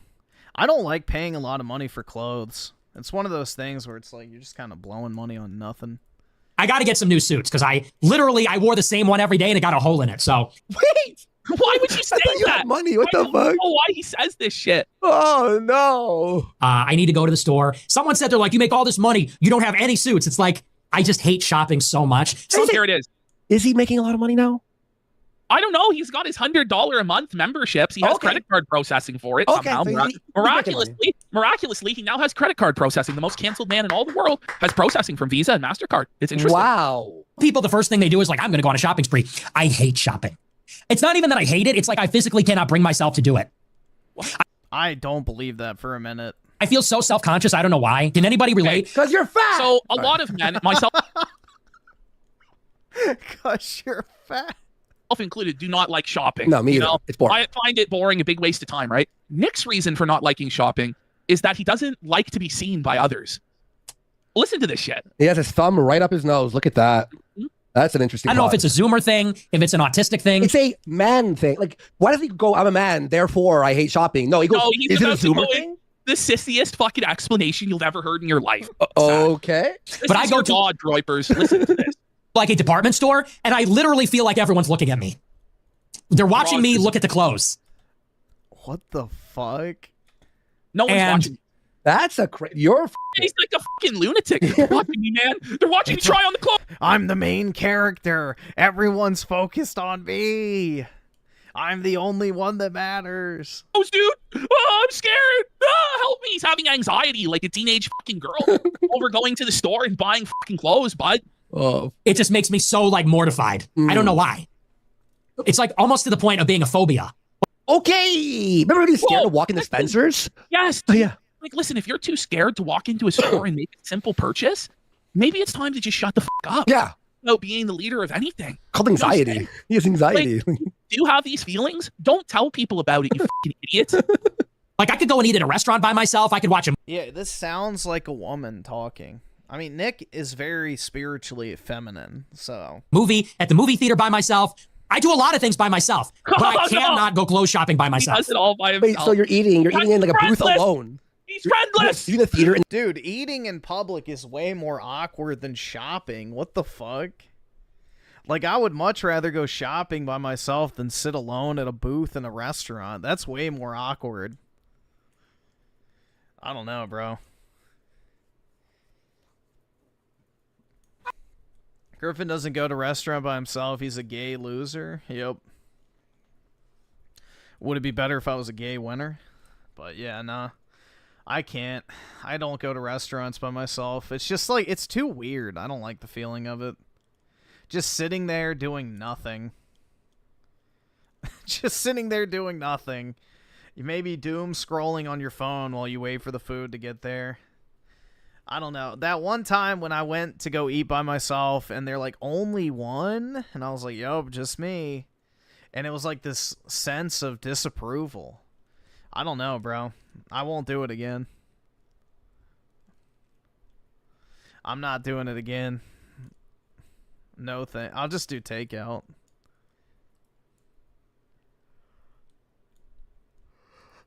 Let's see. SK Nostalgia with the 2. Play the Tism song. Alright. If I can find it. There we go.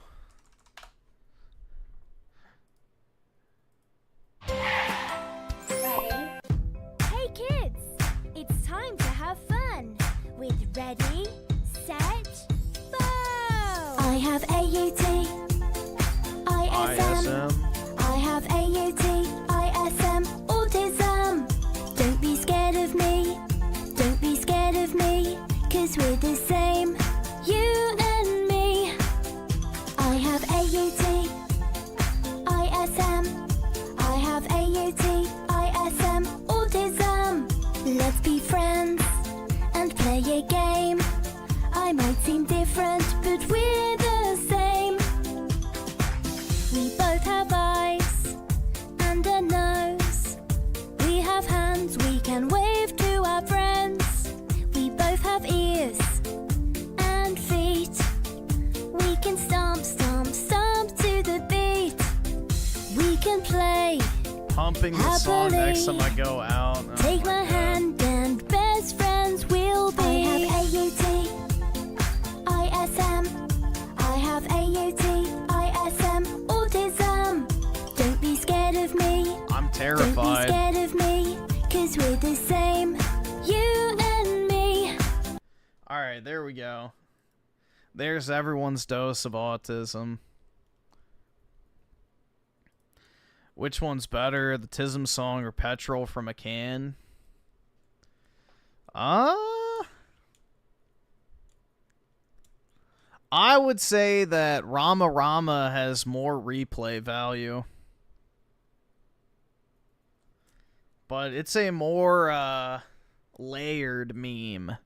The autism song is very surface level. Like, it's very clear what it's about. The Rama Rama song, you need a deeper appreciation for the subject matter in order for it to be funny. in the darkness alone. Oh no, it's sad. Watching Minions 3. I go to a department. That's what he does. Yes. Department store, and I just feel the eyes of the workers there. I can like feel them like approaching me to say like, "Can I help you with anything?" And you got to be like, "No." No, please don't touch me. No, you don't. Just like department like, stores.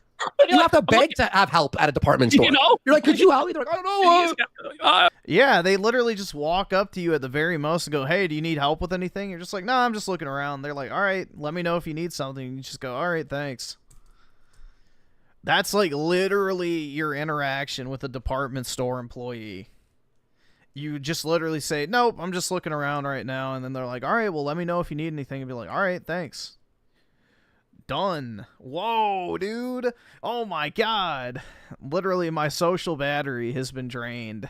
I have no idea what's going on. It's like, yeah, actually, I'd like some help with this. No, don't talk to me. I'm a socially anxious spurg. It's like, you're supposed to be a leader. You're supposed to be this alpha guy. You're a little bitch. You're supposed to be the Giga Chad. SNK Nostalgia with the 5 gifted memberships. You know, welcome the 5 new friends into the fold. But yeah, I appreciate it, man. That's very, very generous of you. Thanks so much, dude.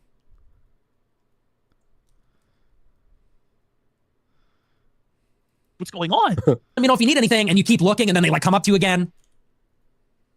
Okay. I hate it, and I hate like negotiating the tight. You're not my friend. That's what you think. Spaces, because there's like other people looking at stuff, and once you spend a week chained up in my sex dungeon, we'll see how you feel about that. like you're browsing, you're in their way. What? I also hate the grocery store for the same reason. Oh my god! Just take up more space. But and that's the thing. It's like it's not like he's me, this fucking giant, 6 foot plus tall, 400-pound fucking guy negotiating his way around. Nah, with every member, I can see the payment information on your account, which means I know what your billing address is. I'll be there soon.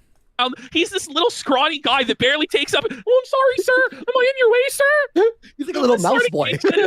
Afraid to go grocery shopping? Like, what the bro, that's cool. I just hate negotiating, like walking around people, browsing things. Negotiating? Like, I can't do it. It's making me stressed out just thinking about it.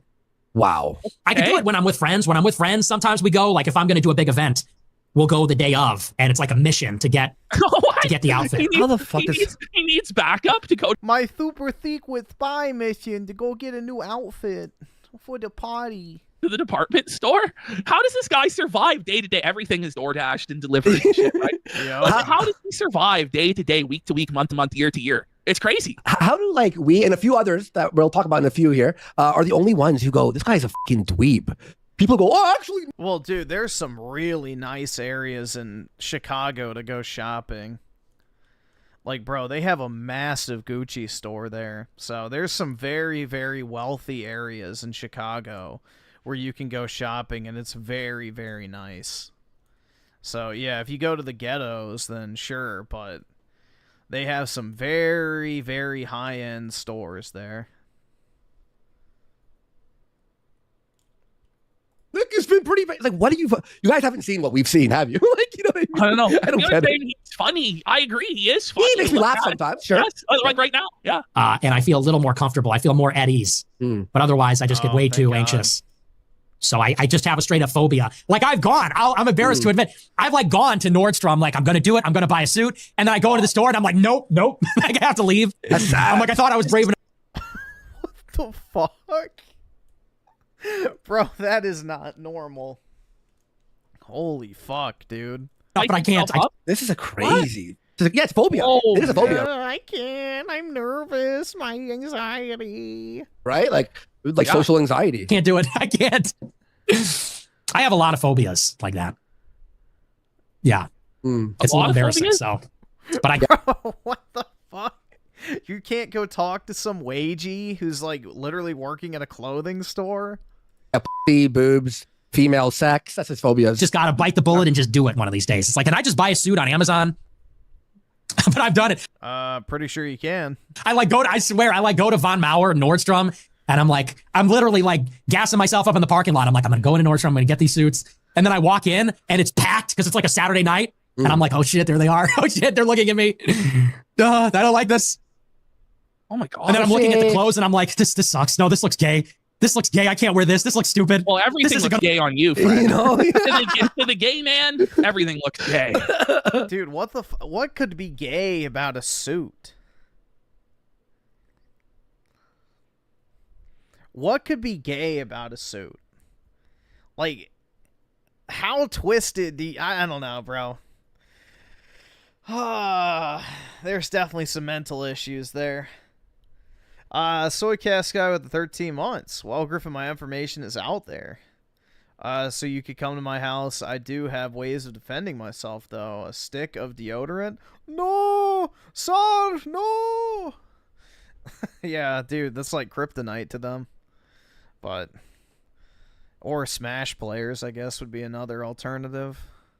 Either subscribe, donate, or get the fuck out. Yeah, if JD's not feeling it for the night, he just puts on deodorant and his wife leaves him alone. If Saul Goodman can rock the colorful suits, anyone can. Yeah, I mean, I feel like colors are only gay if you make it gay. Like, I don't know. I've never once thought, like, a guy looks gay because he's wearing, like, a pink polo shirt or something.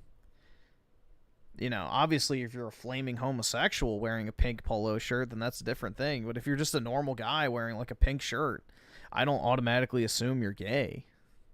So, it's more about how you carry yourself than anything. Colors are always gay? That's not true at all, bro. You used to wear colors to show your wealth back in the day. That's where the term flamboyant comes from. And shit. It used to be associated with wealth. Like, guys used to wear jewelry and colored clothing, all sorts of stuff. So, it was really only, like, in the Industrial Revolution era when everything became mass-produced that men started wearing less color. So when, like, clothing became a commodity type item and mass-produced, that's when men started wearing non-colored clothing. But not historically. That was never the case.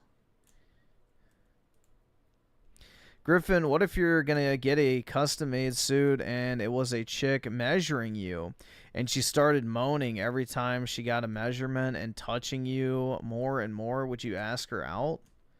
Probably not. Have you ever seen the type of women that work at those stores? Oh, look at, I don't know what I'm doing here. I'm just going to go. I mean, maybe not, but, you know, when I went recently, it was like this, like, I would say 40-year-old, like, 5'1" Middle Eastern woman that sized me for the tuxedo I had to rent for my cousin's wedding. So, definitely not. Definitely not. Oh, I'm just going to leave. Shameful. Yeah, I don't. You know what else it is? It's like being in, like, a wide open space with tons of people. What? That's like, normal. What do you Austin. listen? I don't want to be in a wide open space with people. You know, if you're a politician, you're going to have to be in some wide open spaces with people. They're called rallies. I don't know if you've heard of them. A huge wide open space where there's tons of people. Oh, not. I don't like it. I do not like it. Oh my God, Nick! Not a fan. All right, move on to the next. Jesus Christ! Cooked, buddy. Running for office. Here we go. Okay, so this here is basically Nick admitting he's never going to get elected. He's SNK Nostalgia with the 2. Nothing is better than an alligator polo shirt. That's Lacoste, right? The French company. They're a tennis company. But yeah, I'm pretty sure that's what that is. Lacoste. Right? Nick is gayer than Destiny. Yeah, because, I mean, at least we know Destiny's actually had sex with women. So I guess there's that. never going to be a politician. He's finished. He's done. Biffin sent $50. I listened to your discussion with Dave Smith. Have you reconsidered the differences between your positions? We would love to see you run for office someday. Tucker Carlson. He's a Fed. Fist emoji. I don't remember. I mean, it was so many years ago. I think we did a debate about libertarianism. I don't remember even what we said in the debate. That had to be in, what, 2020? 5 years ago? I do remember having a few discussions with him. I don't remember them that well, though. But yeah, maybe we should talk soon. Run for office? Maybe. I don't know. I feel like I can never win because I'm so controversial. You wouldn't. You know, I'm just not made for public consumption like that. No, you're just not likable. That's the thing. I'm a freak, okay? There it is. We know.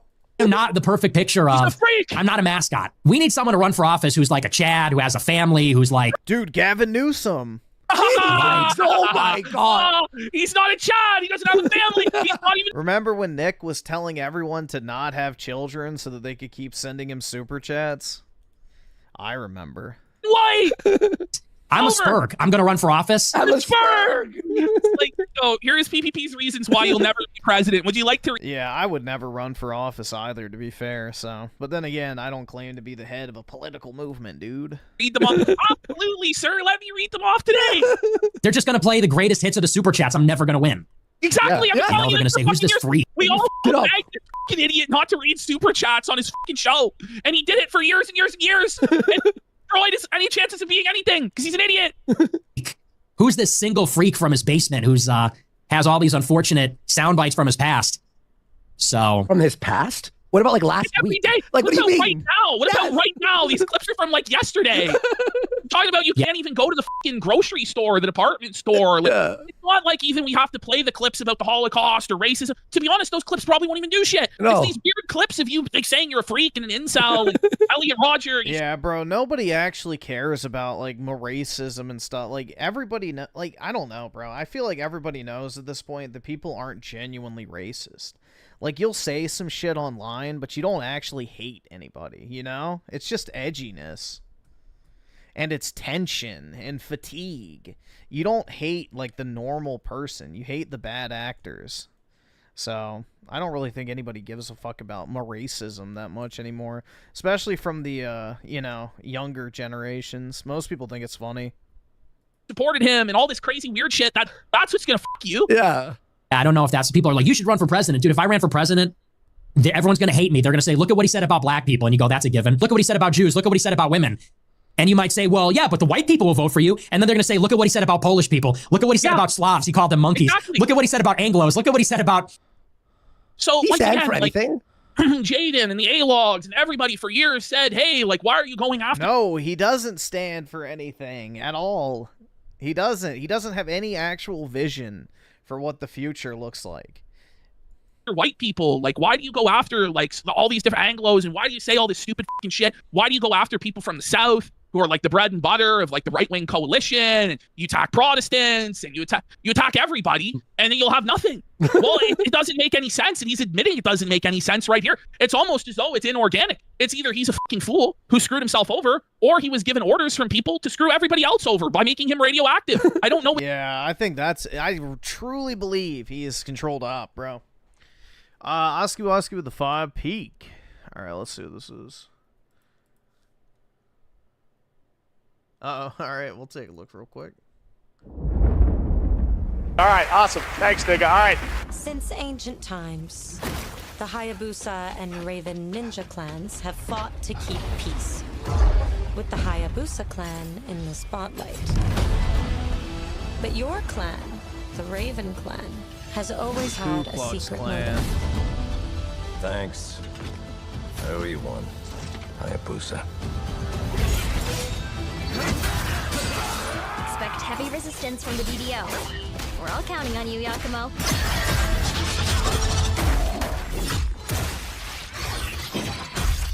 I'm glad the blood is there, to be honest. Like, I was kind of concerned with Microsoft involved. Yakumo, just focus on the hostiles for now. Understood. After how they neutered Gears of War and Halo, I had concerns. Stop this madness. Stay away from the Dark Dragon Seal. Go back home to your little raven nest. Or die here. If you truly think you have what it takes to slay the Dark Dragon, prove it. The very fiend that resurrected the Dark Dragon years ago. Even a mortal such as yourself has heard of me? I'm sure. Die, insect.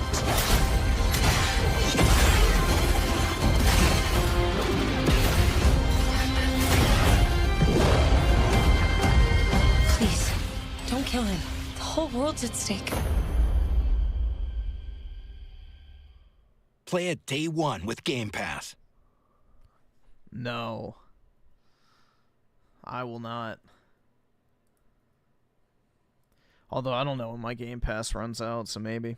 Which it is. I mean, maybe both. Southerners, look at what he said about Mormons.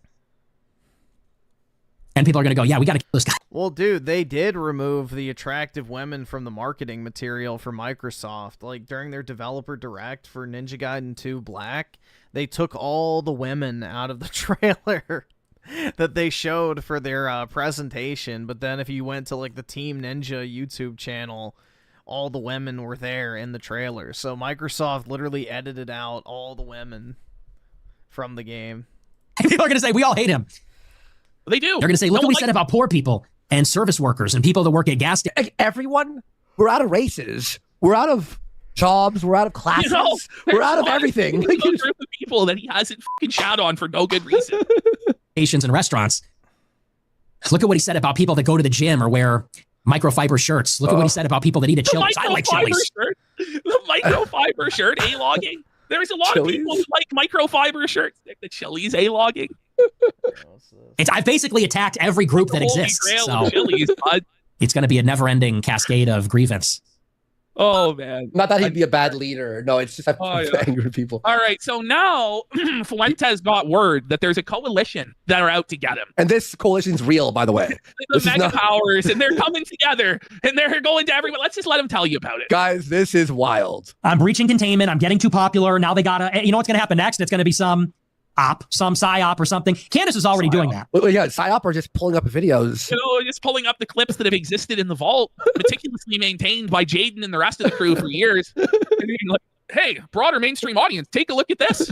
Candace and Milo are already working behind the scenes. Candace and Milo. They're trying to rally the troops to expunge me from the space. Dude, what fucking troops does Milo have? And if they keep doing that, I'm going to put them on blast also. In particular, Candace Owens. Let's go! Here we go! Cat fight! Cat fight! Cat fight! Oh, boy. Reveal all of her connections and expose her as a fraud. Wait, pause.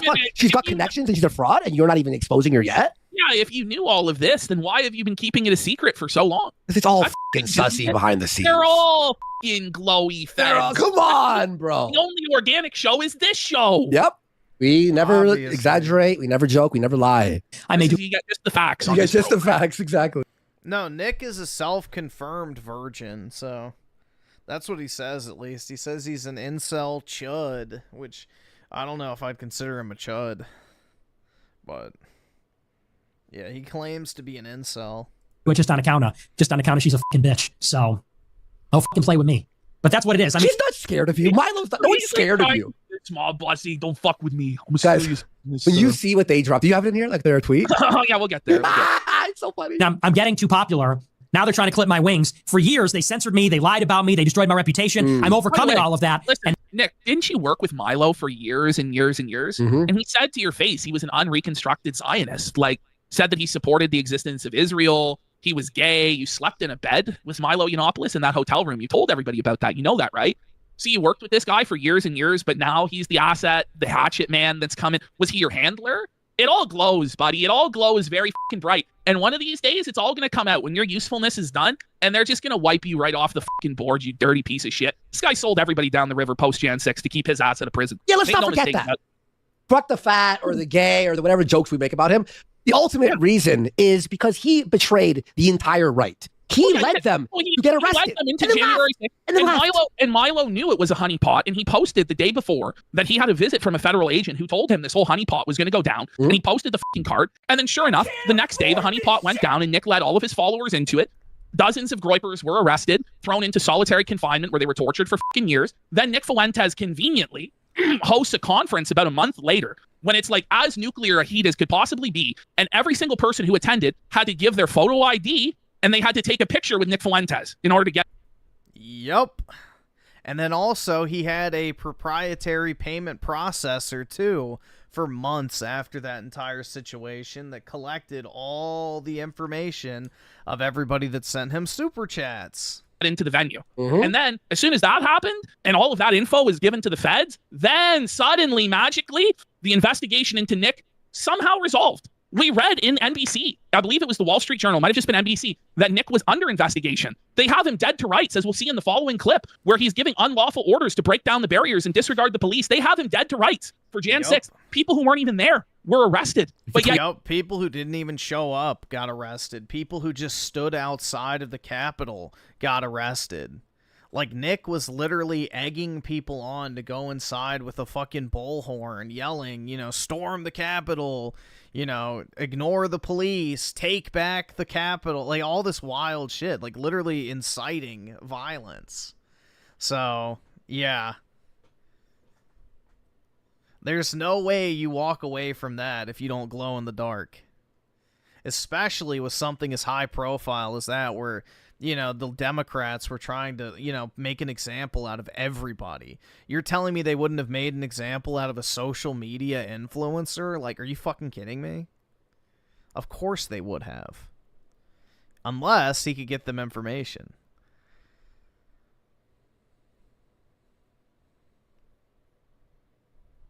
SNK Nostalgia with the 2. I'm so glad woke goes broke. For now, hopefully. Unfortunately, you know, it's not dead. It's just becoming more and more subtle. But the powers are still at play. Nick stayed out of prison, but Nick stayed out. Didn't get fucking charged. Nothing. It's just funny how that works out. Well, Ash, and remember, not only did he do all of that, but he laughed when they were all arrested, and then he was like, they deserve to be in jail. He wouldn't raise a penny to defend any of them, threw them all under the fucking bus, is what he actually did. Even with guys who were loyal with him for years later, like TR Sarter, he was like, Kamala's got to win. F you, buddy. You don't get a pardon. The J6ers don't get a pardon. Kamala's got to win. Griffinberg already informs for free. That's right. I serve my country. It's like, don't you feel any guilt at all for leading people into having their lives fucking ruined? Well, no, and it's all also, about him. He was mad, by the way, when Trump released all of them. Remember? Yes. He was actually upset about this. It's very, very sus. And, you know what I mean? Now like, they're panicking. That's why they say, oh, he's a Fed. Oh, he's this, that, and the other. No, you're panicking. Look at your hair. It's not even washed. This guy looks like he hasn't slept in, like, because he knows bad stuff's going to happen. He told Patrick Casey, and he told Jaden, and he told everybody, I'm under investigation. And he lied to his followers and said he wasn't, and told them to come to AFPAC 2. Yep. I'm just saying, that all happened. That's all a matter of record. All of his closest lieutenants at that time all flipped on him over it. And the movement had to be reborn out of the fucking dregs like fucking Beardson, okay? And fucking Wurzelroot, Dalton Clodfelter. And do you remember, right after AFPAC 2 or whatever, and Feezer was doxxed. Everything was dropped from top to bottom. Feezer was doxxed with the ID that he gave at AFPAC 2. Yes. You know that? Yes. And it was because he disagreed with Baked Alaska, who's also a known fucking informant, who also happened to be in Nick's closest circle. And now he's going to fight with all these guys and say they're fed assets, guys who were in his circle tight with him for years. Yep. Milo's the Fed. Then why were you laying in bed with him in the hotel room, buddy? Why were you on the plane with him and Kanye West? None of this makes any sense. None of it adds up, bro. Yes, lost YouTuber. Feezer is a real person. That's why they're hitting the pavement trying to dig up any dirt. You know, and one day they're just going to try to take me out. But digging up dirt? You mean just a quick search? Why would anybody actually want to take this guy out? He's the perfect enemy to have for the establishment. Exactly. Yup. He's a containment zone. He attracts a certain type of people, and he's too dumb to ever actually be a genuine threat. Because he's so easy to control. He's a total fucking coward who would turn on anybody to save himself, and he has a massive blackmail folder to where they can completely control this guy. Yep. And that's what's been going on, and we all know it's been going on. All right, so now we have Milo coming out. Well, he's already out, though. Yes, yes. Yeah. No homosexuality. Anyway, all right. There was no charges because Nick was one of the 30 or so confidential informants working for the FBI on January 6th to entrap Trump voters. Done. His victims were tortured for years in jail. At least 5 are dead. But notice at the bottom, who's finally seen this? Elon Musk. Let's go! And we've wondered for years since this footage arose, why is nobody of any prominence ever reported on this? Why is it that nobody who apparently has such an investment in taking down Fuentes will look into it or broadcast this or bring it up? Finally, the day might be here. So let's show the footage. We have a lot of new fans who've never seen this footage before, and some of them may like Fuentes. Some of them may have just seen a broadcast of his over the years. But here he is on the Capitol steps on January 6th, and he's faced no prosecution for this whatsoever. Yep.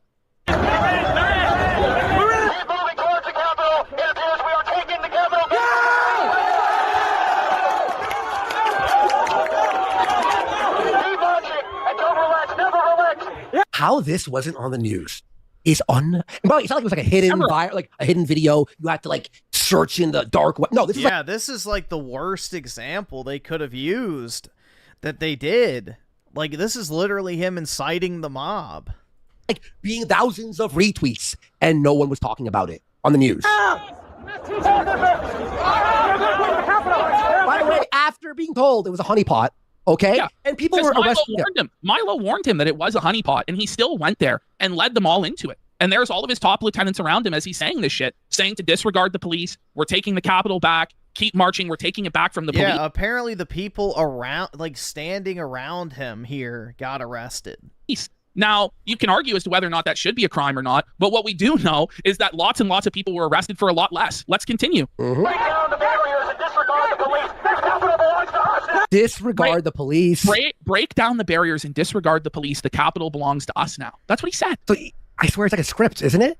I feel like that's very scripted. And you had Baked Alaska with Ray Epps in the crowd, and Baked Alaska doing the same thing, entering the Capitol, provocateering the crowd, going into various offices in the building. It was crazy stuff.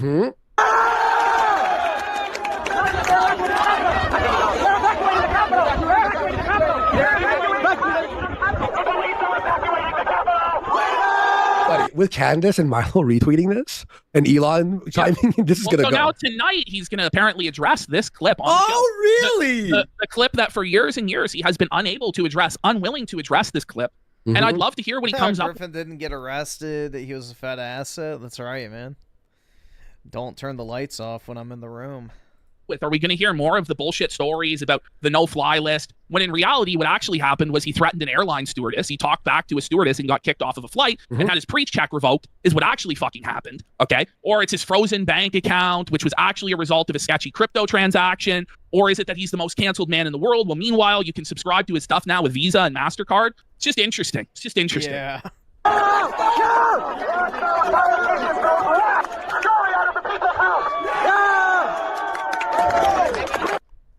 So there you go. I'm just saying, guys, I'm just saying. And those of us who have been around for a long time, those of us who are getting a little bit older and have been around the block, have seen this stuff. We've seen it a lot. But there's a lot of younger guys who had no idea that this ever went down. It's been swept up for so long. But here comes Candace Owens with a big fucking truth bomb, basically echoing the talking points I was just saying, which we've waited years for this to be the case. Thank That you. people would finally come out and speak the truth about this situation. He lied about the reason his bank account was frozen. He can't seem to explain why a random French guy gave him $250K worth of Bitcoin before he committed suicide. That individual for work offered his web services to create online trolls. He passionately defends Emmanuel Macron. He tries to make people believe that Candace works for Russia through the Tate brothers. He keeps lying about his January 6th testimony. He absolutely never denied he worked with or for the feds that day. He only denied he was interviewed by them thereafter. See, that's the defense. He'll say, listen, I had to testify before Congress. And, and even if that was the case that he testified to that, which he didn't, as Candace is saying, you don't think that there's back alley bullshit deals to conceal assets and stuff like that? It's not like we were born fucking yesterday. And Nick himself will argue about that stuff all the fucking time. He never handed over his devices to the feds. Seems weird for his lawyer to go off record with the judge in that moment as well. Nick had this mysterious idea that people should specifically storm the barricades, ignore police, and take the Capitol on January 6th. But he himself did not enter the Capitol despite urging others to do so. Plus, he randomly brought a bullhorn to hear Trump speak. Obviously, that was bullshit. I was just here to hear the speech. No, he was there to be a provocateur. He was there as a Pied Piper to lead people into entrapment for the feds. That's what he was there for. Oh, yeah. Dude. And even King Fed himself, Alex, wasn't there. Like, bro, Alex didn't even go because he knew it was a honeypot. And Alex warned him specifically because one of Alex's employees, Owen Schroyer, got arrested for January 6th, even though he wasn't even on the premises. Because he was never charged on January 6th and lied and claims people were only charged if they went inside the Capitol. Brandon Stryka never entered the Capitol and was charged for encouraging people to ignore police. Others, what's his name? Biggs from InfoWars. He was never fucking charged, even though he wasn't there. There was a Proud Boy member who was charged despite never being there. There's multiple instances of that being the case. Well, and Nick is telling people to break the barricades and enter. Yes, Enrique Tarrio was not even in D.C. That's correct. There are many, many people who were prosecuted for a lot less than what Nick Fuentes did. And let's not pretend that Nick Fuentes isn't massive. Yeah, I think Alex is a Fed too, personally, which is why you have to take everything he says with a grain of salt. But yeah, I definitely think Alex has been, compromised on some level. I mean, at the very least, I don't know. We won't get into all that, but high profile.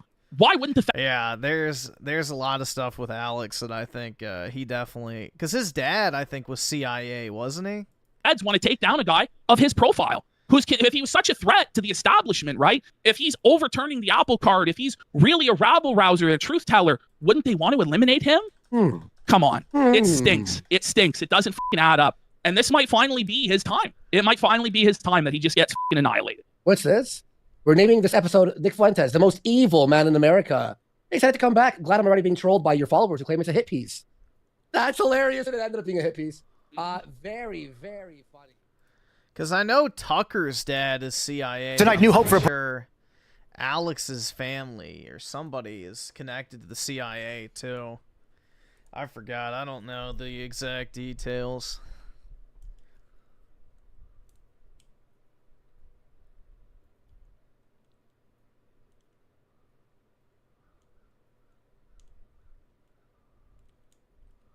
Alex Jones has been controlled op for years. Yeah, I could see that, honestly.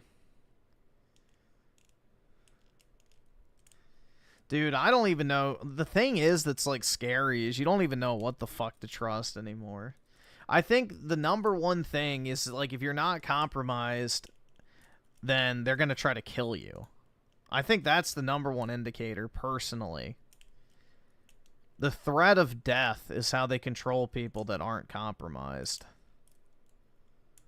So, if you get shot at, I think that adds some validity to your, And if they don't kill... Yeah, debanking is another one. Although that can also be used as a false flag. But yeah, I agree. Debanking's another pretty good sign.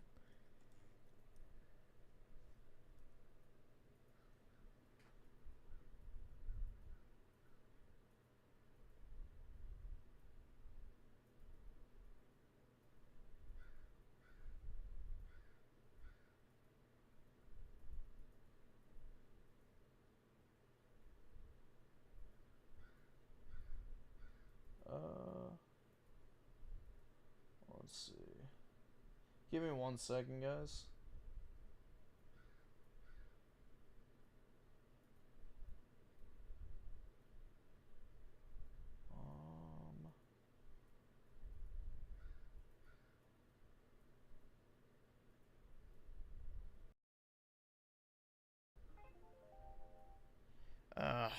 Fuck, man.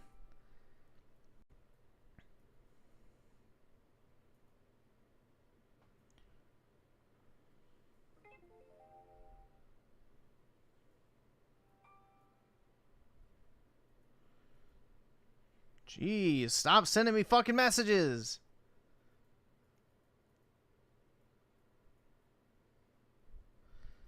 Oh my god, man.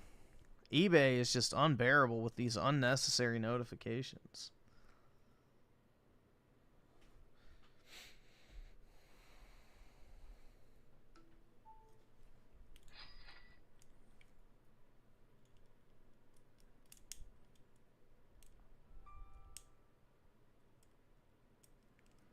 Yeah, I don't know, bro. It's really hard to know what to trust.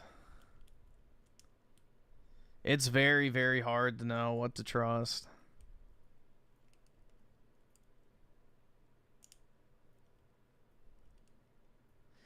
Griffin going down the glowy pipeline of calling everyone else a Fed. I just feel like if you're allowed to be mainstream for too long, I mean, maybe I guess to Alex Jones's credit, he was actually removed from most social media, but so was Nick Fuentes. So, you know, on one hand, I agree maybe that is to his benefit, but he got away with so much for so long that it's like, I don't know. Because, like, you would think if he was a genuine threat, you know, exposing, like, the Bohemian Grove and all this other shit, he would have been taken down a long time ago.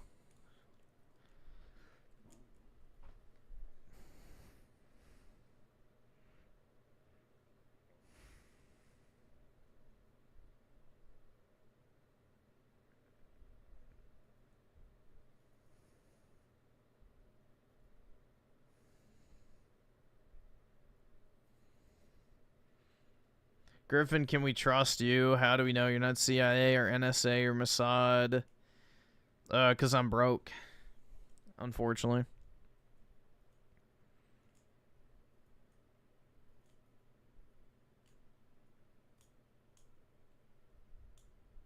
Yeah, but bro, how long has it been since Alex lost that lawsuit and he's still operating his business as normal?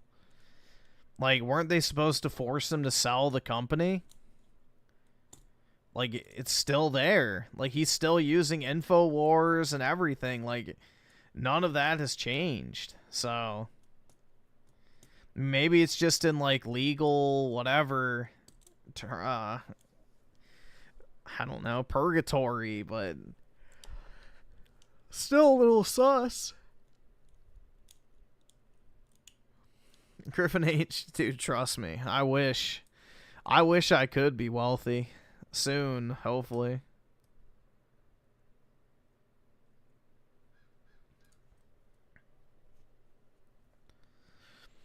Let's see. Asking in nostalgia with the 5, playing COD 6 gunfight with my home dog. May your liquor be cold and your women be hot. Let your problems slide off like snot. Peace out. Skip it up, faggot. Tonight, new hope for a breakthrough to end the war in Ukraine. Oops. Hope you have a great time with your friend, man. Appreciate you stopping by. Have a great night, or I guess morning.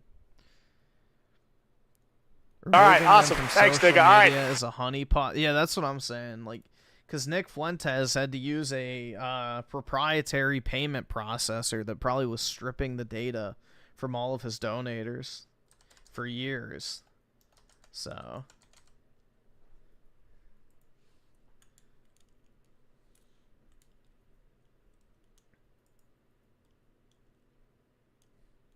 Did we watch this? I don't think so. The console wars are officially over, and I have to admit that I didn't really expect this bloodbath to go so badly for everybody. Like, in the conversation of... We go from Nick Fedentes, or however the fuck you want to say it, to a Creamcast guy. The contrast is stark.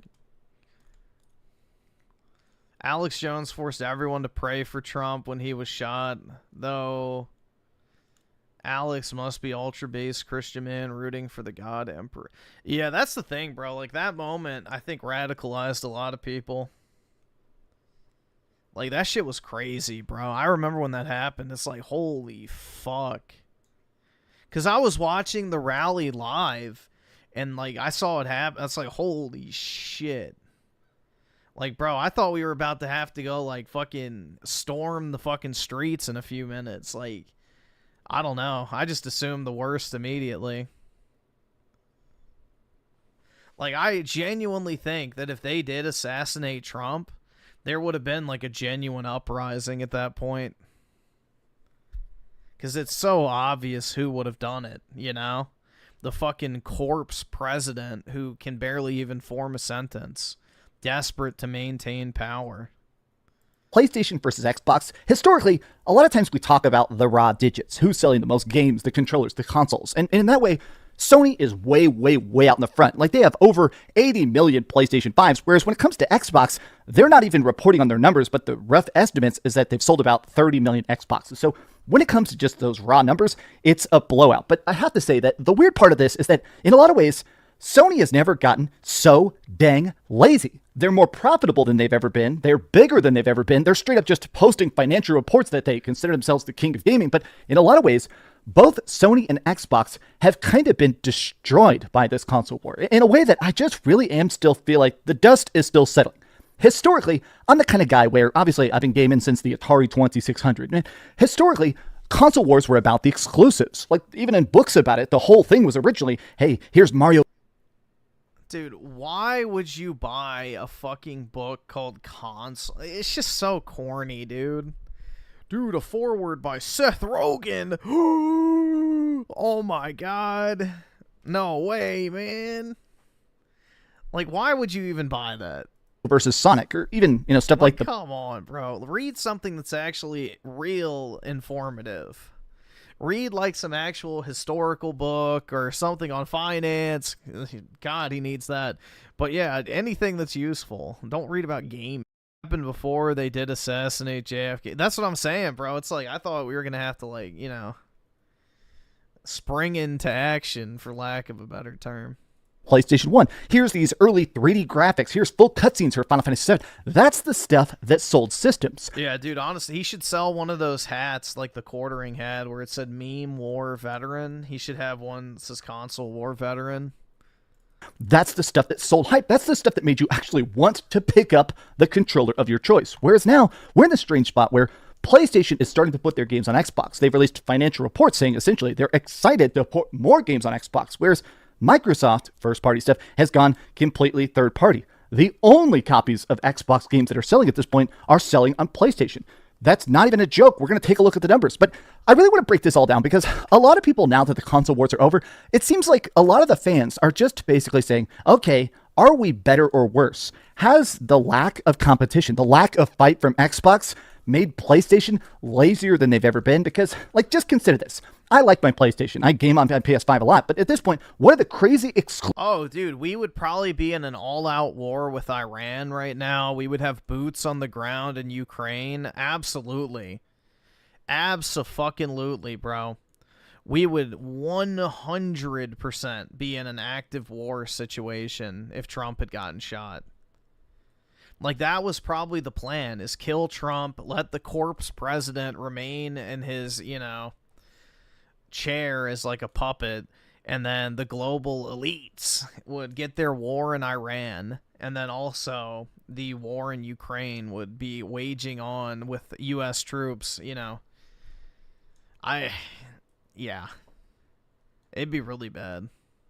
Exclusives that make me extremely excited to have bought a PS5 day one, right? I mean, Returnal was great, Spider-Man 2 was great, God of War Ragnarok, Astrobot, like there are good games, but the fact that I can list them on one hand, I think it's a significant sign about the generation from PlayStation 4 to PlayStation 5.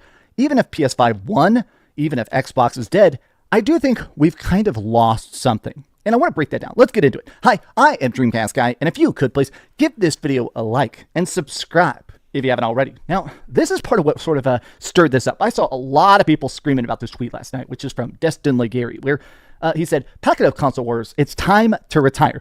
Now, undeniably, as a person now that's been covering video games pretty much every day for the last 10 years on this YouTube channel, it is wild to see an official thing. This is PlayStation.com. This isn't Photoshopped. It's an actual screenshot of PlayStation.com that says, hey, do you want to buy a PlayStation game? Because Helldivers 2 is... They already have that for fucking MLB The Show. Is funded partially by Sony. This is a PlayStation project. Buy it on Xbox. A link to take you from PlayStation.com to Xbox.com. That's a wild thing to see. Now in the comments, everybody is basically being like, yeah, man, Xbox has been dead for a long time. The remaining Xbox fanboys enjoy the games as a service games. Yeah, 80 million versus 30 million. Yes, it's over. So a lot of people are like, yeah. Guys, wait till he sees this. Wait till he sees MLB The Show, bro. Oh my god. Wowie zowie, bro. The Microsoft Store. Nintendo Store. Say it ain't so. Here you are, still console warring. The console war has been over since 4/16/2024, my boy. A lot of people are basically saying, look, man, ever since basically Xbox started putting every single game on PlayStation, the console wars have been over. Like, this is the kind of stuff that's super, super, super bizarre. This is an actual tweet from Ninja Theory, a major, expensive Xbox studio. Yeah, well, instead of putting the Xboxes on clearance, they jacked the price up, so... Stonks. And they're saying, hey, the best place to play our games is on a PS5 Pro. This is bizarre to see. I have to admit that it's still just weird. An Xbox studio promoting to buy a game on PlayStation is kind of the same. It looks the exact same on the base PS5 and PS5 Pro. Stop it. Oh, man. It's just, to me, I think we've hit this point where a lot of people are saying, okay, Xbox is out of the race. Yes, the best place to play Xbox games, other than PC, obviously PC will always be king, is on a PS5 Pro. How weird is that? But this is the thing, is that I do believe that while Xbox has been in the corner, just full force punching themselves in the dick for years now, in a lot of ways it feels like PlayStation has picked up the stupidest lesson from all this console war business, which is all that matters is playtime hours. Like, historically, what made Sony so great? What made PlayStation sell so many things, right? It was probably single player, focused stories. Characters you care about, worlds you care about, things where it's not just, hey, this game is good. It's, hey, I want to buy into that ecosystem to see what comes next. I care about Nathan Drake. I want to see the next Uncharted. I care about Kratos. I want to see the next God of War. Or even there's talks about a spin-off of God of War Ragnarok. Dude, who the fuck cares about God of War at this point? Like, I'm so sick of this shit. Stop hyping up these dead games. Let them just fucking die. Where we play as Loki. I care about that. But to Sony... Oh, he cares so deeply. And to a lot of these companies, admittedly, they have this weird idea that what matters isn't fun, it's not award-winning games and stuff like that, it's about play hours. So many companies think it's not if you're having fun, it's if you're spending time online. So they've been really heavily pushing billions and billions of dollars Ooh, dude, it's just fatigue.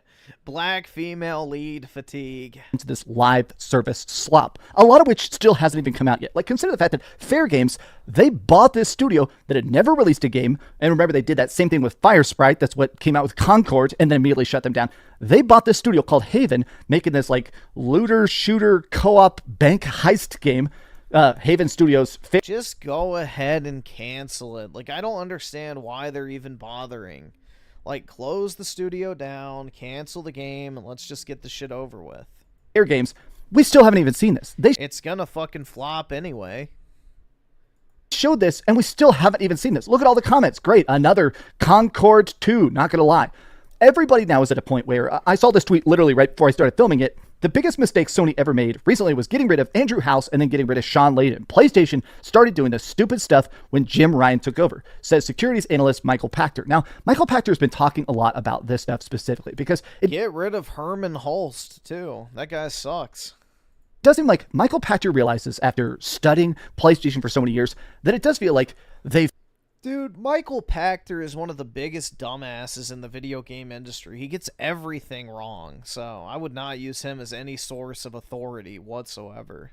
Figured out what works and then just consciously chose... I'm pretty sure he's the one who said that Xbox Game Pass would make it so that the Xbox Series consoles would dominate this generation, so that turned out to age like milk. Not to do it. Like, PlayStation made the best exclusives and then said, okay, what if we stopped caring about that passion, that polish, that unique Japanese fingerprints to a lot of their stories that were so good? What if we just gave all that up? Dog, there is no unique Japanese fingerprint to any of their stories. They already closed down Japan Studios. Sony is almost an entirely Western company and has been for a very long time. They've never had that Japanese touch on the majority of their games. To basically make slop. And a lot of people were just immediately saying, this is so dumb. This is one of the biggest PlayStation fans on the planet. Pio literally ate a PlayStation box. This guy is obsessed with PlayStation. Putting all their eggs in the games as a service basket with single-player studios is something so stupid it needs to be studied. And he actually brings up a good point. They've been having their single-player studios not just, all right, we're going to work on live service over here. You guys start making games as a service instead of your single-player games. Why the heck was Naughty Dog wasting... It's not even so much the Concord stain. It's the fact that, for years now, they've completely overhauled the way that they, create video games. They tasked every single one of their first-party studios with making a multiplayer live service title. And because of that, they either have to release these Globo Homo approved live service titles, or they just have to cut the development of it entirely and restart from ground zero, essentially. So they wasted all this time and money and effort making these fucking shitty live service games that are in the same vein as Concord. And now it's either they have to release it in some way, shape, or form, or they just have to abandon it and start from scratch, which either case sucks. Because either you release another Concord that bombs miserably, or you just skip the embarrassment and start over anyway. Years and years and years on a Last of Us MMO that never came out. Stuff like that is not just expensive, it seems so bafflingly stupid. But you know what? We know why they're doing this. And it's the fact that PlayStation has gotten lazy in a way that I honestly did not expect, which is this. I saw this tweet and I honestly love it. Even though it has 6 likes, I actually think this is brilliant. There is a symbiotic relationship that exists between the PlayStation ecosystem and third-party developers and publishers. Take, for example, Mafia: The Old Country. Half of their sales were on the PS5. Now, we've seen this with a lot of games now. Games where they release something, it sells moderately well. In this case, we have 2 separate games now that sold about 1 million copies, 800,000 copies sold of Mafia. 48% of them are people that bought it on PlayStation. That is wild. Look at this. PlayStation is this chunk of the pie. Steam is this chunk of the pie. Xbox is this chunk of the pie. That's pretty abysmal for Xbox, but not really surprising. Been saying multiple times now that Xbox gamers don't buy games. And when I say that, people get pissed at me and sometimes people... Actually, dude. Rebirth is not a first-party game. Even under the Colt Eatswood definition, a first party because Sony did not publish Rebirth. Square Enix published it. Now, Gunnar Blade does fit the definition of Cold Eats Woods, first party game, whatever. And because Sony published it, I guess, it technically counts as first party if you go by his definition, which nobody else does. But yeah, neither of those games were made by a studio that Sony owns. Just like Helldivers isn't a first party game. They don't own the studio. Don't understand. Data is this very separate thing. There's anecdote and there's data. And I think sometimes people conflate it. Oh, you're saying nobody buys Xbox games, but I bought it on Xbox. Okay, you got to understand that's not what the data is, though, right? You know, that's hyperbole. That's not an anecdote or data. An anecdote is when you say, like, well, I saw somebody buy it, so obviously nobody bought it is false. Hyperbole is when you say, oh, yeah, nobody bought it on Xbox, but like 10% of people did compared to 90% who didn't.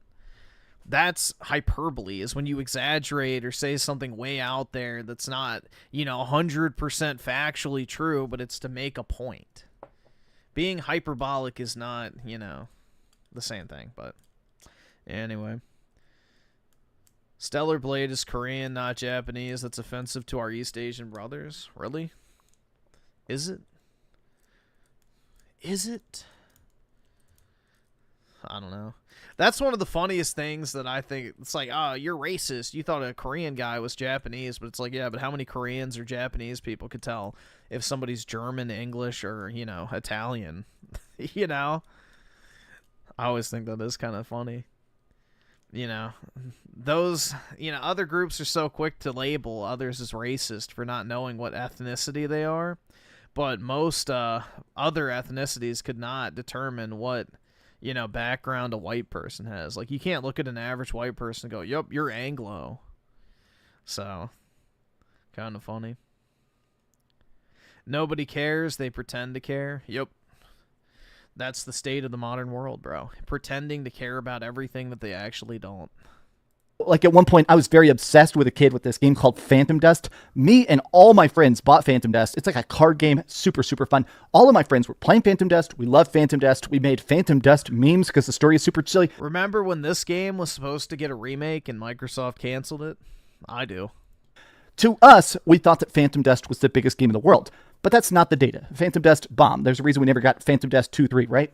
Sometimes people forget outside their bubble, things are different. And the raw numbers of the fact that at this point, PlayStation, even if they're releasing games, they don't have to. PlayStation has realized Xbox will make games that sell like crazy. A lot of this stuff, Doom is only selling actual copies on PlayStation. It's got a lot of people playing it on Game Pass, which is still super wild. But I still feel like we're in this weird spot where symbiotic is such a great way of putting this. We're in this weird spot now that is super interesting because right now, games are selling best on PlayStation, so they're optimized most on PlayStation. So people are putting out specifically PS5 Pro patches, so they're ready to look great on the PlayStation 6 when it comes out in a couple of years. So because of it, now people are buying games only on PlayStation. It becomes this weird cycle where people are not only treating the PlayStation like the default system, but even developers now seem to just be dead set on, hey, we have to push the PlayStation hardest. That's where the money's at. That's where the players are at. That's where the engagement is at. That's where our money exists, which means more free infinite cash for Sony. I don't think it's possible for Elder Scrolls 6 to bomb, to be completely honest, bro. I think that game's going to do well no matter what. Sony has just gotten to this weird spot where they don't have to try.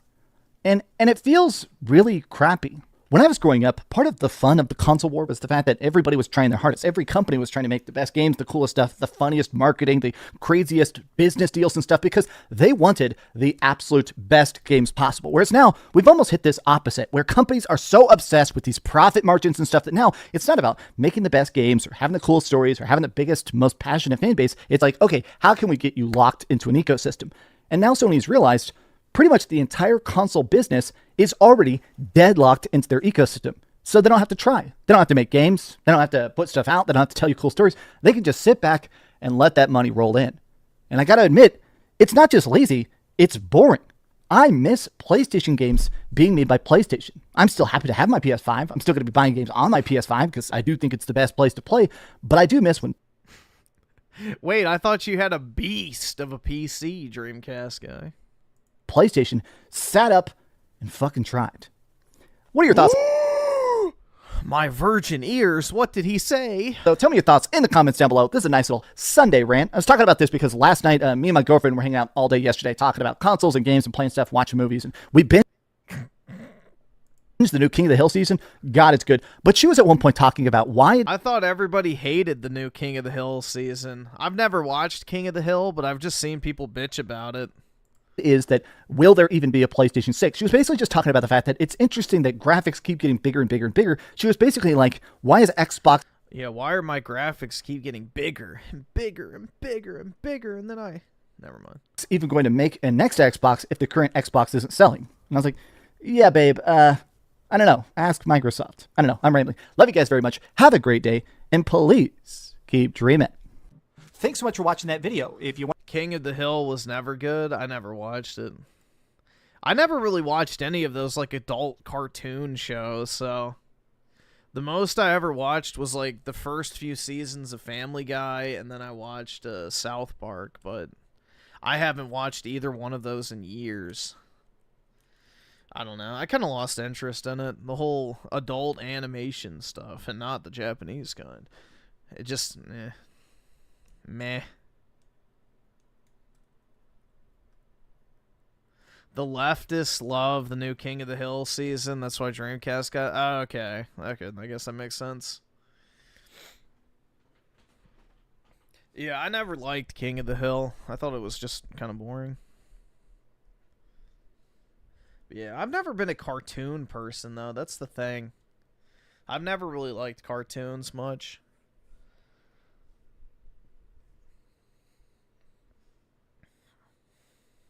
There's just something unappealing about the visuals of cartoons.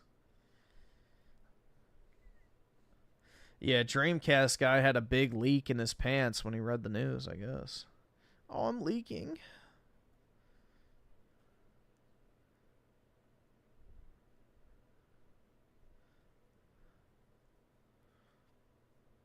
What's this? Now we're going to talk about Jim Sterling, or as he's known now, James Stephanie Sterling. If you don't know who now, he at one time, Jim Sterling had over 1 million subscribers. He is now down to 730,000 subscribers.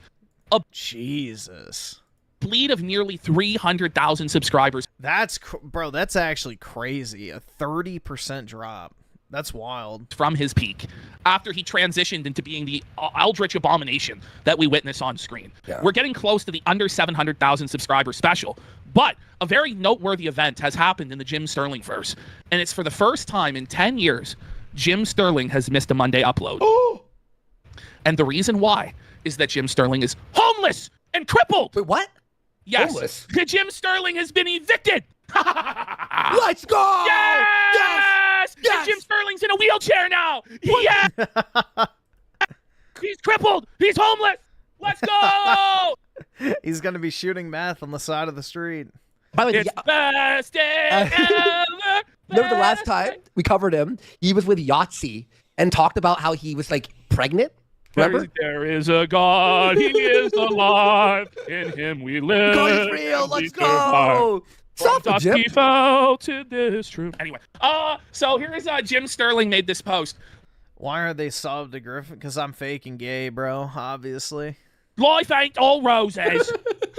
I'm dealing with a hurried house move because my landlord tried to jack up the rent to $2,000 a month.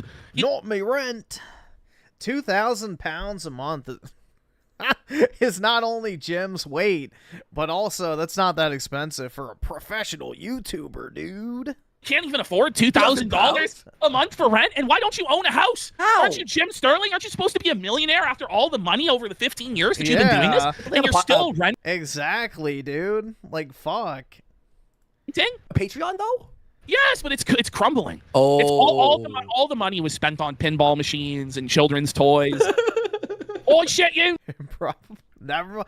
I don't think I could be extradited, and probably children too. No, she'd been creeping toward it and had me over a barrel. He's in the UK, mate. In a wholly unfair lease. You're the one who signed the lease, you dipshit. Like, why is this our problem? $1,000 a month? It's like fucking. It's like 4,000 Canadian dollars. Oh, okay. Yeah. She doesn't even respond to important maintenance requests for as much as she expects. How much is that in US dollar? I'm just curious. 2,000 pounds to USD. 27. So that's my rent. He rents an entire house for the price of my apartment. And doesn't he have like a wife or some shit? So I would assume they have 2 incomes. That's not that much. And now she gets to deal with the results of her negligence. They're not my problem. I'm pretty sure they'll find somebody else to rent the apartment, Jim. Yeah. I don't think this landlord is going to miss any meals, okay? But meanwhile, you're homeless. But then here we go. A homeowner? No, I don't own a home. No, I don't want to buy a house where I am. Dude, the area I live is so expensive. So I would be able to get like a 1,000 square foot crack shack for like $600K. So yeah, nah. The DC area is way too expensive. Expect her to blame me for the water damage? Wait, what water damage? What do you mean? Why are you telling us about the water damage that you did to this person's property, Jim? Who else would have done it? How much y'all want to bet it's piss? Look, love, I squirted. Like, what is actually going on over there, over the pond? Well, I've got the receipts demonstrating how only one of us gave a shit about the long-term effects of ignoring faulty plumbing. So this guy's living in an apartment where the showers and toilets don't work and are spewing water all over the place? He's supposedly a YouTube millionaire? Like, what's going on? And even by landlord standards, the cheapness and avarice has been remarkable. Well, why don't you own your own property, Jim? Yeah. What the They made your 1,000 square foot home was 105K. Dude, I fucking wish. I wish I could have bought a house back before COVID. Yeah. Looking back on it, I would have skipped college, done YouTube full time, and just bought a house. But alas, hindsight is 2020, and that would have been absolutely fucking retarded if COVID didn't happen. But yeah. So much money, by the way. Like Jim, yes. he made, guys, at his peak, he was making 30K a month probably. Easy. Yes. With Patreon plus the views. Like, he was like a big deal back in the day. Yes. And not goes, a penny to as if that wasn't enough, last Thursday provided an additional spanner in the works with my back blowing out. Yes! His back's blown out! He's getting an actual authentic female experience, I guess, now. He's raped! He's raped! He was bent over by... The Muslim rape gangs finally found him. Black man and his back blown out. His back was blown out. The back shots, like. Literally on the day my comeback match was announced, the spinal hernia relapsed and knocked me utterly incapable.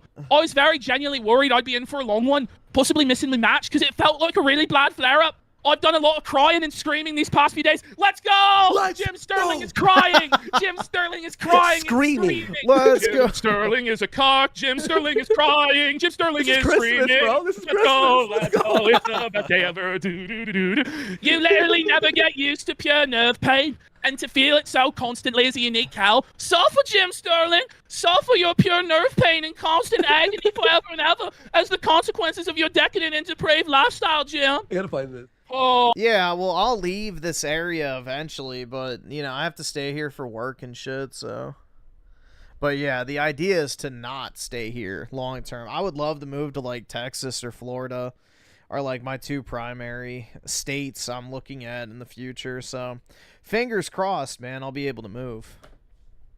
Because I don't really enjoy living here. Oh, man!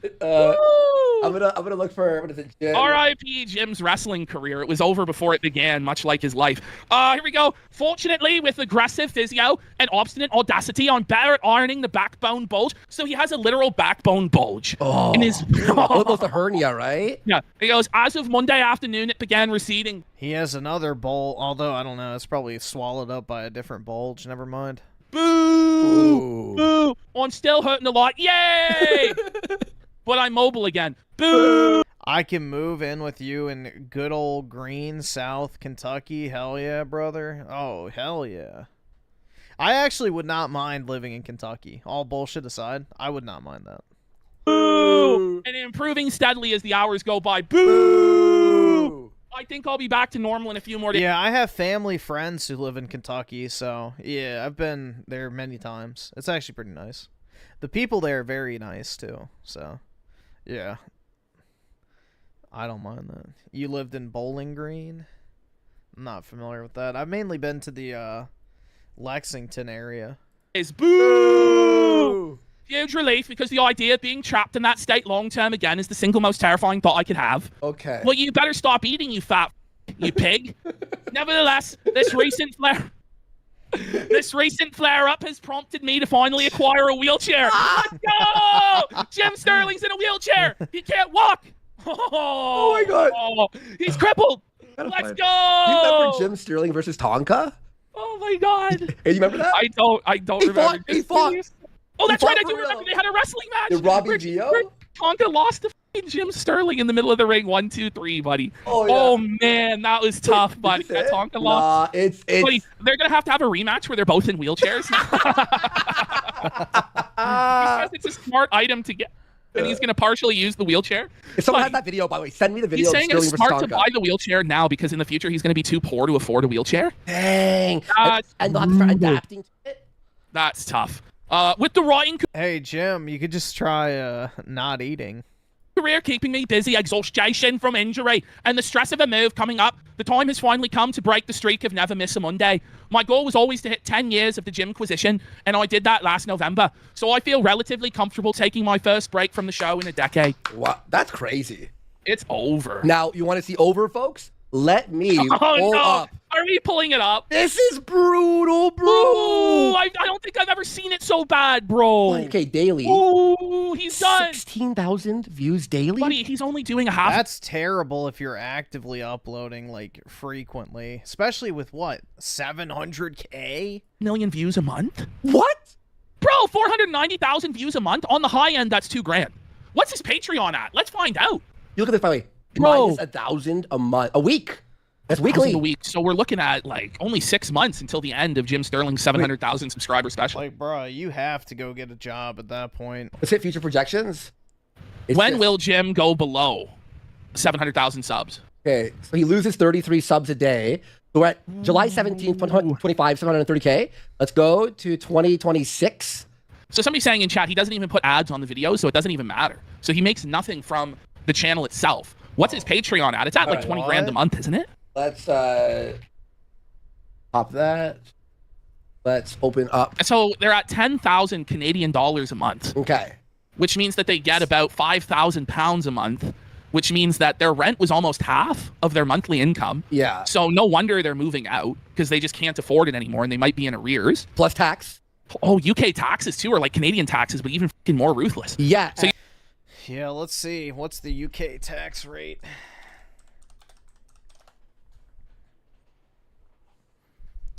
The UK, holy shit, bro. 40%. Whoa. Gee, dude, I feel like I get raped with a 28% tax rate. God damn. I guess they got to pay for all those cultural enrichers. You're looking at, like, you're losing half of that, like, right off the hop. So you're actually... You write off the rent, I guess, right? Like, if you're Jim Sterling, because the studio's there. That's scary. That is actually genuinely scary. Let's just hear Sterling's voice for a sec. To other people, it's a green light to me because, what, you're going to age-gate all my content. 15 years, no microphone? No, like, lapel? No boom? Nothing? But look at all the toys he managed to buy. Oh, yeah, right? Okay, that's enough. No. I gotta use the bathroom real He needs all of his fucking slop toys. What is it with YouTubers and toys, bro? I don't get that. Like, the whole toy thing is weird to me. Like, yeah, you got a bunch of Pokemon cards, bro. But, like, yeah, it's not toys. Like, little fucking plastic toys. Like, I don't know, man. I don't get the whole figurine shit, personally.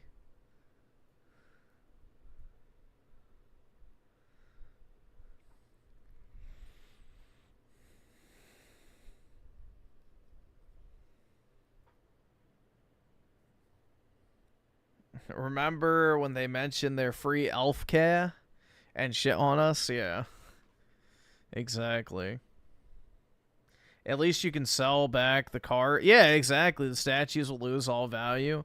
Yeah, that's the thing, man. It's like all my cards have gone up dramatically, so I'm feeling pretty good. If I ever needed to, like, buy a house or something, I could just sell my cards. which is actually kind of a nice thing to know in like the back of my head. Like, yeah, I got like $80,000 minimum of liquid cash just sitting in my PSA vault I could flip over. So, and that's what PSA will pay me out, not even what they'd necessarily sell for. Because PSA has this feature where you can sell them your cards. They have like this dealer network on their back end for vaulted cards where they'll have people place bids on, you know, particular cards that are out there. So I could literally just cash in like 99% of my cards right now and get paid out. And I think the value, I added all that up, was like 80 grand. So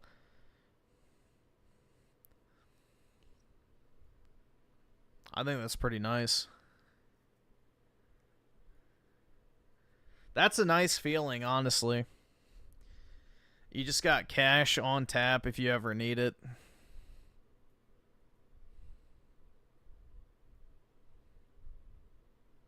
Yeah, nothing's out. You have to pay for something at some level. You know, anything that requires labor has a cost. You know, we don't have slavery yet. And, yeah, anything that requires other people's labor requires money. It has to come from somewhere. Why don't you? Because I don't want to buy a house where I live now, and the cards are probably going to keep going up in value.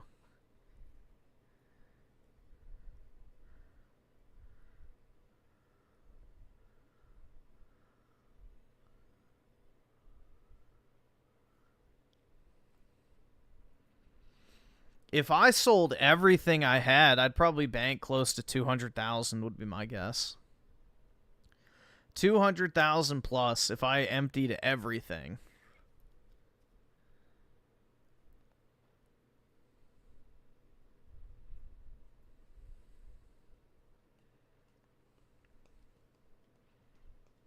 Yeah, the card market will pop soon, but it's the new stuff that'll pop, not the old stuff. The old stuff rarely ever goes down.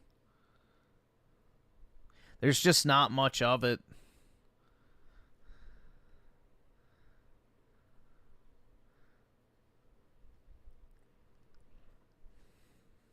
Yeah, realistically, though, I'm not moving from this area anytime soon, unfortunately. I'm going to be stuck in my little Goy box for a while longer until I can afford to move, one, and then two, also once I can leave with my work. So, I don't know, man. I shouldn't complain too much because it's not like my job is super difficult or anything like that. It's just very boring and I hate living here. But, you know, there's worse scenarios to be in. No, nothing is cheaper here. So I got a very, very good deal because the place I'm in is like a little run down. Like, it's older. It's not like one of those ultra modern apartments that everybody wants to live in. So it's like older, hasn't been like renovated recently. So it has like the old black appliances and stuff like that. And, you know, pretty basic like bathroom fixtures and sinks. Like, it's fine for what it is. I don't care. Like, I don't need a luxury apartment. But, yeah, if I were to find something similar that's been updated, which pretty much all of them have been, it would be close to $3,600 to $4,500 for a two-bedroom place. And about $2,600, which is what I pay now for a one-bedroom place. But I have a two-bedroom place currently, so... yeah, I would not want to move to a different place in this area.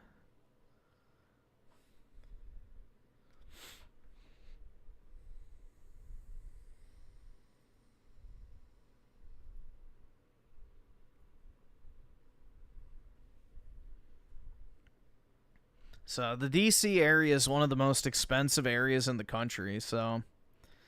yeah.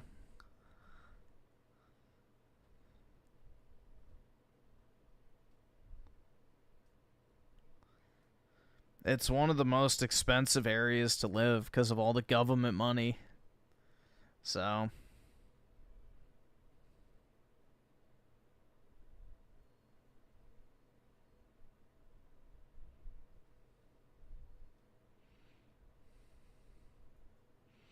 That's too much for renting? Yeah, but think about it this way. Like, the average house up here is 600K, let's say, for the low end. All right? Let's just see. Let's see how much my mortgage would be. So the home price would be, but I'm just going to put in 700,000 because it's more realistic. Down payment would be 20%, loan term 30 years. I'd probably be able to get like a 7.5% interest rate. And home insurance, property tax. All right, calculate. My mortgage payment, if I were to buy a house, would be $4,000. So I would be paying $4,000 versus $2,600 where I currently live. So I would have to pay out $1,400 more a month just to live in the same area. So if I don't want to stay in this area, it makes no sense for me to buy with the current interest rates. So yeah, I work full time. So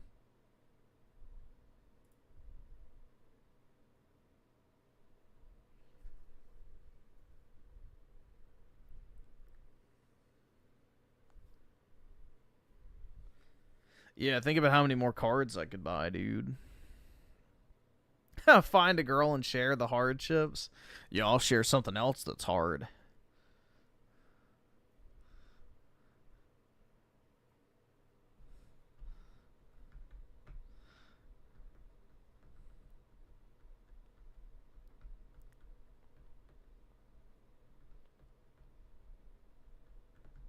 But yeah, that's why I'm in no rush to buy a house where I am. Until interest rates come down pretty dramatically, you know, it's not really worth even looking at, unfortunately. I really do look forward to the day I can have my own place, because obviously that'd be really nice. But it's not happening anytime soon, bruh, unfortunately. I'm stuck in my goy cage. I just have to keep accumulating wealth till I can buy my freedom.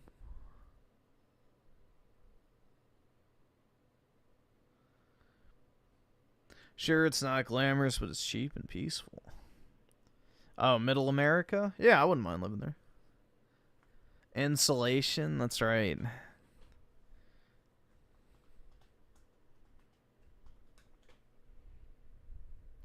Get a nice big ranch in the middle of the country.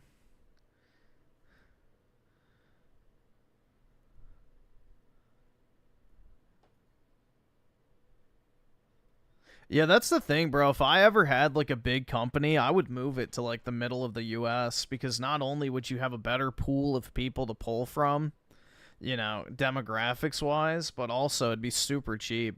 And you could basically own that area. Like Walmart does in Arkansas.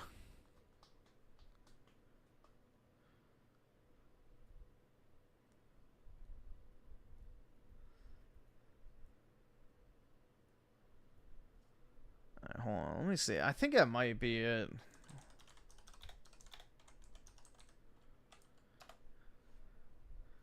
It's like the whole city is built around Walmart. It's kind of crazy. Walmart home office tour. But yeah, like the whole town is like built up around Walmart. 7 years in the making. The next chapter for Walmart continues where it all started, in Bentonville, Arkansas. Welcome to Walmart's new home office. We're glad you're here. What's crazy about Walmart is that most people don't know is 1/8 of all money in the United States. So what, like 13%-ish, 12 to 13%, or 12.5. 12.5% of every dollar in circulation in the United States economy passes through a Walmart. Come on in. Keep coming in. We're happy to have you all. This isn't a celebration of the past exclusively. It's a moment for us to think about what the future can look like. Alright, show the building. I wanted to see, like, the area. Alright, well, they're not going to. Because you're worthless. And poor. Maybe they'll have it in the official propaganda film. Welcome to Bentonville, the place we've called home for over 60 years. But they own, like, everything. Like, this whole city, Walmart owns, pretty much. Welcome to Bentonville, the place we've called home for together to redefine what's possible in our stores, clubs, and camps. Alright, well, they're not going to show it again. It doesn't matter. The point remains, is, like, that'd be kind of cool to do. Is, like, just have a big-ass company and, like, basically build, like, this city around your corporate headquarters. So... that would be pretty nice. And then also you would get a much better sampling of people to work for your company too. Walmart Bank. I don't know why they don't do that, honestly. I would have done that. I know Walmart does financial services and things, but I don't think they own like an actual bank.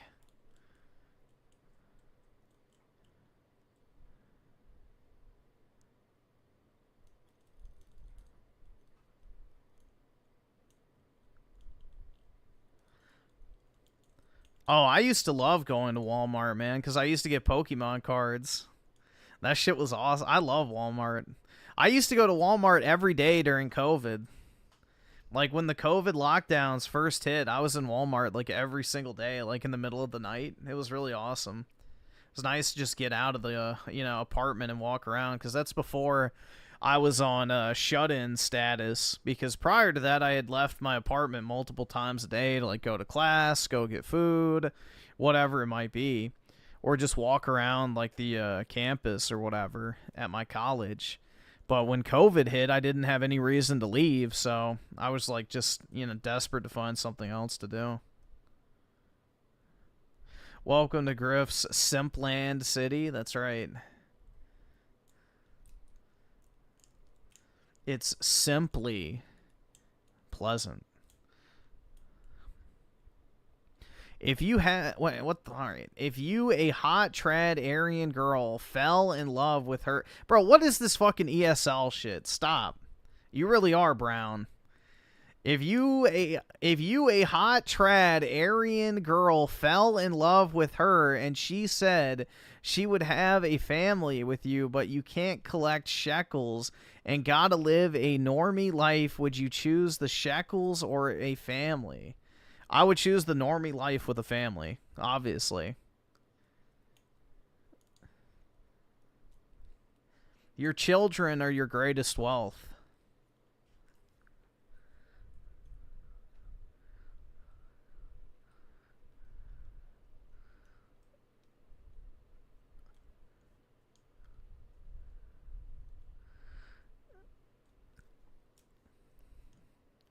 You hate children? Yeah, I bet, PK. That's not what your basement says. And I will not be, explaining that one.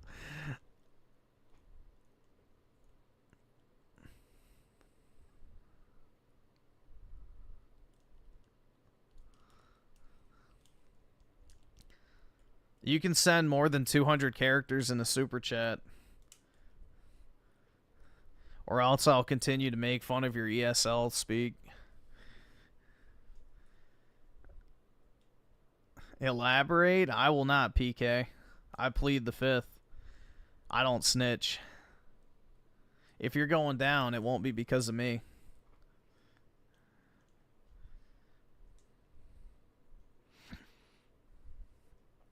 Let's see. I'll stay on till 8 today. And then I'll probably hop off because I got to get started on work. Shit. But I've been going to the gym at lunchtime the past few days, and it's actually been kind of nice. So I might keep doing that. I don't know. I'm trying to figure out this fucking schedule, man. What's the time? It's at the bottom of my screen. It's 7. Although I don't know if y'all can read it. The text is probably so tiny on your end. You haven't seen my recommended video? What did you recommend?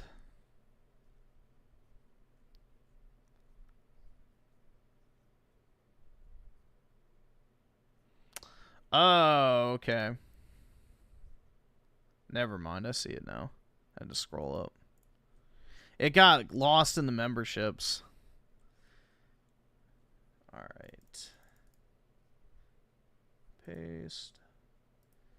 The good Hitler years. Uh-oh.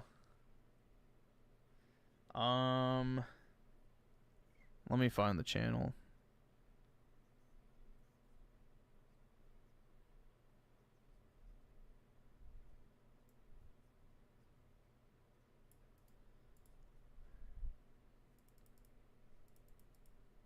Oh wait, this is it. Okay. Pyramid schemes, systematic robbery, I just saw it in the title. extortion, rackets, security money, sham unions, cartels, all right, we're good. Price fixing, drug dealing, and sweatshops. No, I am not talking about the mafia. I'm talking about Nazi German economic practices of the 1930s. Not socialist, not capitalist, simply criminal. I'm absolutely fine with work camps. I think we should replace prisons with work camps. Welcome to Between Two Wars, a chronological summary of the interwar years, covering all facets of life, the uncertainty, hedonism, and euphoria, and ultimately humanity's descent into the darkness of the Second World War. I'm Indy Nidell. The so-called good Hitler years in the mid to late 1930s still persist as a myth, but upon closer scrutiny, the myth falls apart. There's also a more recent myth, or a political fallacy, that the Nazis were fiscally left-wing, even socialists, which is based on what some of them said, but never actually did. In extremely simplified terms, Hitler's economic ideology is based on the idea of growth through conquest, Lebensraum for the... Yeah, the German, aka Roman mentality. Because, you know, the Germans conquered the Romans, but the Romans did it before that. It doesn't matter. The Romans and the Germans both had the exact same mentality.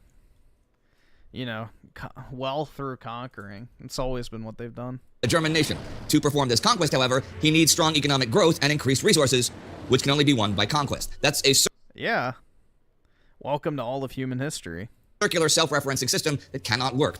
More than anything, though, the Nazi economy is structured... Oh, it absolutely can work. That's how the Romans enriched themselves. That's why Caesar was so powerful. He conquered Gaul, which made him immeasurably wealthy. Like a gigantic organized crime syndicate created to enrich not the state, not the race, but the Nazi leaders and their capos. In essence, the German economy of the 1930s is built to fail, and it will have far-reaching consequences should Germany go to war.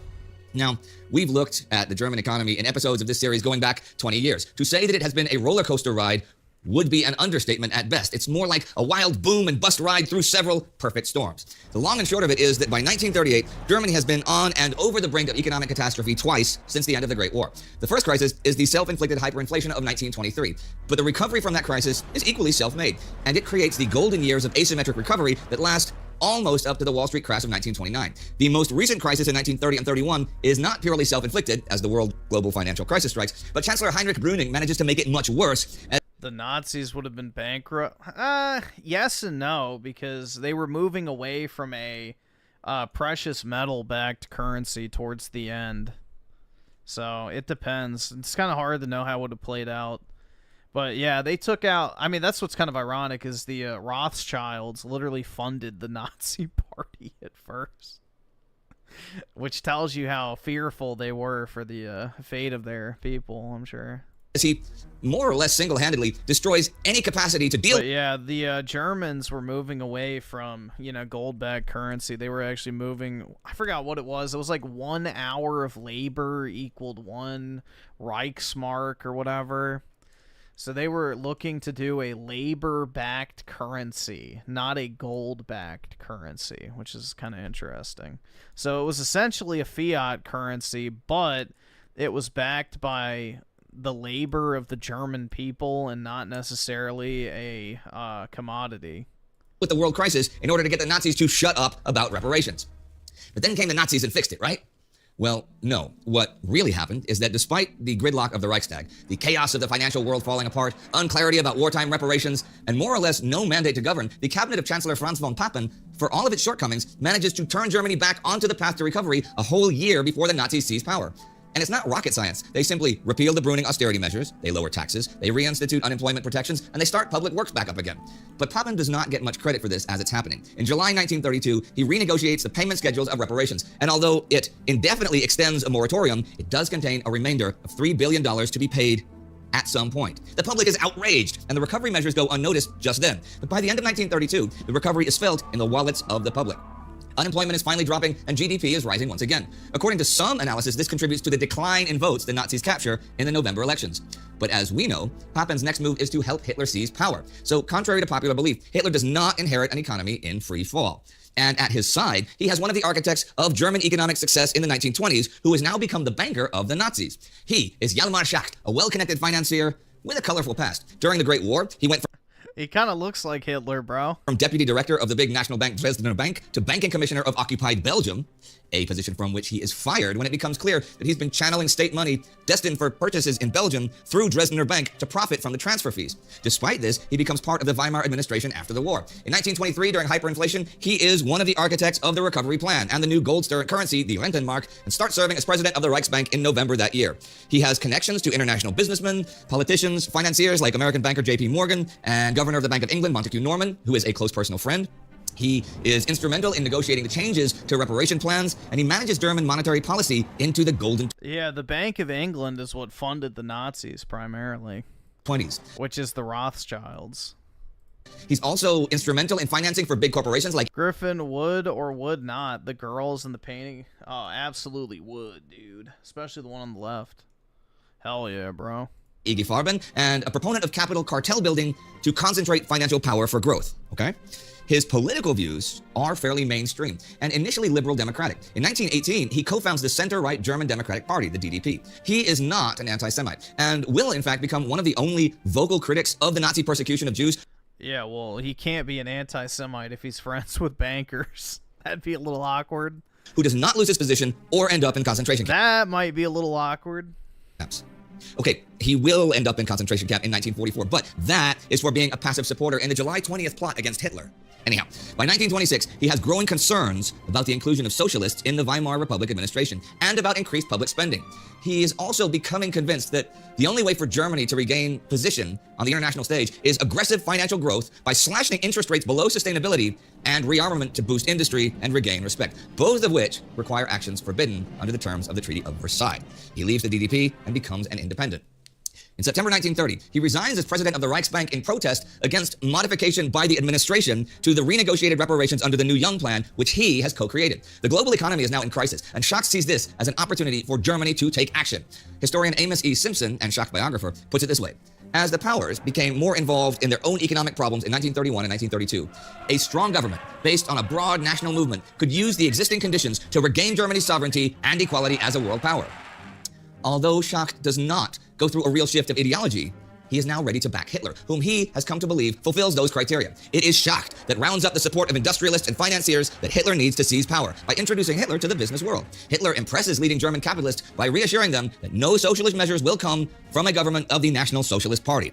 During the December 1932 and January 1933 political gridlock, it is Schacht that puts together the broad petition from top businessmen to President Hindenburg to appoint Hitler as chancellor. He now becomes Hitler's main financial advisor and will be the architect of the Nazi economy. Schacht does not join the Nazi Party, but still, in March 1933, he is again made president of the Reichsbank, and in August 34, Reich Minister of Economics. Hitler and Schacht is a match made in heaven, well, or hell, depending how you look at it. Okay, the vision that they share is of a German economy let loose to prosper. Hitler, because he has a magical belief that there is some natural destiny for success of the German race, and if you just get rid of all the things he believes that stands in the way of that, the Jews, liberalism, Bolshevism, success is inevitable no matter what. Schacht, a bit more astute, believes that in a deregulated, finance-friendly market, the power of big corporations can prosper and strengthen the economy as a whole. They have a problem, though. Germany has, since the 1880s, been a social market economy, which is like a free market economy with an addition of a moderate amount of labor laws, union rights, and social security, as well as strong antitrust legislation to stop cartel building, price fixing, things like that. This is a construction created by conservative Chancellor Bismarck back then in order to make some concessions.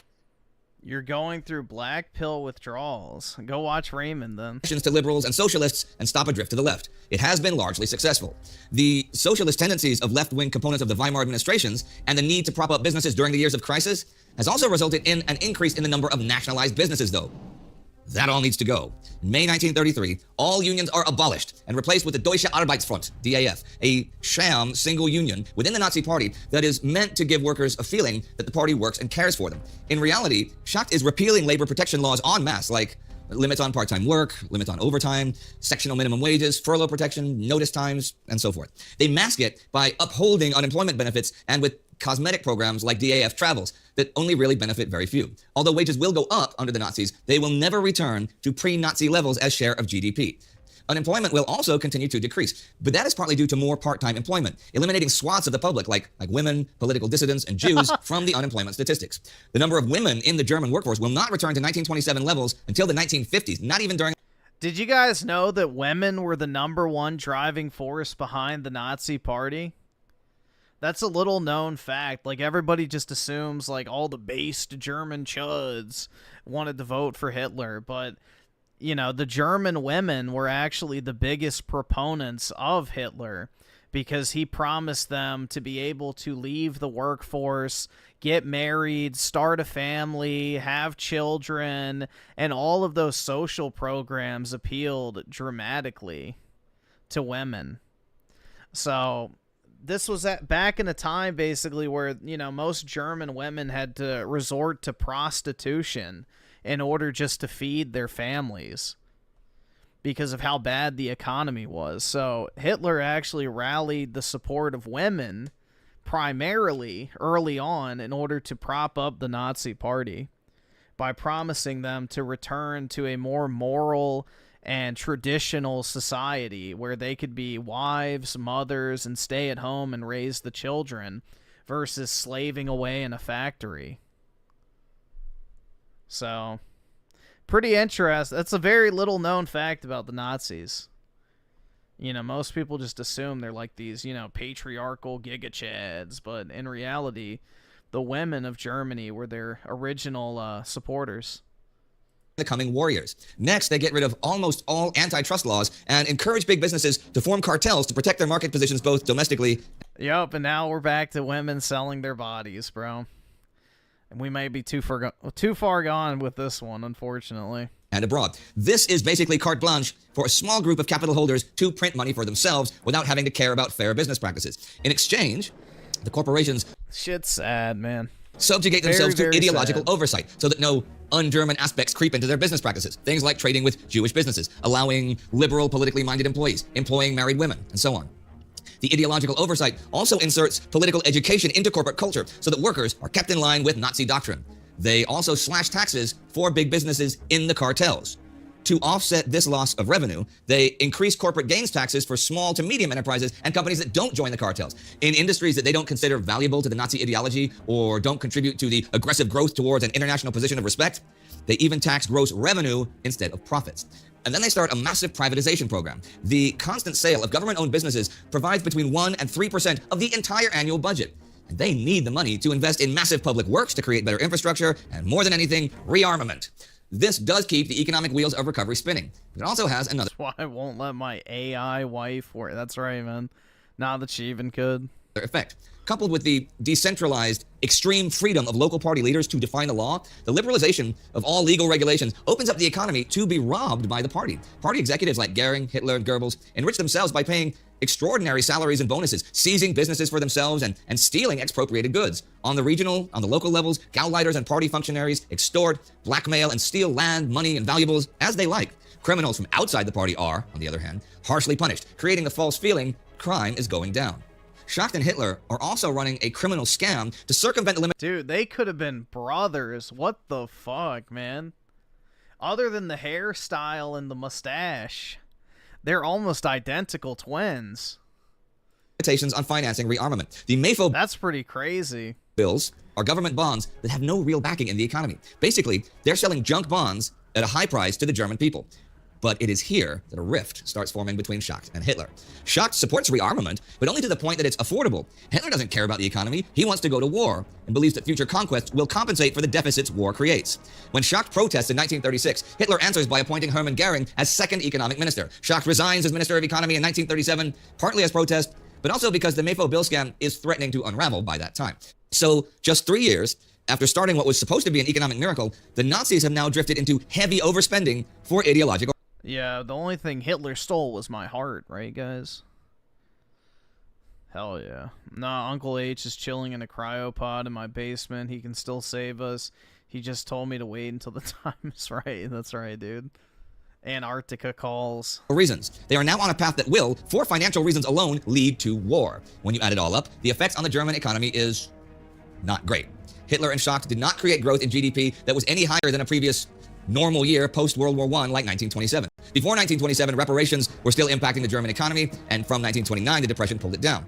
There is a big rally in 1933, though, the year Hitler seizes power, but that year, the whole world economy was moving towards recovery. So this was pretty much average growth that cannot be attributable to any specific economic policy. And more importantly, as economic policy takes time to have any measurable effect on the economy, any growth in 1933 is from von Papen. The only part that they're forgetting to mention is the fact that the actual standard of living dramatically improved in Nazi Germany at the time, because there was a shitload of social programs that also were instituted at the same time. So yeah, well, again, this is the problem with economists. They always conflate GDP growth with the overall health of an economy. It's not necessarily the case. GDP might not have grown, but you also have to forget, you can't forget that all these fucking things, you know, like removing women from the workforce dramatically affects GDP. But also, you know, all the social programs of like where you have a child, you get basically a free house and all this other stuff. It's like, you know, that improved the lives of people measurably, more so than GDP growth would, like, alone. I don't know. So it's not just as simple as saying, oh, GDP went up, things are good. I mean, GDP keeps going up for the U.S. and things are not good. You know, most people can't afford to live. Programs and cannot be attributed to Schacht and the Nazis. In parallel, though, they face increasing sanctions and restrictions on trade by the democratic Western powers. To fix this, at least temporarily, they create a kind of extended isolation. Which Western powers? By reducing their trading partners to friendly states in order to avoid the impact of the sanctions and falling resource and good prices around the world. They also artificially push up national income by inflating prices within that closed trade system. So the resulting international trade system is... What does GDP mean? Gross domestic product. It's like the entire sum of what value an economy creates within a year. It's not sustainable, especially as it requires these limited trade partners to be extended at some point, and this in turn again leaves them with no other way than conquest. The only way you can see it all as being great is if you compare it to the dismal years of hyperinflation in the 20s and the dip of after the 1929 crash.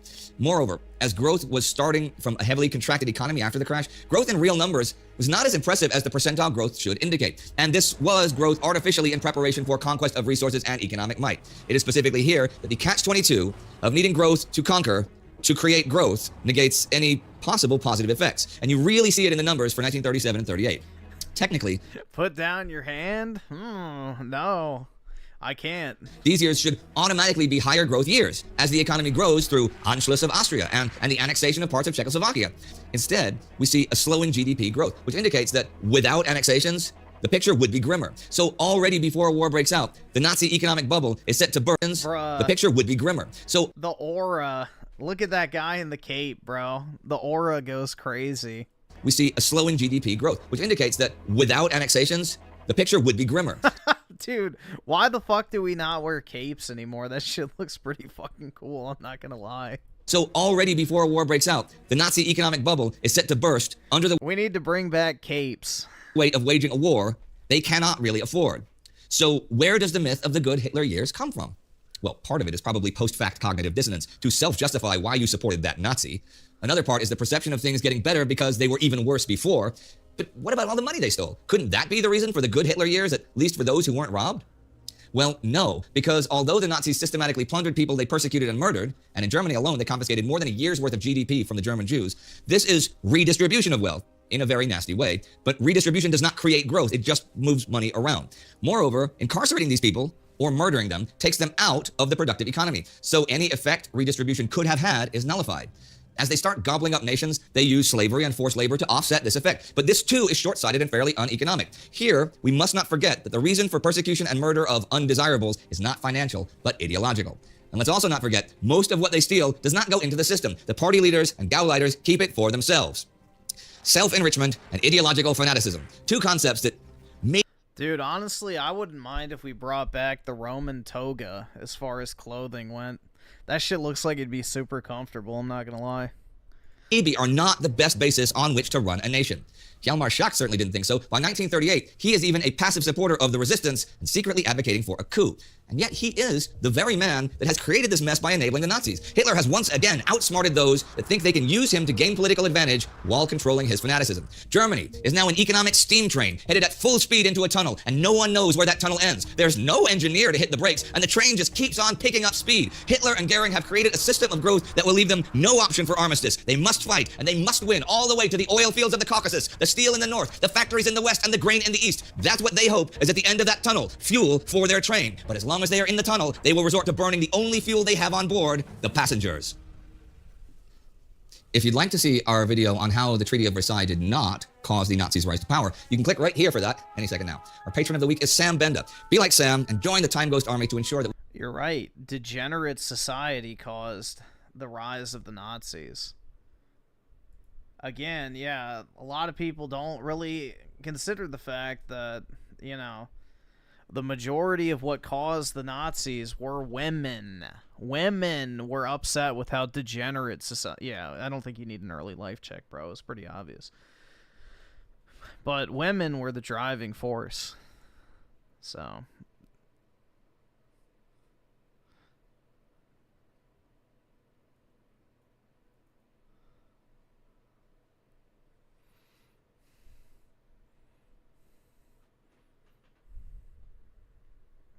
Yeah, he's leaking in his pants after the new PlayStation news. It's always the Banshees. At least we're not speaking German. That's right, we can speak Arabic instead.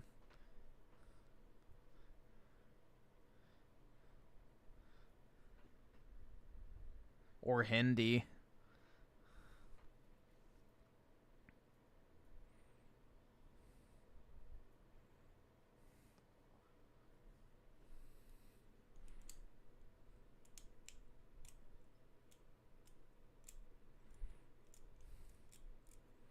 So repeal the we can't, dude, like, as fun as a meme as that is to say, that's never happening. The 19th Amendment's never going away. Unless we have a violent revolution that takes it away. But, no, it's never going away.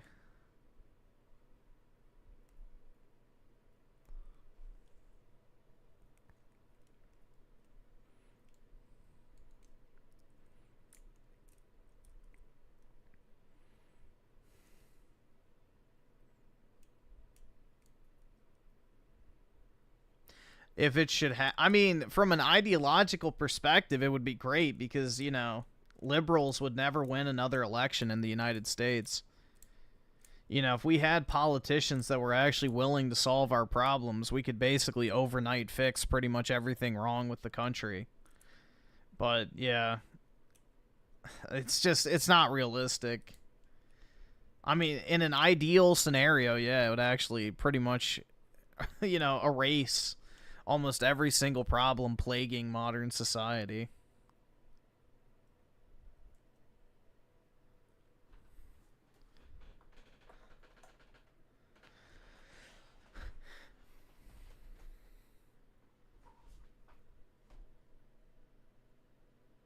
So the Hitler good years were actually good for overall... Yeah, very good for overall society.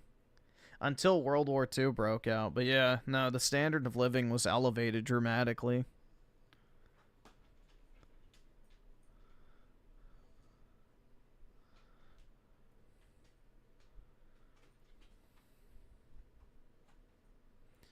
Some 30-year-old girl I was talking to today told me that her and her de facto husband were never going to get married because divorce is annoying. She's already done that with her previous husband. I mean, the thing is, bro, is there's nothing that requires you to actually get legally married. You could just get married in a church and never actually fill out the paperwork.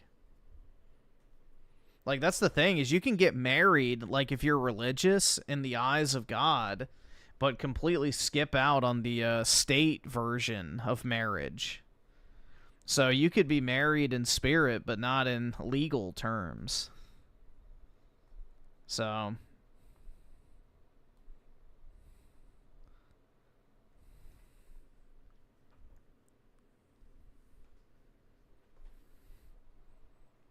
Yeah, well, it provides tax benefits, obviously, but if you don't care about that, then, you know, that's a different story.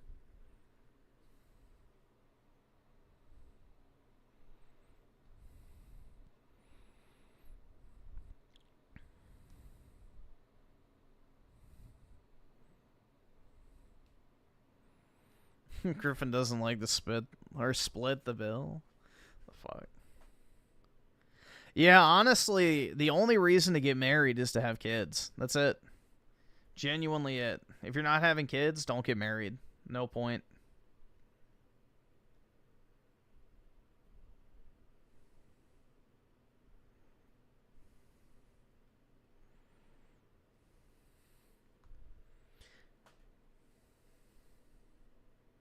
Because you need to be married in order to have parental rights. That's the main thing. Once you have kids, you need to have that marriage in order to have equal parental rights. Otherwise, if your girlfriend has a kid, you do not have the same rights to that child that she does as a single woman. So you'll get stuck in a situation where you have to pay infinite child support and no access to the kid. So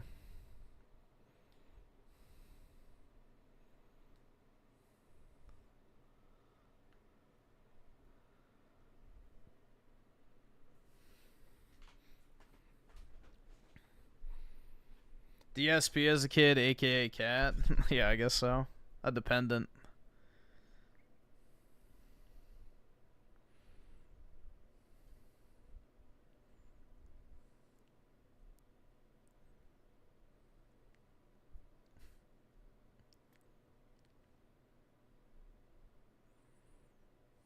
The decline of Krispy Kreme. I love Krispy Kreme.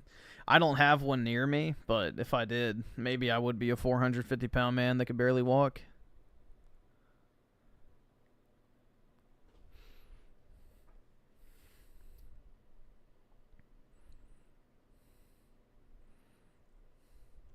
Yeah, bro, I can down, like, the hot and fresh Krispy Kreme donuts are, like, those things are god tier. Like, bruh. If you want the definition of peak, that's it.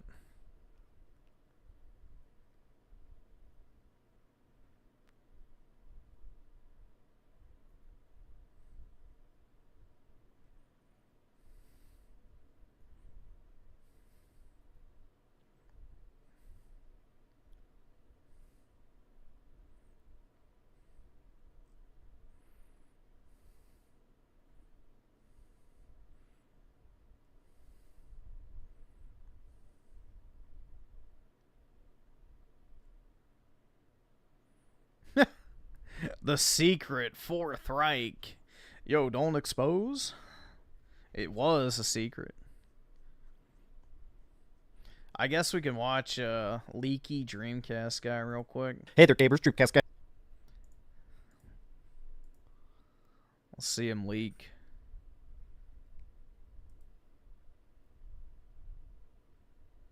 Here, and today we're talking about PlayStation because a big new leak has just come out from Jeff Grubb, the king of all leakers, and he said that we're about to get a new PlayStation State of Play, or perhaps a full-blown showcase for the first time in quite a while. Now, a lot of people are sort of very excited about this, but also very pessimistically interested, because when it comes to Sony first party, especially for this last couple of years, a lot of it has been live service slop. So a lot of people are basically saying, okay, Sony, show us something new, show us something exciting. And typically these September showcases are kind of when the bangers come out. I think that they're really not. When has Sony shown a genuine banger in years? Like, maybe you could say God of War is a banger, dude. But even then, I wouldn't say that. Like, what bangers has PlayStation even shown remotely recently? PlayStation especially loves this time because it's this good mix. It's not quite the E3 time. It's gearing up for those big winter sales. This is like, I genuinely don't have any faith in Sony's first party. Same with Microsoft. Dude, Astrobot was 2 years ago. Astrobot was 2 years ago, man. Or was it? Yeah, when they first showed it off, right? 2 years? I'm pretty sure they showed that off at the end of 2023, right? So what? That would be, yeah, 2 years. Because it came out like in, what, August of 24? So they would have shown, yeah, if they showed it off in September, they're bangers. Particularly when PlayStation likes to come out. Hold on, let's look it up.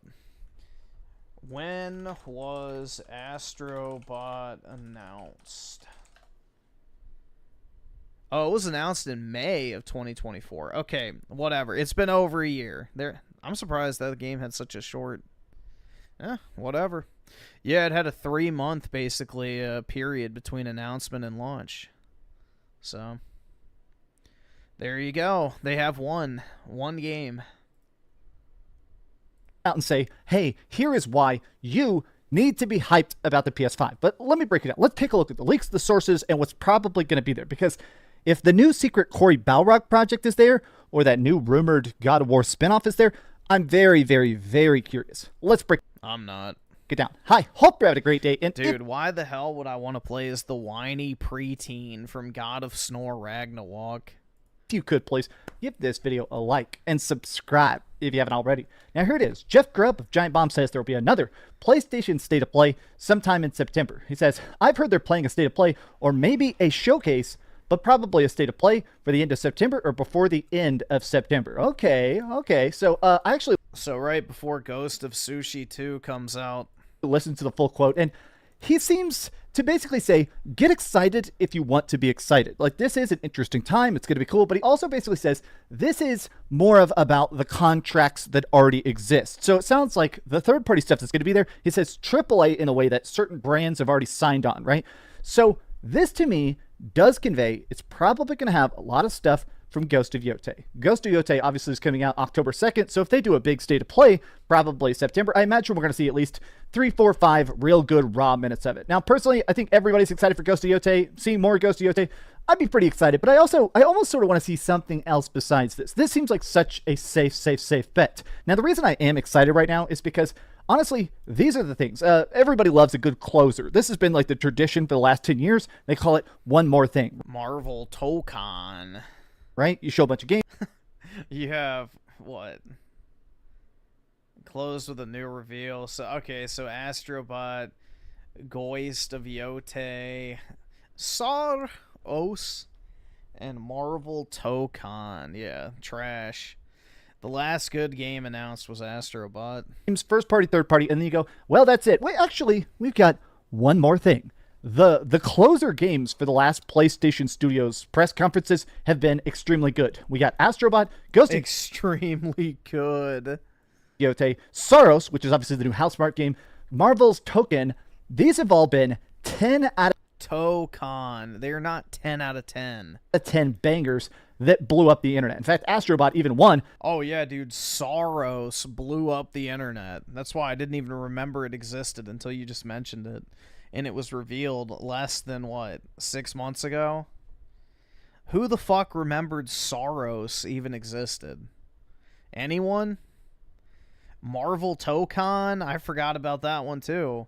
Ghost of Sushi 2, unfortunately, I do remember exists. A bunch of Game of the Year awards, right? Will the pattern continue at the State of Play next month? If so, what do you think it'll be? Now, this is the thing, is that there are some people trying to decide if this leak is real or fake. This actually came out right as I started pressing record here.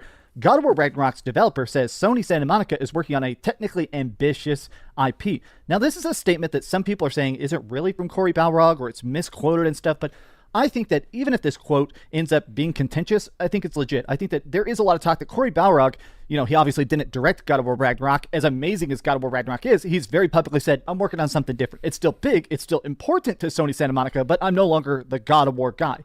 I'm curious what this game turns into.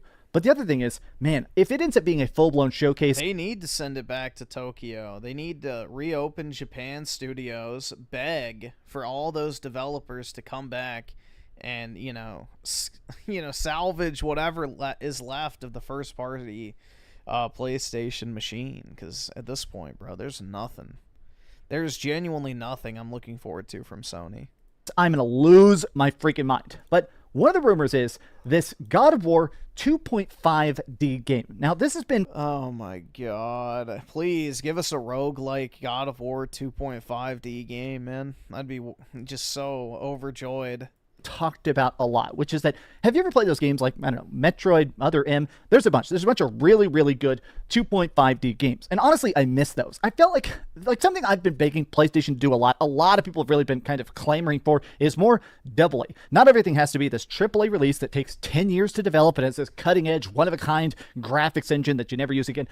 Why all Japan studio games flopped, Griffin? Because people don't like unique games. People always say that they want more variety in gaming. They want more unique experiences. They want stuff that's not the same, copy-paste, times 10 sequel. But in reality, most people don't actually want to put their money where their mouth is when it comes to supporting games financially. So everybody's a fan of a game when it's $5 on the super sale. I think a lot of people miss stuff like Astrobot, right? Hey, here's a game. We made it in 3 years. It's tight. It's fun. It looks great. Yeah, it's not 8K, 200 FPS, but it's fun, right? I want to see more games like that. And the rumor is this God of War 2.5D. What's ironic about that statement is Astrobot, realistically, is the only first-party Sony game that probably could run at 8K. Game is going to be a Metroidvania. You're going to explore this big chunk of... The talk is that it's set in the Greece era, and it's going to go around and explore and get items and get unlockables and keep progressing on a map. That, to me, sounds incredibly freaking fun. Now... Oh, yeah, dude. That's exactly what I want for my God of War experience. Now, this is thing. People are saying that's probably the surprise reveal. PlayStation opening night live. So this is happening technically tomorrow, but I pulled this up... Yeah, the only thing that can make it better is if it's a roguelike, too. Just because there is talks about the fact that Sony is trying to reveal new hardware, like in the case of their weird headsets and monitors they're dumping a bunch of money into. But I really want to see, if they announce the God of War 2.5D game at opening night live tomorrow, I want to see them actually show gameplay of it, or even surprise launch a demo for it at their showcase, because that to me would be extremely hyped. Now let's talk about what I hope isn't there. I really hope it's not just more stuff that's live service. Sony has been very clear. They're very, very all in on this. There's still talks about the fact that Fair Games, even though a bunch of people that are at the studio has already left, the founder of the studio, Jay Raydham, has already left. There's been leaks and rumors that the internal metrics, basically, there's times where like the head of PlayStation will go test out all their $300 million projects and see how ready they are to go. The talk has been that the internal testing for a lot of these live service games, but especially Fair Games, has not been the best. That they're trying to make something that's as addictive as Destiny. Now that Destiny is basically dead, nothing's really filling that niche. I hope we see more than just this, right? I want to see, I don't know, PlayStation games that are actually like old school stuff. Tight stories, big worlds, crazy, crazy, crazy adventures. If we see more of Soros, this game here, that looks incredibly, incredibly good. Man, I'm super excited to see more of whatever Housemarque is up to. Returnal was just such a 10 out of 10 game. But I'm also open to something extremely different. There have been talks about maybe a new SOCOM game, maybe Days Gone 2 getting made. Even I'll be... Griffin reached more viewers than I do. Really? Jeez, that's brutal, dude. That's actually brutal. To be honest, I'm pretty open-minded to just completely random new IP. Yeah, of course, I want Last of Us Part 3 to not suck as bad as Last of Us Part 2, but really, I think I'm just open to the fact that people expect to pay nothing for incredible games. That's why addictive loop arena games and loot box gotcha slap rule the market. Yep.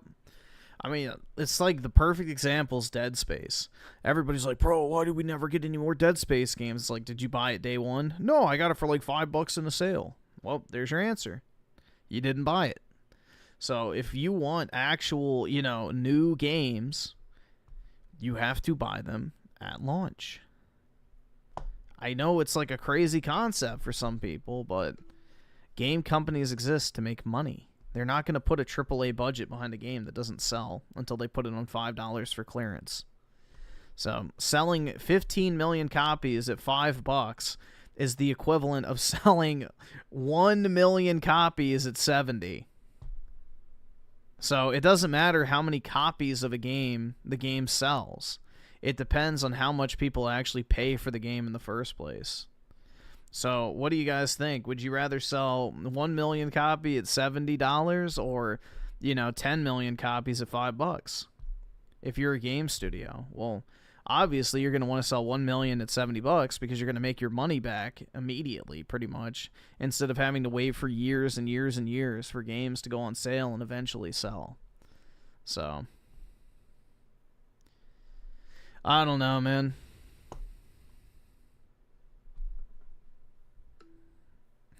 Griffin doesn't have a girl to cuck him. Yeah, true, dude. If only. Maybe one day I can live out my fantasy. PlayStation, show me what you are making, right? Not freaking Horizon Zero Dawn Online and stuff. Show me a story that makes me care about PlayStation again. But that's just my off-the-cuff thoughts. Do you think this showcase is going to be legit? Do you think it's going to be a bit of a wet fart? Tell me your thoughts. I think it's going to be shit dripping down your thighs. In the comments down below. And if you enjoyed this video, be sure to give it a like, subscribe if you haven't already, and please keep dreaming. All right, time to edit this video and then go back to playing Hell Is Us. That's the next big review. Am I allowed to say that? I'm like at the end of Hell Is Us. That game is long as hell. Thanks so much for watching that video. If you want to see something else, you can always click this link to see what I put up last, or, you know, subscribe and see what's coming up next. Also, I promise that whatever I do, it'll be a nice liquid shit rolling down your your leg. Here, so we'll watch one real quick because it's short, but it's funny. Let's see. We'll watch one and then I gotta get off. This one. Alright, so we'll do our daily dose of black pill, but this is a short one at least. Well, that's that. I just sat down after unloading my truck. All of the various tools and supplies and cleaning supplies and things that I needed to upfit the house over there, get it ready. Filled the entire front of the cab, quarter the bed. It's amazing what little incremental things He makes you depressed? Why is that? you end up accumulating over time. Do you look at your monitor and see yourself? At a place. You have to haul it all out at once. It's spotless. It's perfect. It's all resolved. Gugon is a miracle worker of a product. Wait, why does he have wood countertops? Ew. For a gunky, nasty, tenant-applied, DAP, spackle, spattered carpet. Hard to try this. My father and I's, I'll have you know, was nowhere near as heinous as the detritus I removed from those carpets. Of course, a shop vac, and it's just immaculate. It's clean, it smells fresh, everything is good. Vinegar Windex on the windows work perfectly. I really recommend that product. It smells great, and it makes it feel much cleaner than just regular Windex. I like when he says he tried to talk to a random chick at the grocery store and is surprised she didn't take. Yeah, you got to remember, too, the fact that he's, like, flirting with 20-something-year-olds as a 37-year-old man. Of course, there was somebody's truck in front of it, so I couldn't... Important context to keep in mind, too. Take pictures of the outside. That's that. There's always a moment of, you know, it's not bittersweet. It's not accomplishment either. I'm resigned to it.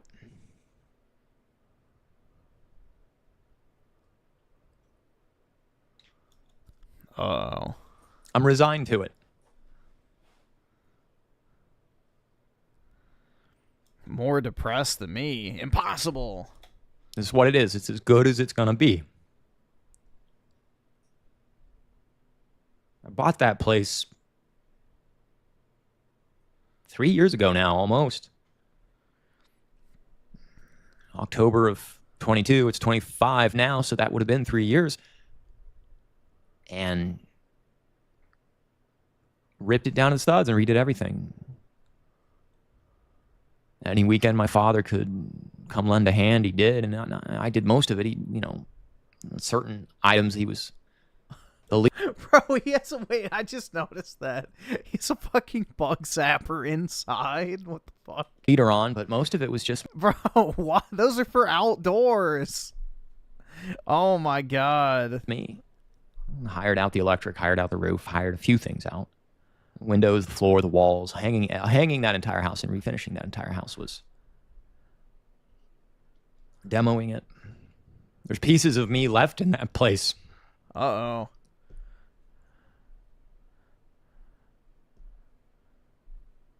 That I won't get back.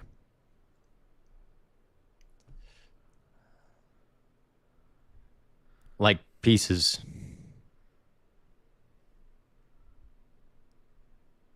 of you that you leave everywhere you go.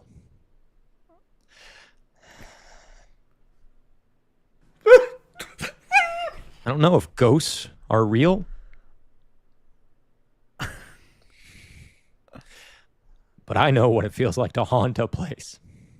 Bro, why would you upload this? Like, all right, maybe if you're in like a fucking live stream in a live setting, you start crying. But bro, you record just... Nah, I'm getting the ick. The ick.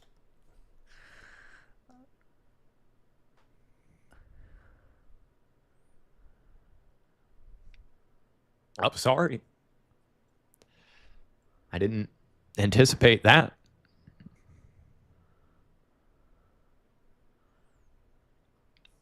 No, bittersweet doesn't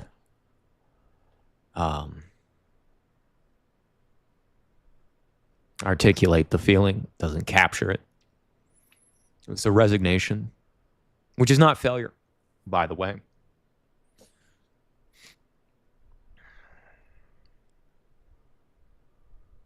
A resignation is this is how it is.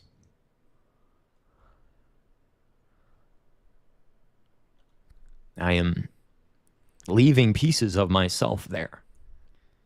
And it's a functional house. It looks very nice. It's clean. I don't know why this was uploaded, man. Everything locks, everything closes, it's eminently functional, everything. I mean, he says in this video he's going to sell the house, so I'm guessing this is like an ad to sell the house. I'm not sure. Works, it's safe. The neighborhood is good for a young 20-something type person or a young couple, someone starting out who wants to be closer to down. Yeah, I can't get over the wood countertops, bro. That's nasty. Town of approximately 40, 50,000 person city near the historic district. It's a very attractive house. In my mind, I don't really want to move to rural Ohio. So, no, probably not. You reach a certain point where you realize this is what it's going to be. That's the best I'm going to be able to make it. And that's fine. Wait, is that the washer-dryer hookups, right? What the fuck? Hopefully that's the back and not the front door. There's always a quiet resignation at the end. I remember this when I had it fully cleaned out before I listed it last year, which I intend to do now. I'm not going to rent it out. It's going to go on the market.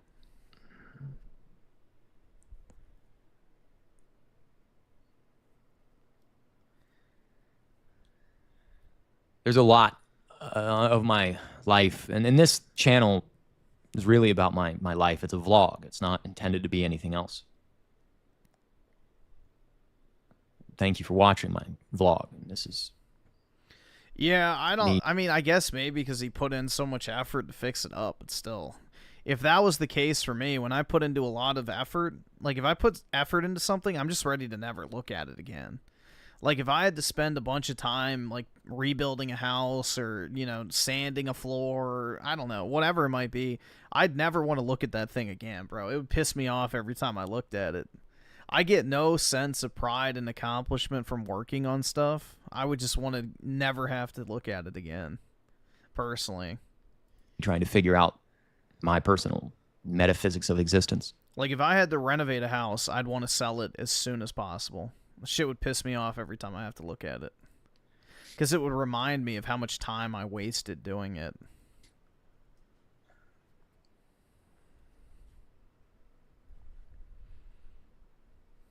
All the effort in the world could be put into that place again, and it still wouldn't be perfect. It's the way it is. It's resigned to it. Needs a wingman, bro? I guess. I don't know. I will put it up for sale, and I will see if anybody is interested. And if no one is interested, I will have to lower the price. There's a lot that is and isn't working in my life, there's some pretty significant specific changes that need to be made for things to start working. And there's also some macro socioeconomic and political, just macro things. Words don't matter. The descriptors don't matter. The macro things in the world going on. The macro narrative everybody's decided that they're playing along with. Yep.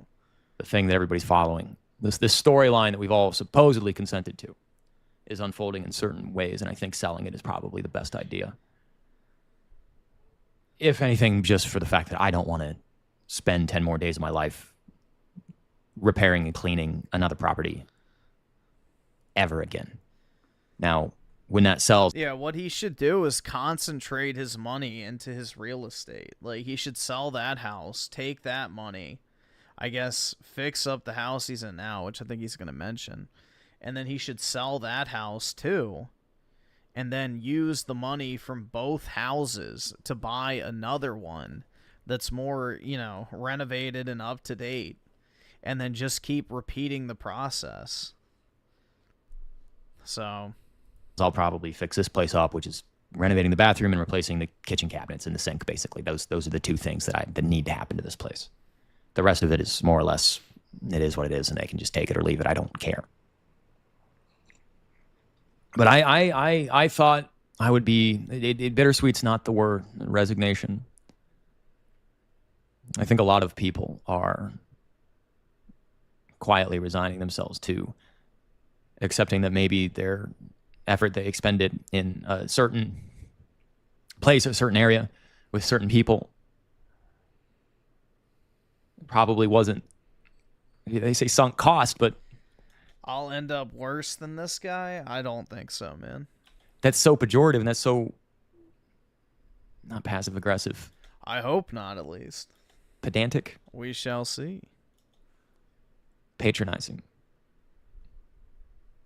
Maybe all of this is a sunk cost, and I'm just going to end up somewhere else. I don't know. Home has never been the place I've been able to find, and I have become uneasy anywhere I end up. There is a great deal of...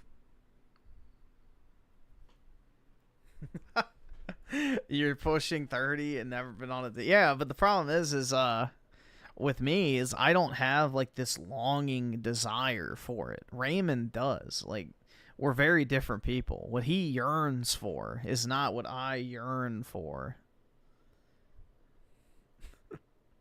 I yearn for cash money and a way to basically become independently wealthy from working. That is my yearning in life. I don't yearn to be, with a 19-year-old with a peach-shaped ass that I can fuck whenever I want. So, that's not my end goal in life. It doesn't matter. Yeah, I should just make a incel rage bait content on a second channel and be like, it's over, guys. I fucking hate myself. I hate my life. Everything I've ever done is a fucking failure. Just like me, dude. I can't even get a fucking date, guys. Do you know how that makes me feel? Do you know what I have to do every time I look in the fucking mirror? I don't like what I see, and I know everybody else doesn't fucking like what they see, but you know what? I have to fucking look at it every single day. The house is done. Bro, dude, honestly, I could probably grift that genre pretty easily. I have a feeling. Yeah, I just bit my fucking lip. Ow. I think it looks great. If somebody wants it, that's great. If they don't, I understand.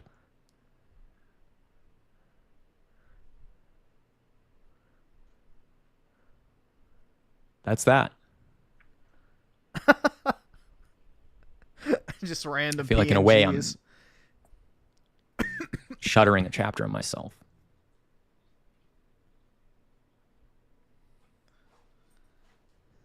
I don't know. That looks like a still from a horror movie. He's coming. I don't know.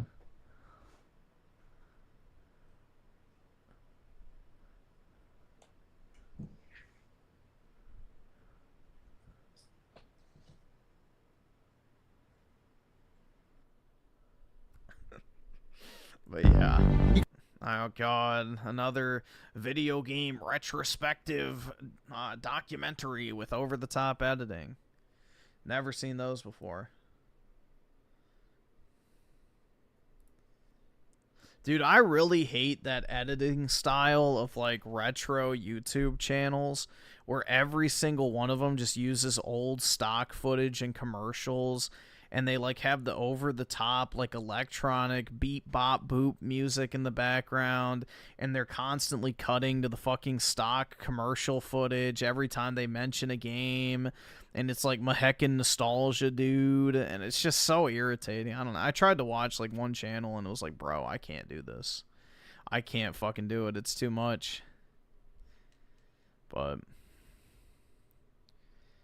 yeah, I mean, then again, I didn't grow up with that shit, so maybe I don't get the nostalgia. But even then, I don't like watching old commercials. I like to laugh at old commercials, like that one.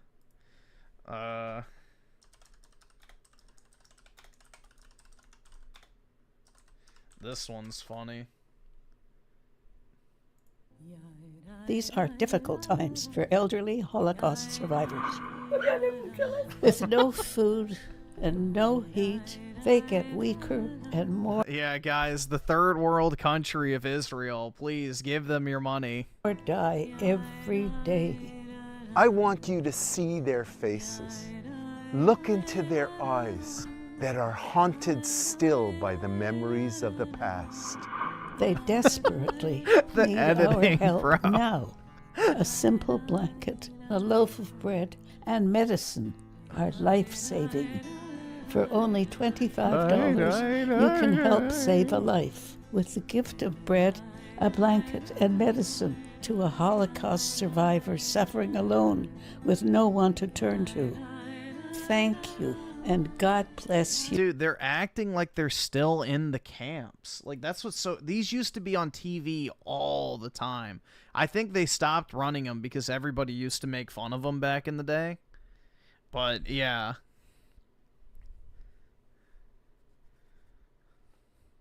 That's the thing, and this is the joke. It's like, why are there so many Holocaust survivors? Yeah, the Nazis must have been really bad at their jobs if the Holocaust had so many survivors, am I right? But yeah, it's just insane, bro. It's just pure grifting. That's all that is. That is pure charity fraud.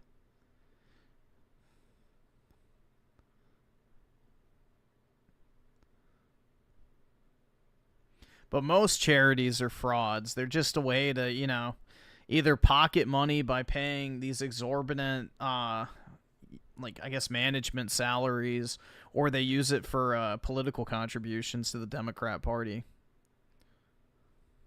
So, all right, well, I need to go, guys. It's 8 o'clock, so I'm gonna hop off. Have a wonderful Tuesday, everybody, and I guess I will see everybody later. I'll hold off on watching the Nintendo Direct, most likely, and then we can skim through it tonight when we go live, first thing. But, yeah, have a good one, everybody, and I'll talk to y'all later. Peace out, everyone.